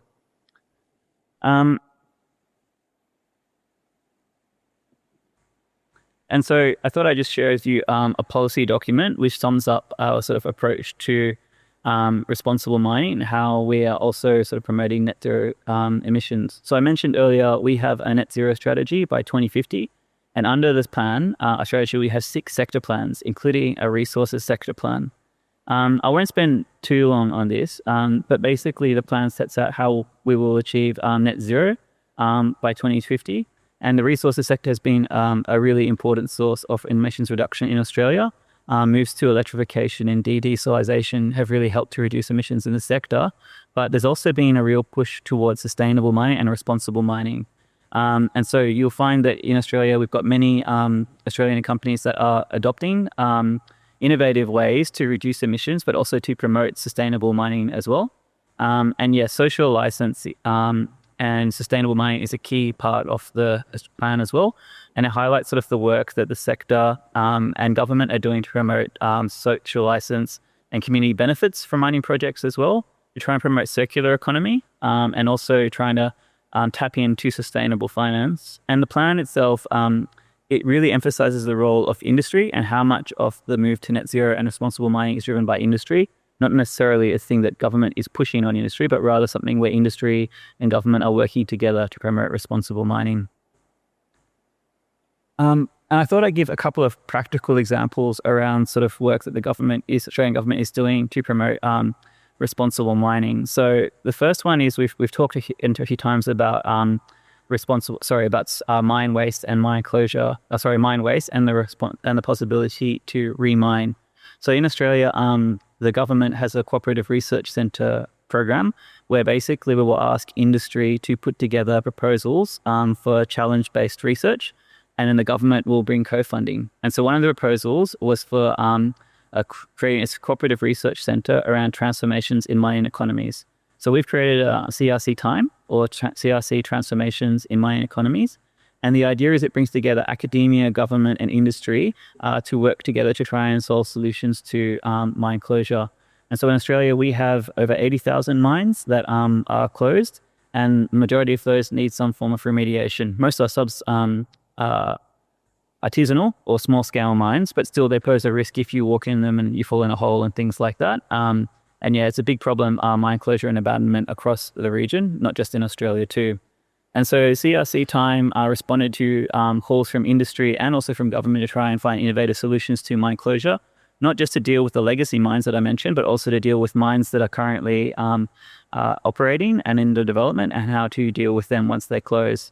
And so that research centre, Cooperative Research Centre for Transformations in Mine Economy, they created tools, guidance and frameworks to address mine closure challenges in Australia, and they can be used internationally. And we're hoping that they will come to work in Indonesia and do a joint project here as well. Another one that I will touch on, Dr. Kritaya mentioned before around maps and sort of, the importance of mapping our resources. So in Australia, we have put together something called an atlas of Australian remining potential. And this basically maps all of our mine waste across the country. It categorizes it, and you can click on it and find out details about the mine waste deposit, the tailings, the smelter residues, and other mine waste materials, what they are, when they, the history of them. And the idea is to try and promote information and give information to investors and also any communities or other stakeholders who want to understand the mine waste in a particular area and make a decision about, for example, remining or other ways to manage it and just know a bit better. And yeah, I guess the last thing I sort of would talk about is, I'm from a place called Broken Hill, which is in the middle of Australia. And it was a major silver mining place. But what happened was there was a large amount of tailings that had been stored there. And there's obviously potential to remine, and it's a good thing that could happen as well. But there would also be major community issues if you did try to remine there and displace the tailings because they contain a lot of lead. So remining is a really important opportunity, but it's also one that needs to require careful consultation with communities and really high attention to detail around environmental management as well. And so this QR code gives you a bit of an idea about sort of opportunities for investment in Australia's critical mineral sector. Where, as it notes, we're the largest producer of lithium in the world and the largest producer of rare earths outside the People's Republic of China. And as the presenter from JobMec mentioned earlier, that is a true example of an opportunity for ASEAN supply chains where Lynas is the Australian rare earths miner. It sends the ore to Malaysia for separation, which is then sent on to Japan for ultimate use. So yeah, I think that's all I'll cover today. Thank you very much.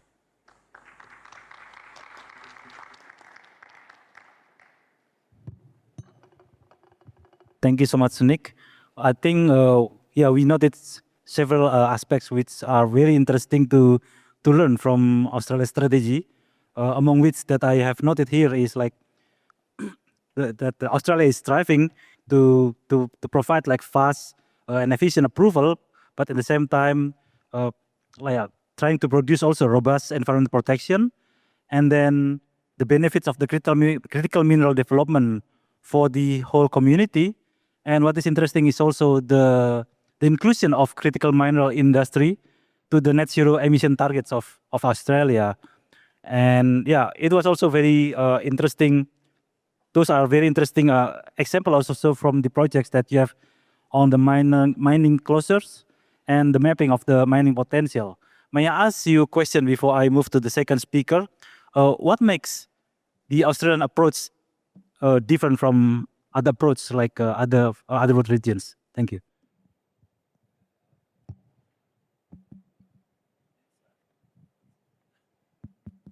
Thank you. Thank you for the question, Pak Joko. I think each region, it's really important that you tailor your approach to your circumstances. So Australia, obviously, we have a very rich endowment of critical mineral reserves, but a small processing sector. And so our goal is to sort of capitalize on our reserves. But also, as you've noted correctly, we have quite high environmental standards, and those have not just come about overnight. They've developed over time from, poor practices in the past, and that have led to, higher standards for both work health and safety, but also from an environmental perspective as well. So our strategy is really tailored to our unique circumstances. I mentioned traditional owner consent approvals as well before, and that's been really important in the uranium mining sector in Australia. And this has global implications because we recognize that we are a leading supplier of critical minerals to the world. So it's really important that we get it right. So I'd say probably what makes our strategy maybe not different but unique is the local circumstance in Australia, where we also have a very federated system too, where the states and territories or subnational governments in Australia have a lot of power and a lot of approvals for regulation and permitting. And the Commonwealth also has some approvals around permitting as well. So it's a unique system and a unique strategy, and we're not the only government in Australia that has a critical mineral strategy. Often states and territories you'll find will have critical mineral strategies or strategies for particular commodities as well. Thank you so much. So it's the tailoring to the local circumstances and also, a policy in Australia. So I would like to invite now Anne from Arizona State University. Yes, the floor is yours. Thank you.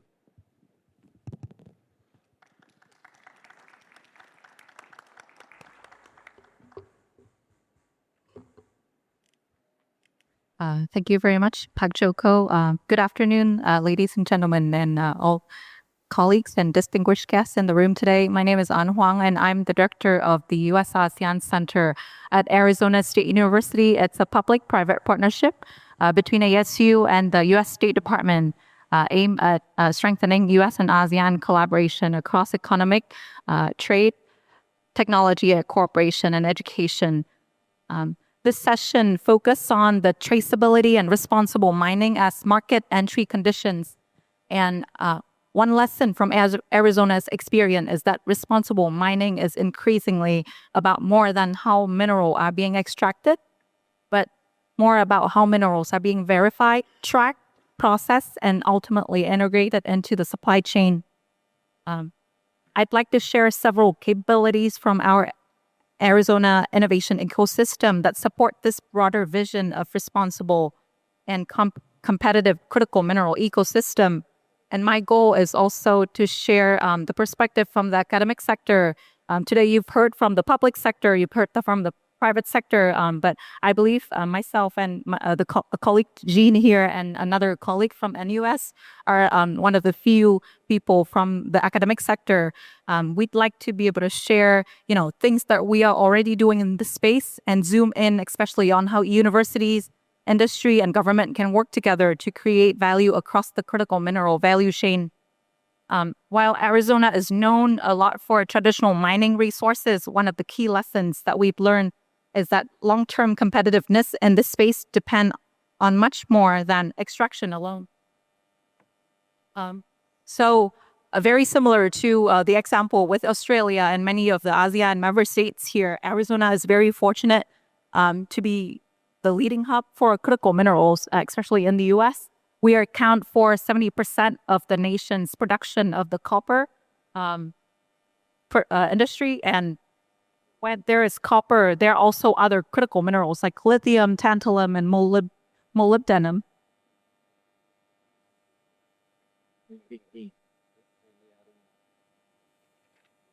This natural resource base has provided Arizona with an opportunity to develop our expertise not only in just mining, but also in processing, manufacturing, technology development, and supply chain innovation. As you may know, Arizona is home to major mining companies such as Freeport-McMoRan, and also it's the semiconductor capital of the U.S., including major operation and manufacturing sites by Intel and TSMC. And critical mineral is an indispensable part of this semiconductor industry. Arizona's semiconductor industry, just to give you a sense of the size and the scale, it's massive sector. It's anchoring the U.S. chip industry with over $210 billion in capital investment and more than 60 corporate expansions since 2020. The capabilities that I will share in a few minutes will shed light on how we are able to support this size of an industry and ensuring security to the supply chain. So here, this slide demonstrates the life cycle of a critical mineral. So traditionally, we have seen critical minerals primarily through the lens of exploration, extraction, and then export. But a critical mineral passes through many stages before it becomes part of a battery, semiconductor, EV, or other advanced technology. Extracting raw materials, as we know, it only offers so much value. In order to move up the value chain, more attention needs to be paid to other stages in this critical mineral life cycle. From resource recovery to processing to manufacturing and recycling and to supply chain management. This broader perspective creates new opportunities for innovation and economic value creation, and at the same time, enhancing transparency and traceability.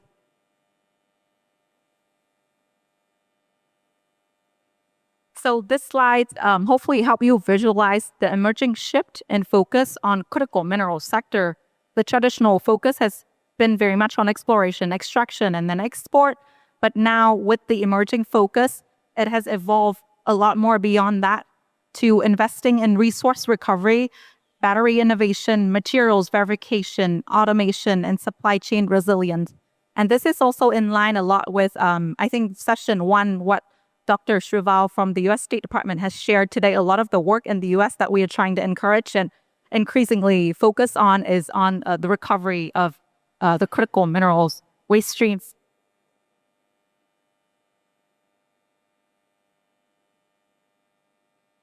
So drawing from Arizona's case study and technology that Arizona State University has developed to help industry move up the value chain, the remainder of my presentation today will focus on 5 capabilities that can help countries like South ASEAN countries move beyond resource extraction and create greater economic value.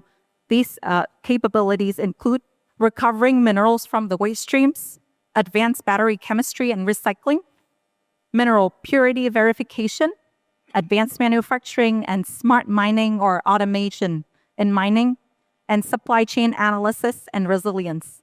Together, all these capabilities support a modern, competitive, and transparent critical mineral ecosystem. So these slides provide sort of a high-level roadmap of the capabilities and why they're needed to move up the value chain.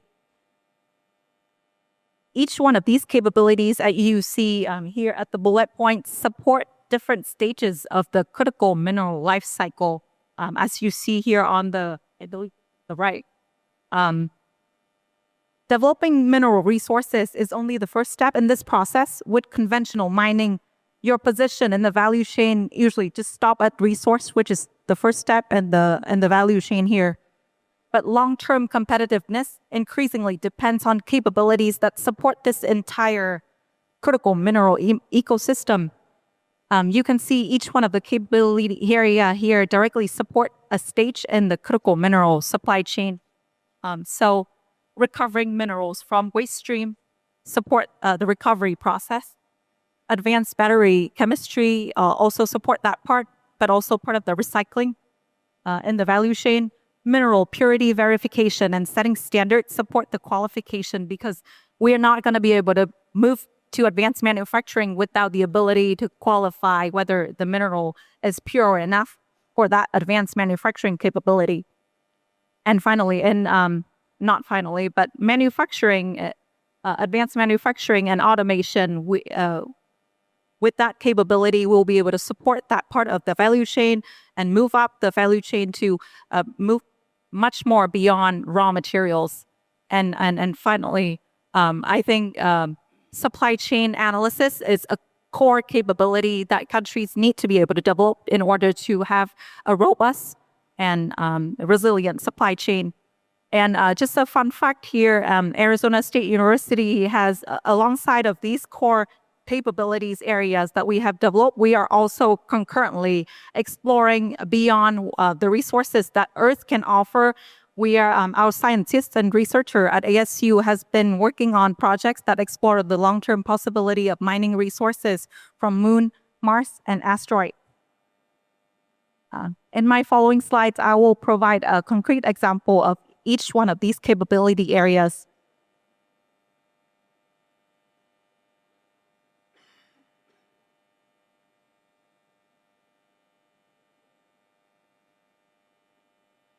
So the first capability area, as I've previewed in the earlier slide, focuses on recovering critical minerals from waste streams.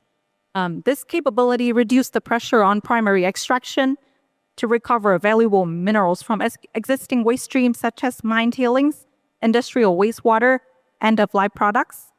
Resource recovery can simultaneously support environmental objectives and strengthen supply security. And traditionally, waste streams were viewed primarily as environmental liabilities.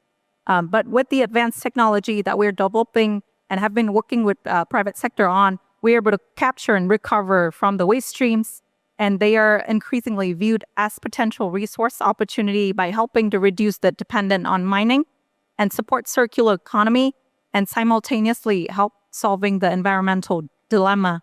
So some of the capabilities here is recovering critical minerals from waste stream, brine management, resource recovery, advanced separation and treatment technology, mine waste, and tailing valorizations.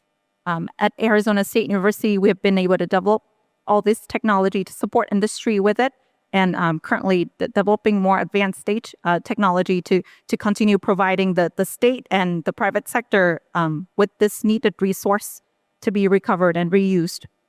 this also create opportunities to improve the critical minerals transfer and sharing of technology with Southeast Asia. So some considerations that you may want to look at for country decision makers and industry in Southeast Asia is being able to assess critical mineral content existing in your waste streams, supporting research into recovery technology, developing regulatory frameworks that encourage resource recovery, and incentivizing partnerships among universities, industry, and government agencies.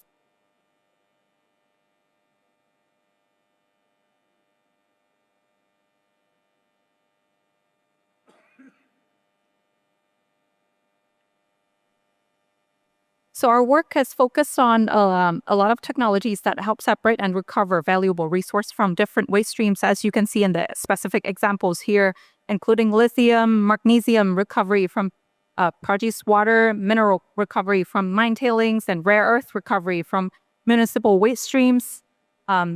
We also recover critical minerals from oil field produced water, acid mine drainage, which usually people don't know what to do with, and industrial process residues. And this help bridge the gap between environmental remediation and resource security.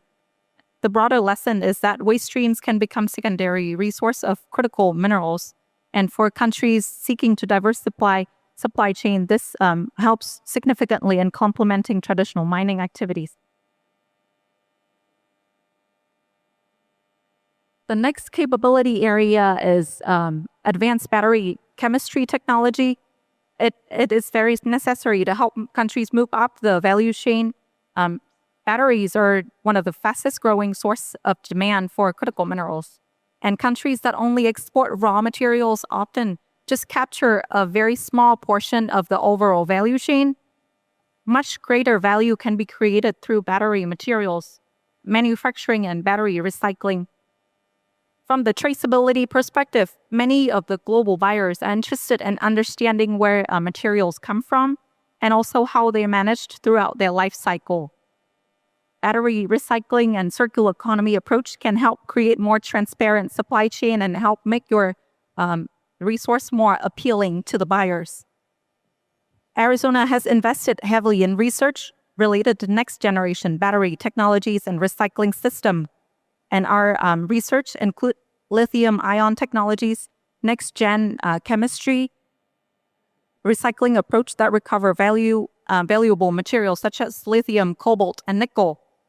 And researchers at ASU are also exploring other alternatives to spent batteries and batteries, traditional batteries, as in exploring sodium-ion battery, which also may offer opportunities to reduce dependence on more constrained materials.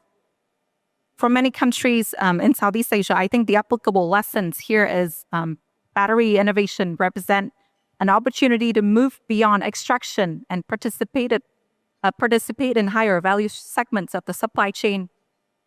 So you may want to consider developing more battery R&D center, recycling infrastructure, and university and industry partnerships focus on energy storage technology. Could you please wrap up in 3 minutes? In 3 minutes? Yes. Okay. Yeah, sorry. This is going a little long because I try to go into details of each one. I have 5 capabilities area, so we'll try to move very quickly. So the third capability area is essential for resilient and modern critical mineral supply chain is the ability to verify mineral purity. A mineral is only valuable to the semiconductor and other advanced manufacturing use if its quality can be verified.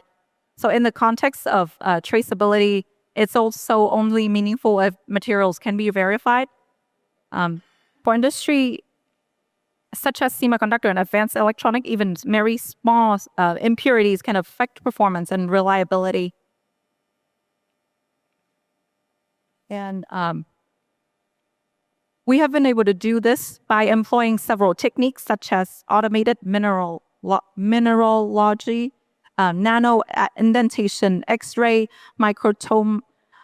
I'm sorry, I'm not a technical expert, and this is showing X-ray, microtomography, and atomic spectrometry speciations. And for countries in Southeast Asia that are seeking to attract more downstream manufacturing investment, something that you may want to consider is establishing national testing and certification capabilities, industry-recognized standards, partnership between universities, laboratory, and manufacturers.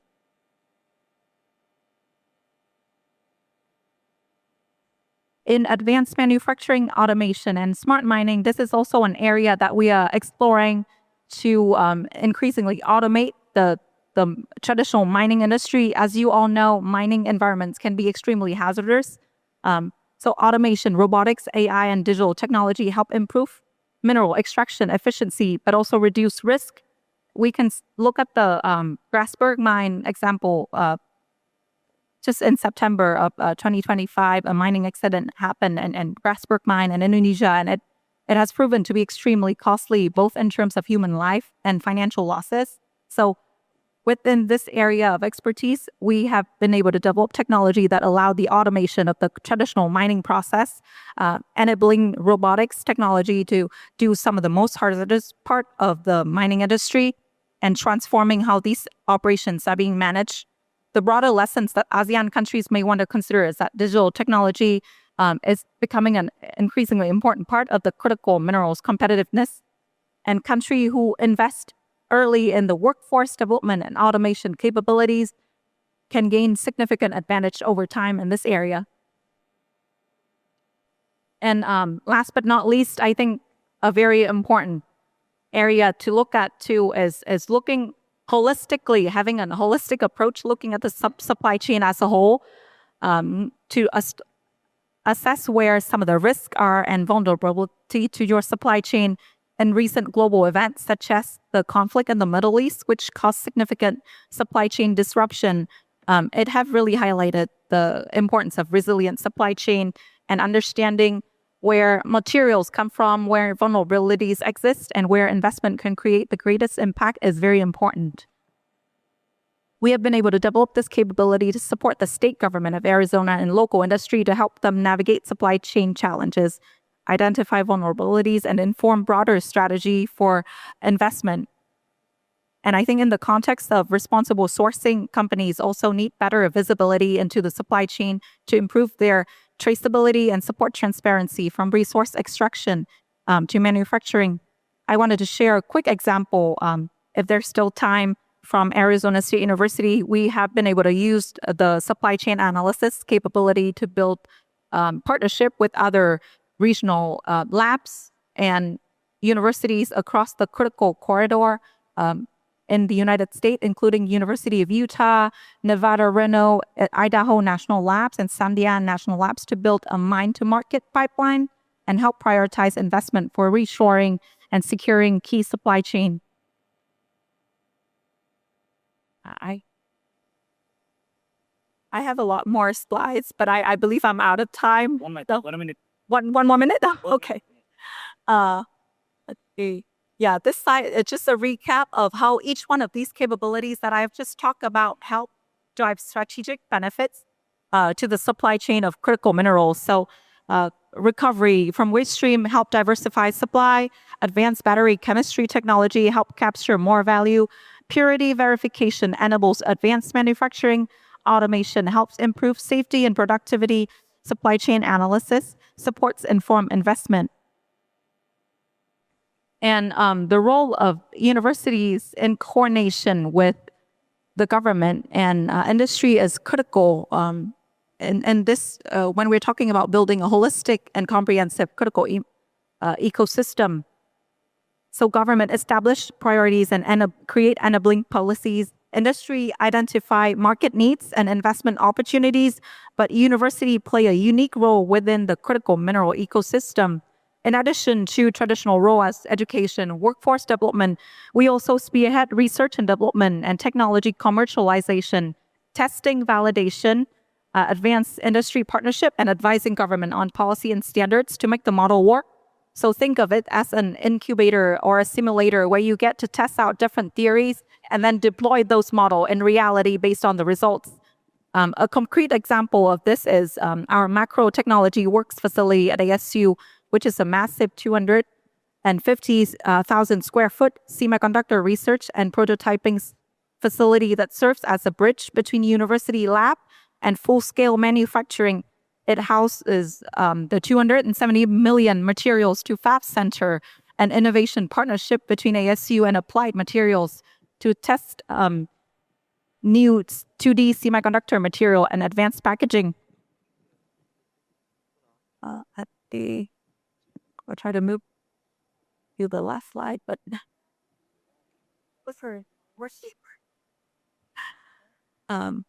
this is very quickly a concrete example to just demonstrate how the partnership between universities, government, and the private sector that I've just talked about. So ASU was very fortunate to be part of the International Technology Security Innovation Fund, ITSI Fund, as a implementing partner of the U.S. State Department Bureau of Economic and Business Affairs. This project started in 2024. And during this project, we engaged partner government in the Indo-Pacific industry and academia to help map out the semiconductor roadmap and how to bolster capabilities in assembly, testing, and packagings in trusted partner country, including Indonesia, Philippines, and Vietnam, in the semiconductor supply chain. And we are hoping by showing this concrete example is how we already have this existing ecosystem and relationship with the partners, government, and the industry, and very closely in the semiconductor industry, we can help replicate this same model with the critical minerals ecosystem supply chain. I have a lot more to go through, but I think I'll stop here because I'm out of time. We have existing MOU between, in parallel with the ITSI project that I just talked about, we have existing MOUs with several ASEAN member states to advance their semiconductor industry. In Vietnam, we signed the agreement in 2023. Indonesia, we've been working with coordinating Ministry of Economic Affairs since 2024. Thailand, and we signed an MOU to help them advance their microelectronics industries since 2025, and currently we're in discussion with the Philippines to advance a similar national level MOU. So I will stop there, and we have a lot more to share with regards to opportunities for international collaboration. So please come find me after the conference, and also Pak Joko, I'm sure, will be allowing opportunities for me to engage with the audience in the later part of this discussion as well. Thank you again. Thank you, Anne, and applause for. Thank you so much. So, yeah, it was very fascinating to see the cutting edge that we can do, that the Arizona State University have been doing to build up the value chain of critical mineral. Could you please just suggest or recommend where, or starting from which aspect ASEAN countries have just started to build our critical mineral industry? Where do we need to start to invest on to catch up with this kind of cutting edge in terms of ESG and technology? Thank you. Thank you very much, Pak Joko. And sorry for the presentation that went long. I think a lot of the points that I mentioned in the presentation just now address that point in the sense that right now, and I think a lot of the earlier speaker also recognized this, critical mineral is sort of a nascent area for a lot of countries, and including the United States as well. We're currently, even in the U.S., we're working through some of the legislation to allow this industry to grow and have more capabilities.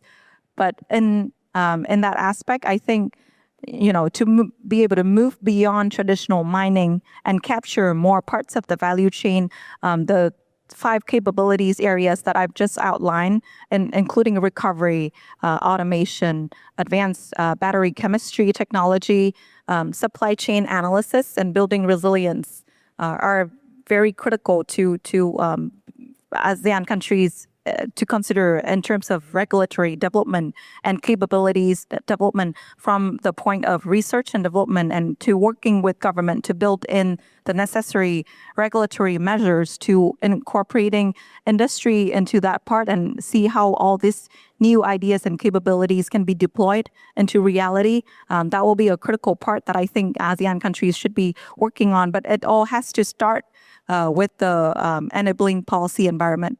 And that has to come from the government. And a lot of the challenges that we've heard speaking to international partners, and also, we experience this firsthand in the US as well, is how to ensure that there is better coordination, not just across sector, but even across the different government agencies, because it cut across many different parts of the government when you have to deploy policy that supports the critical mineral supply chain.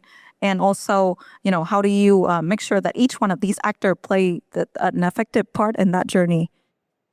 Thank you. So like the enabling policies, and it will require like partnership and collaboration between university, government and industry. Okay, thank you so much. And let's move to the next speaker. Yes, Pavel, please, the floor is yours.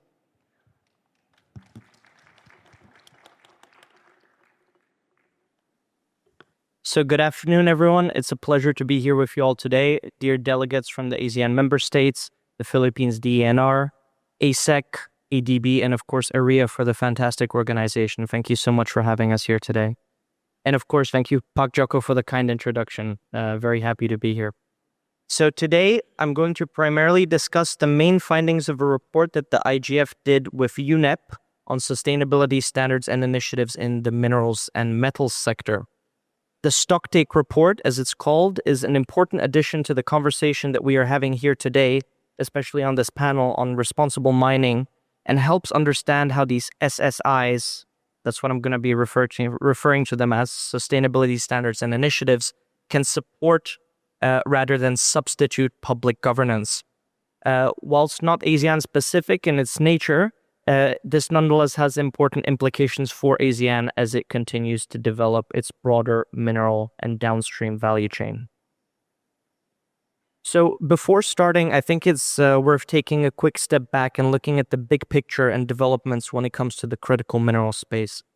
What we're seeing across conversations that we're having on the topic, not only here, but also in the broader, not only here in the ASEAN region, but in other regions as well, is a number of different factors that are appearing globally. The most important one is the entry of new actors and new approaches to critical minerals that are fundamentally reshaping the space. These include new approaches to critical minerals and national development, downstreaming, that also have new approaches, including whole of government and industrial policy styles that are reframing the way that the sector is governed and the way that it operates. The security of supply is a fundamental consideration, but is often framed in an primarily from an import perspective. But here, really, this conversation goes both ways, from both the producer and the consumer dimension. We're seeing financing as a key issue and constraint across the system, but also larger industrial policy approaches, which, while inherently not bad, can also sometimes yield regulatory and policy uncertainty, as some of the folks on previous panels have also mentioned. And so it is within this context and the massive new interest in the sector that governance and sustainability becomes even more important.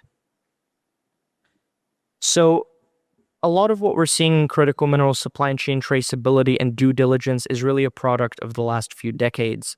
On the one hand, concerns about upstream ESG factors, including, for example, cobalt mining in the DRC or the free TG mining in conflict areas, have created an impetus for greater supply chain transparency, which has led to changes in how mineral-consuming companies interact with their supply chains. And this has now been mainstreamed across many more minerals as well. There has been a rise in different regulations and standards, most notably in the EU, but also there's been significant progress on traceability that's been enabled by technological advances in fields such as geospatial and remote sensing-based monitoring, geochemical and isotopic fingerprinting, as well as blockchain and immutable chain of custody tracking. Now, supply chain transparency, traceability, and accountability is becoming widely accepted as a norm, as an expectation across mineral value chains. However, difficult implementation in the context of a complex landscape of sustainability standards and initiatives is posing a challenge to the system. So now we'll talk about the Stocktake report and its main findings. As a little bit of background and context, the work builds on a number of different UNEA resolutions, and it is part of the work that's been carried out by the IGF and UNEP as part of their MOU that was signed in Geneva in 2024. This work responds to a clear reality which has global implications. The demand for minerals is increasing rapidly, driven by energy transition, digitalization, food security, defense, and many other sectors. And at the same time, governments face growing pressure to ensure responsible sourcing, but also responsible production. So the key issue here is the governance landscape is becoming more complex and not simpler. And this report aims to clarify how SSIs interact with laws and regulations, identify how they can enhance environmental governance, and clarify that this report was not about evaluating individual standards, but rather about understanding the system as a whole. From the IGF perspective, this falls within the mandate of supporting country governments, including many of the governments present here today, to navigate the complexity and make informed policy choices. So when we think about SSI, let's have a quick reminder of what we're actually referring to here. SSIs are frameworks, schemes, or programs, and they are designed to improve sustainability performance across supply chains. They are often voluntary initiatives and are often led by private sector or multi-stakeholder initiatives. A key point here, however, is that these SSIs often operate alongside and not within formal public regulation. One of the most important findings when assessing a series of hundreds of these SSIs is that they have become more prevalent. Their numbers have doubled over the past few decades, and we are now looking at more than 100 we're looking at over 100 SSIs in the minerals and materials sector across a number of localities and value chains. And so what this does is that it creates a complex and fragmented landscape within the interaction. The proliferation of SSIs, which can be very different in terms of their governance, procedure, scope, and substance, across different minerals or metals supply chains is confusing to many, as this triggered complex interplays between SSIs and public instruments, ranging from collaborative to conflicting. So it's important to note here that more standards do not automatically mean better outcomes, and without alignment, they can create confusion rather than clarity for host governments. There is a broad consensus that SSIs cannot replace the strength of government regulation. However, they can support policy implementation, improve transparency and data availability, and act as a bridge between practice and regulation. In a survey that was conducted by the IGF in the course of the writing of the report showed that nearly 90% of the governments that were surveyed are considering integrating SSIs into national frameworks, reflecting their importance, but at the same time, 65% need more support and information before doing so. Sorry, one more point over here. A key insight here is that there's strong interest in SSIs from governments, but there are also capacity gaps, especially in terms of the implementation. There are 5 models that we have identified throughout this work, and they showed the range of options, but also the range of levels of collaboration, if you will, across the sector. This goes from collaborative, where they are in tandem or in line with national regulations, all the way down to competitive, where they go against it. And the mechanisms through which SSIs can complement regulation, i.e. the best case scenario, is either integration into law, into a binding format, used through government guidelines, which is non-binding, and then acting as a bridge between voluntary practice and regulation. So to make this maybe a little bit more concrete, there's a number of topics that come up and that are most often covered by SSIs. You can see them on the board here or on the PowerPoint. And really, this is across a number of different governance, environmental, and social aspects, but really kind of covers the broad range. But really, what we're seeing most is policy and management within governance, as well as material stewardship, in the environment, its effluents and waste and biodiversity conservation, and in social, thankfully, the human rights aspect comes up quite a lot. So the key is that this somehow also, however, creates a challenge as coverage is often not consistent across the different initiatives. And some topics are well covered, such as the ones I've mentioned, while others, such as cumulative environmental impacts, gender equality, indigenous peoples' rights, or downstream supply chain governments, may receive less attention. I'm going to speed up a little bit because I've been talking a little bit slowly. But I want to point out, and maybe then discuss it for the Q&A a little bit, that there's some key findings here from this relatively large survey.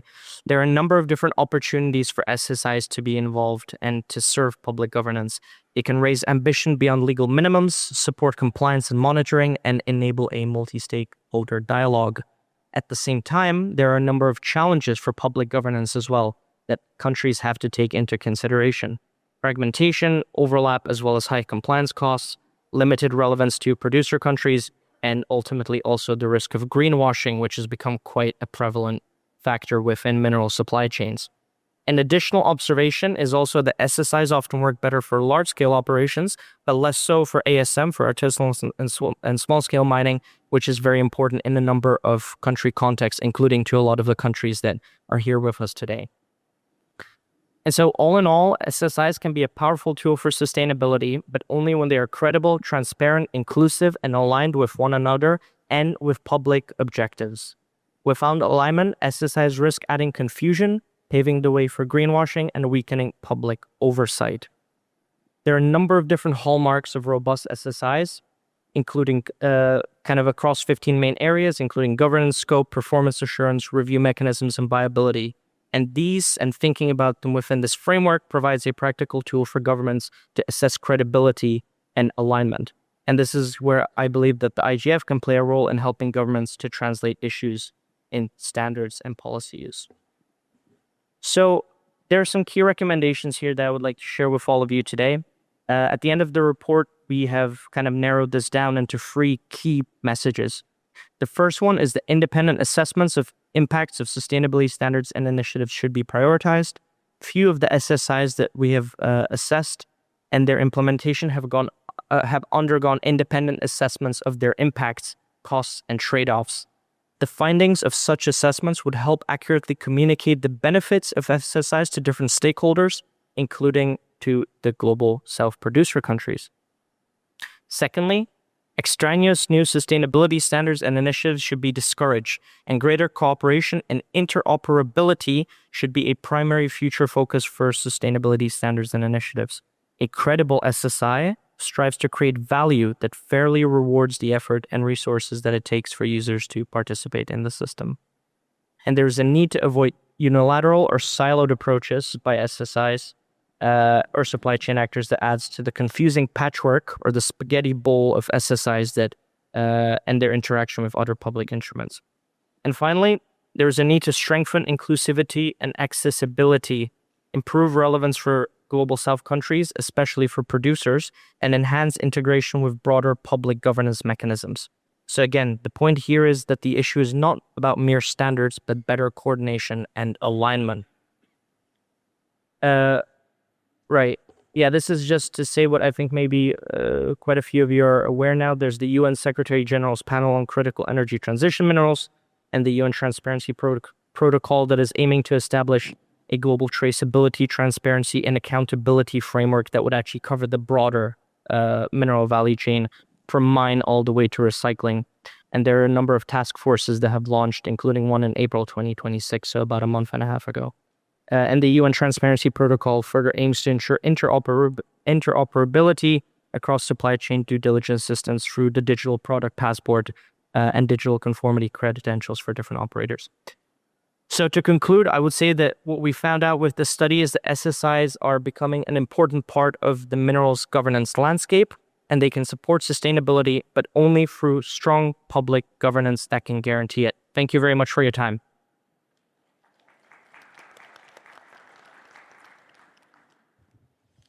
Thank you very much, Pavel. It is a very interesting report that you have presented, and we see how, what are the roles of SSI, and then it can be problematic, but it can be also kind of very sporting. And just would like to ask you one question. So based on the outcomes of this report, what role can standards play exactly in supporting public governance, and then promoting accountability and transparency in the mining sector? Yeah. Thanks, Pagjako, for the question. So one of the core conclusions of the report was that sustainability standards can act as something that we called governance multipliers. While they cannot replace government regulation in themselves, they can help governments achieve policy objectives by providing consistent frameworks, generating comparable data, which is also very important, and increasing transparency. So in practice, we see these standards supporting public governance in several ways. One of it is improving transparency for standardized reporting, disclosure requirements, and more accessible environmental and social performance data, as data in general and gaps within it are a major obstacle to good governance and to traceability. We also see standards as possibly supporting public governance for the strengthening of accountability. But again, as I discussed, a lot of these things have not been independently verified. But those that have some sort of verification, or where there is a independent verification or audit baked into the system, can actually enable stakeholders to scrutinize scrutinize company performance and general public impacts quite a lot as well. There's a number of things here, but I think what's also most important is this kind of raising ambition beyond just the legal minimum. Again, this is becoming an industry standard. It's important to have good practices. And so a lot of these SSIs can actually encourage companies to adopt stronger practices on core ESG issues. And then I think maybe just the last thing, and then I'll leave it there. There's a real need for multi-stakeholder participation within the new minerals value chain as we consider the global kind of changing landscape, industrial policy, development banks, private actors, public actors, and everyone involved. There is a need for a multi-stakeholder approach, especially when it comes to license to operate, when it comes to environmental impacts on communities. And so we think that there is some space in which this can actually support better governance that would bring together governments, companies, communities, indigenous peoples, and civil society in decision-making processes. So thanks a lot. I'll leave it there. Thank you. So many opportunities, in fact, with a strong support by coordinated multi-stakeholders, I guess. Yes, so we will go with the last presenter, Prof. Chen, that will bring us more on the traceability, on the law of traceability. I think it will be the very interesting topic at the end of this session. Please, Professor Chen. Thank you so much. As you know that every team, you need a lawyer. So why lawyer is important? Because sometimes we hold you back. Say you breach the law, you can't do this. But sometimes we do push you forward. We tell you that this is an emerging direction. So here I am. I'm a professor of law from University of Sydney, and I'm also an academic lawyer. Most of my research is for United Nations Economic Commission for Europe. This is a very important United Nations agency. As we know that United States under President Trump withdrew from many UN agencies, but the United States still remain a member of UNECE. I'm the UNECE rapporteur for Pacific. But here I speak on my personal capacity rather than representing University of Sydney or UNECE. So why law is important for critical raw mineral value chain? Especially in this panel, we focus on traceability. Because there are lessons. Where are the lessons come from? So one example is Indonesia. You just recently lost a case in WTO regarding palm oil. And the issue is not about the quality of your palm oil. It's about the information related to palm oil. How the palm oil is processed, is produced, the province, the country of origin of palm oil. There are also other examples in agriculture and fishery industry regarding traceability. Again, in WTO, there are issues of tuna, issues of, how you catch turtles, the salmons. In Australia, we established a high standards of traceability for the transportation of cows, cattle, etc. But why critical raw mineral traceability is especially important? Because the value chain is longer. And also the consumer behavior is different. For example, tonight we are going to have a wonderful dinner. And in this hotel, I trust them. They provide cake with the cage-free egg. So we are happy to pay more for cage-free egg. But may I ask you, are you happy to pay more if the battery in your car is made by one is the green procedure and the other one is not a green procedure or without the certification? So the consumer behavior is not the same if we compare critical raw mineral with a longer value chain in agriculture and fishery industry. So in this context, last year, we had a very successful collaboration with the UNECE, focused on digital product passport and the related legal conflicts. So based on that research, I co-lead a project under UNECE focused on traceability, accountability, and sustainability of critical raw minerals. I'm also very grateful for my colleague to mention United Nations and Secretary General Critical Energy Transition Minerals. I'm a member of the Global Network of Experts. Actually, we have a meeting at 7 p.m. tonight. So I'm going to quickly talk about why we need international traceability law. So to be clear, this law does not tell you how to calculate your water consumption, how to control your labor force against anti-slavery law. It's not about the substance. It's about the mutual or unilateral regulation. It is about the data that you collected from your factory in Indonesia can be recognized, for example, in China, in Australia, or in your downstream markets like the United States and European Union. It is about the legal and regulatory interoperability. So a very important digital traceability tool imposed by the EU as a market access requirement is digital product passport. It will become effective February 2027, so you can count the dates. So the digital product passport, as you see, it requires not only the physical products, the mineral products must comply with the market entry, the consumer market requirement, which is the blue line that is typical international sales of goods. It also requires the transfer of ESG data, product data, processing data, and the data of the carbon footprint, etc., to the economic operator in the EU. So as you see this chart, which is the red lines, it demonstrates the data flow. So here is the concept of digital twin. We are not only deal with the physical mineral products, we are also deal with the data associated with products.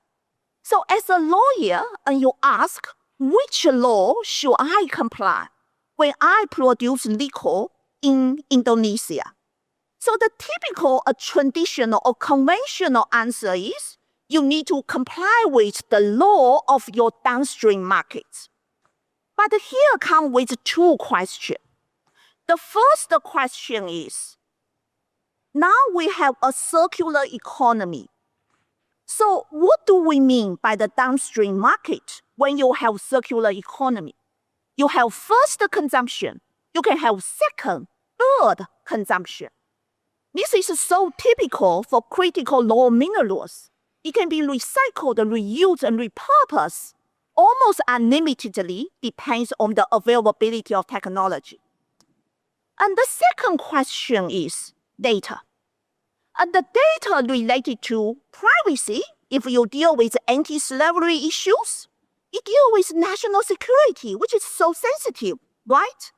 So the traditional international sales of goods has to deal with the movement of data. And here come with the tension. The downstream markets require transparency, data disclosure of the value chain, while the upstream and the middle stream market, they impose national security. You can't release the geographic information of the mine or the privacy requirement. You can't release the information of your staff members. Or maybe you have business confidentiality, intellectual property issues. So in my research, and I do a lot of research interviews with people around the world. So many business persons tell me that I do not want to release my second-tier suppliers because this is my very sensitive commercial information. So these are all legitimate consent and should be dealt with international traceability law. So our research discovered that there are a lot of constraints, but all of constraints can be summarized as legal and regulatory interoperability. So if we use digital product passport as an example, so the EU is going to impose digital product passport as a market entrance requirement. However, there are other voluntary digital product passport. For example, London Metal Exchange. If you do business with London Metal Exchange, you have to comply with the metal passport in London Metal Exchange. And this passport does not talk to each other. So the problem of the upstream and middle stream supplier is they have to produce data for one passport, and then they do another set of data for another passport. And the second problem is you are middle stream and upstream, you export the products to EU, it requires digital product passport. You export your products to China, and China have different traceability system. You export your products to United States, and we know US levy tariff by country of origins, so it's another type of traceability system. Therefore, there is no legal interoperability. And then the further issue is digital product passport. It talks about the whole battery, but how about the components of each batteries? So whether the product's passport can attach to the components of the batteries? So we know we fix batteries, sometimes we replace components. So all those issues is the legal and regulatory interoperability. So what's the solutions? The research team proposed two solutions. So the first one is, again, we need to consider what has actually worked in our practice. One example is if you have dispute with your foreign partners, you can go to litigation or go to arbitration. So judgment issued in Indonesia can be enforced in Australia, subject to Australian law. So if you consider cross-border judgment recognition enforcement, it actually is a traceability mechanism. The same as arbitration award. All the ASEAN countries are member states of New York Convention, concluded in 1958. So regardless the different democratic, political, or legal systems, the arbitration award rendered in Thailand can be recognized and enforced in Malaysia. So why we can't create a system that the data collected in Thailand can be recognized in Malaysia? Of course, Malaysia has right to reject it, but based on mutually agreed conditions. So this is what we're working upon. We are not deal with the substantive law to tell you what you should do. We are create a mechanism, the mutual or bilateral recognition mechanism, to facilitate a cost-effective international value chain.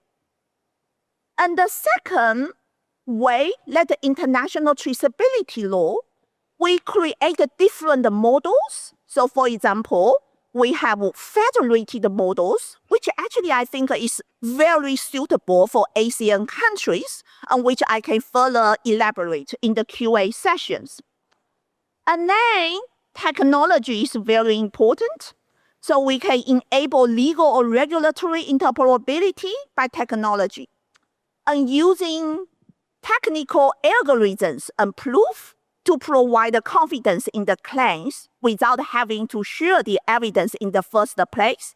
So for example, there are zero knowledge proof. Okay. So overall, implementation and next step, and I call for participation for the United Nations Economic Commission for Europe. It has recommendation 51 projects. It focuses on how to create a mutual or unilateral recognition mechanism to facilitate a secure and sustainable value chain. So we consider an early harvest is the mineral trade corridor. It is indeed a very promising, very recent Indonesia and Philippines conclude a nickel trade corridor. So a way to further advance this trade corridor is both countries need to have mutual trust, not only for the movement of the physical products nickel, but also you should have mutual trust for the movement of data attached to the nickel. And further is to create a trade corridor with your consumption market, that is EU and United States. So the data collected in Indonesia or in Philippines can be recognized as a market access requirements in the EU or United States. So at the UNECE, we try to provide indicative model provisions for states to conduct domestic legislation or international negotiation. And very important that we facilitate the private parties with model contractual provisions to clarify your rights and obligations around traceability and dispute resolution. So finally, include this, equity is so important. We need to pay attention to small, medium-sized enterprise, and traceability should not become a trade barrier. It should not become a playground for big markets and for big multinational companies. So the indigenous people's right, the community needs, and the social contracts should be considered. Okay? So overall, the takeaway is sustaining our planet's most critical raw mineral will require international traceability law. Thank you.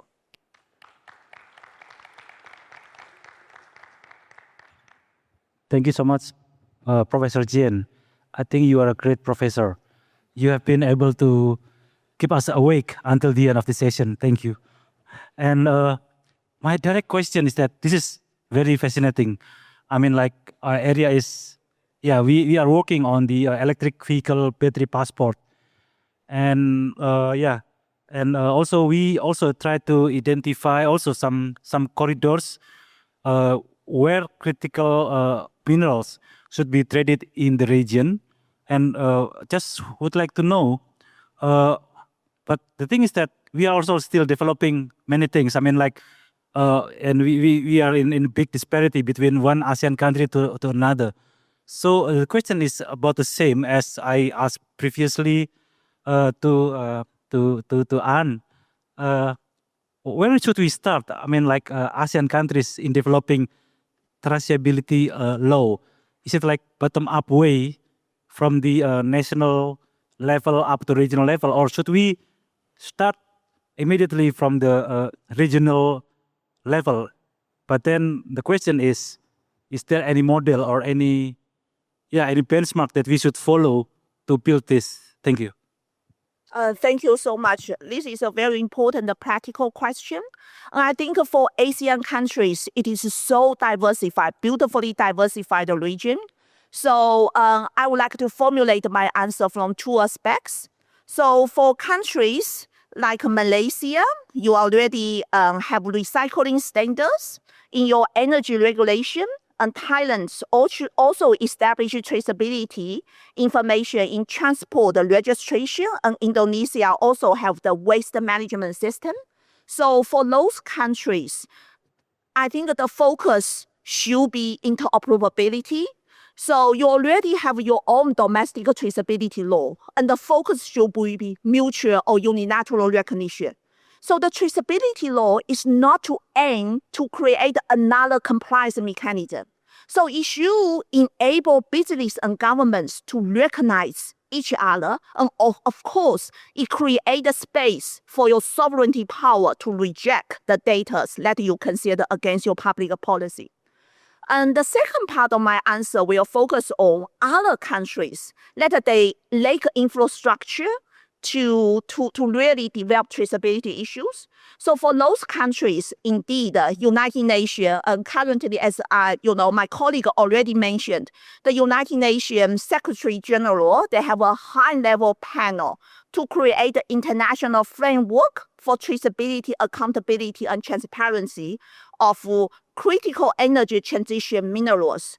So here we need an international impartial organization to provide the common goods to help developing countries. Rather than you develop your own law, but also you have template to follow.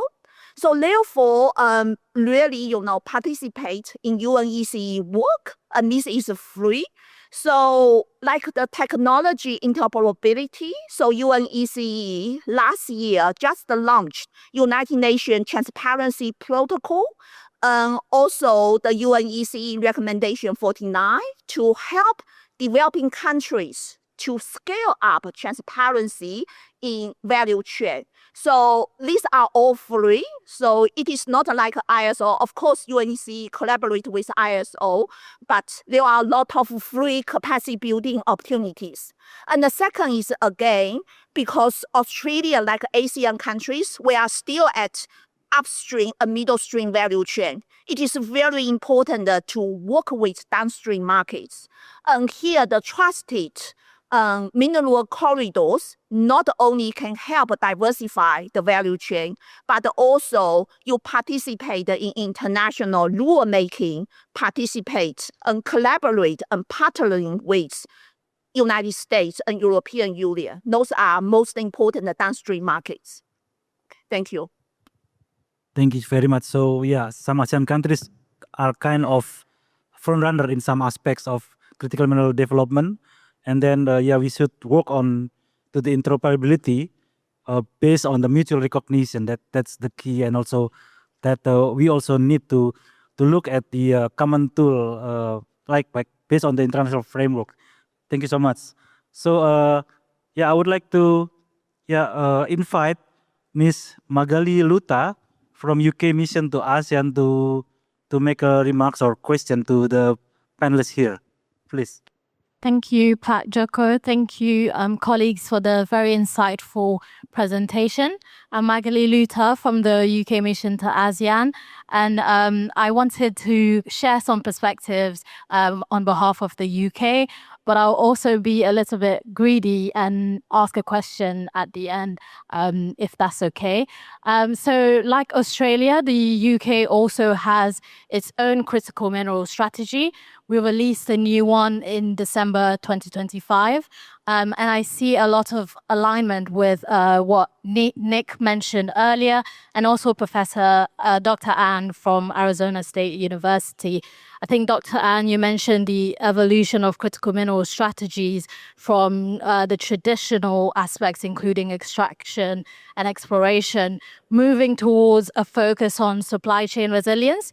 And that's something that resonates with the UK's position, and we've set this out in our own strategy as well. Similar to Australia as well, putting an emphasis on diversification to promote that supply chain resilience in critical minerals. And I think what colleagues have also mentioned, I think the IFC colleague mentioned on the importance of traceability, supply chain traceability becoming widely accepted as a norm. This is also something that resonates with the UK's own position as well. And we've seen from the UK, global demand for critical minerals is rising rapidly, as many colleagues have already mentioned today.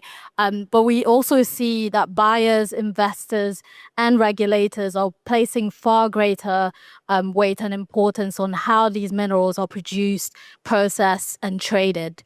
And on responsible mining specifically, we see strong ESG standards as a source of competitive advantage rather than a constraint. And increasingly, we've seen capital flowing towards projects that can demonstrate high standards of environmental management, labor practices, community engagement, and governance. And that was an example from session 2 by the IFC colleague on Thailand, Indonesia, which can also apply to speak to this point as well. And conversely, we see that operations linked to environmental degradation, weak oversight, or social harm are facing higher costs, reputational risks, and in some cases as well, exclusion from key markets, including the UK. And in the ASEAN region, we are starting to see increasingly more unregulated mining sites. And these are leading to environmental contamination, impacting local health outcomes, and also reducing investor confidence. And addressing these challenges is not only about sustainability, but it's also about maintaining competitiveness and attracting long-term investment. And on traceability, I think, again, as I said, with the IFC colleagues' point, traceability is indeed becoming widely accepted as a norm. And it's also particularly essential to meeting requirements of downstream industries as well, particularly electric vehicles. And firms are increasingly needing to demonstrate where their materials are coming from and whether they are meeting ESG and due diligence standards. And for ASEAN producers, this means that transparent and verifiable supply chains are critical to securing market access, especially for advanced economies, including the UK. But there are also opportunities, and the UK is working together with partners that are here in the room, including Australia and the US and ASEAN member states, to ensure that traceability systems are practical, interoperable, and inclusive as well.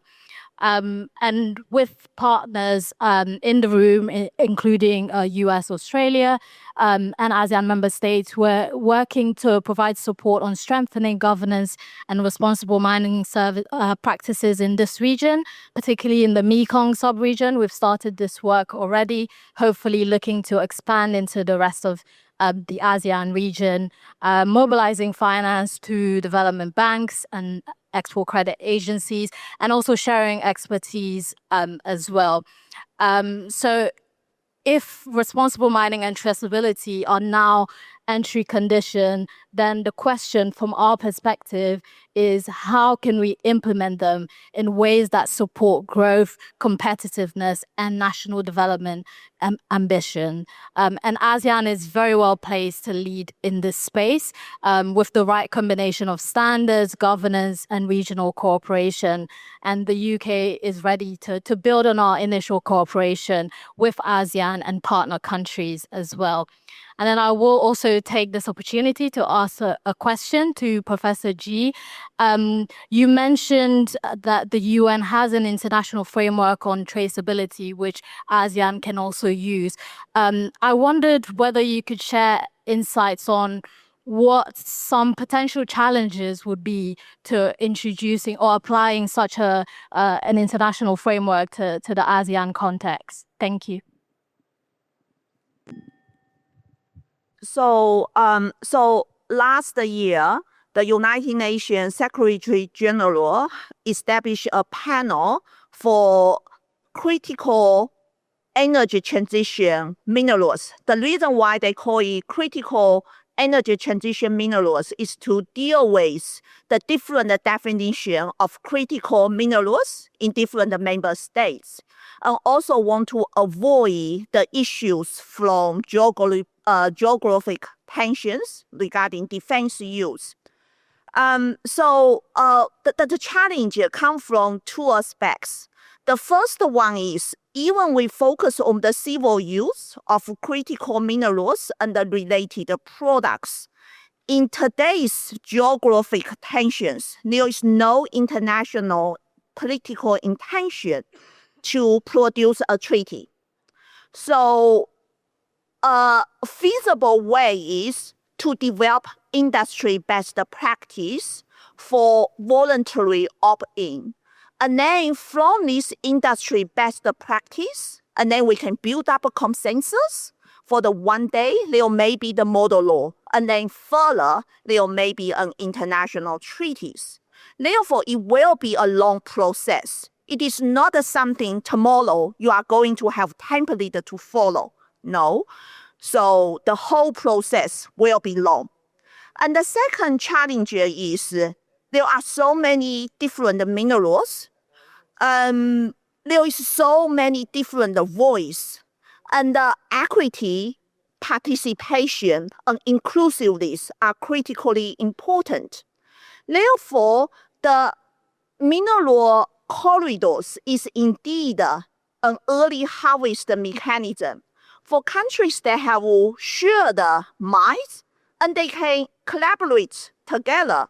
So my colleague from Arizona also mentioned that United States conclude deals, for example, with Australia and with other countries. And very important, like Indonesia, you just conclude a CEPA, Comprehensive Economic Partnership Agreement, with European Union. So the CEPA hasn't become effective and waiting for your domestic legislative process. And the CEPA, Indonesia and Europe, EU CEPA include digital economy provisions, which can facilitate digital traceability data transfer between the countries. So therefore, I think that the takeaway is, the first is we should focus on develop best industry practice. And the second is trade corridors, relied on countries that have the shared value, especially upstream, middle stream, and downstream markets. If we can create a trade corridor in these aspects, it will be very beneficial, especially for developing countries to participate. Thank you. Thank you so much, Professor Jin. So yeah, we see how the challenges are in introducing this kind of scheme to ASEAN, but we see also the opportunities. So maybe I just would like to invite for one really burning question from the floor, if any. Okay, from the front. Unless the member country has question, otherwise I throw one question. I think this very interesting session about the traceability of this mineral. I think it's a market entry to, as you mentioned, and also I think the last speaker highlight about this. I think related to law and other. But I from technical point of view, I think how practical that we able to do this. I think beside law and other involved, but the mineral can disappear quickly once it go into the final products. I know the AI and other can do some of the tasks to do a fingerprint of the batch of, let's say, iPhone production or whatever. But again, it's very hard, I think, in practice. And in reality now, for example, the giant company like iPhone, NVIDIA chip or others, I think they rely on these auditing and trace back the value chain. It's quite complex in practice, but in concept, I really support that again, I think just for thinking how we do this, even we have ability to do, but again, I think technically, I feel it's very hard. That's my comment, but again, it's a very exciting idea. If you have any idea how we able to design and trace this perfectly until I think the end of product, from mining to the product and recycling, I think I'm really happy to hear. Yeah, thank you so much. Yeah. Thank you, Dr. Pullman. Is there any short feedback to Dr. Pullman's comment from the speakers? There are many examples. So for example, money laundering. How you trace money? There is a lot of way to trace illegal money laundering. So how we do that? There are technologies, right? The money laundering issues, it's based on traceability. Money can disappear. So how police to trace the money across border? There are technologies. So in the mineral industries, diamond, Kimberley process, diamond from conflict zones. So there are existing small scheme to trace diamonds. There are, but I agree with you. The challenge is mineral. There are so many, and they may disappear. But I don't think the disappear is an issue. Money, right? We can trace money. How the corruptions, drugs, how the police trace those money. So there are ways. Also, existing international law in other industries. For example, endangered species. There are CITES convention to trace endangered species. And also, another example is bankruptcy. So there is a Cape Town Convention for international trace of interest in equities. So there is a way to trace that internationally. So the thing is, for a long time, people do not consider we need to trace minerals. However, we can learn from other industries, like money laundering, how they trace money. You can't see the money. We also can learn from how to trace endangered species. There are many existing good lessons or maybe bad examples that we can learn from. The most important is really call for participation. We can work together. We can share ideas, especially like academics. I need to know what's the real problems, and then we jointly work together. Thank you. Thank you. Very enriching, Professor. So just to wrap up in one sentence, I believe that ESG is still a difficult thing to develop or to introduce in the critical mineral industry. But somehow there are opportunities, and somehow there are many different pathways to collaborate, to partnering, and then that's the way that ASEAN countries can also expand its capability for the market entry, as well as to attract investor and to diversify investment. I think big applause for all the speakers and for the forum. Thank you.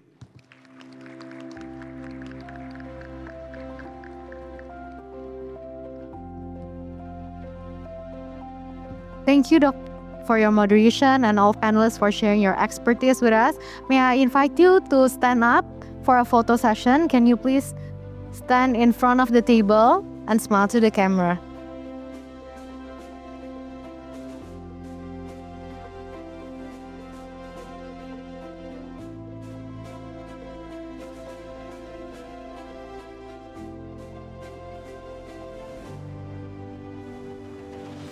Please smile to the camera. Big smile to the camera. 1, 2, 3, smile. Smile. Ladies and gentlemen, here are our panelists and speakers for session 3. Please give them a round of applause.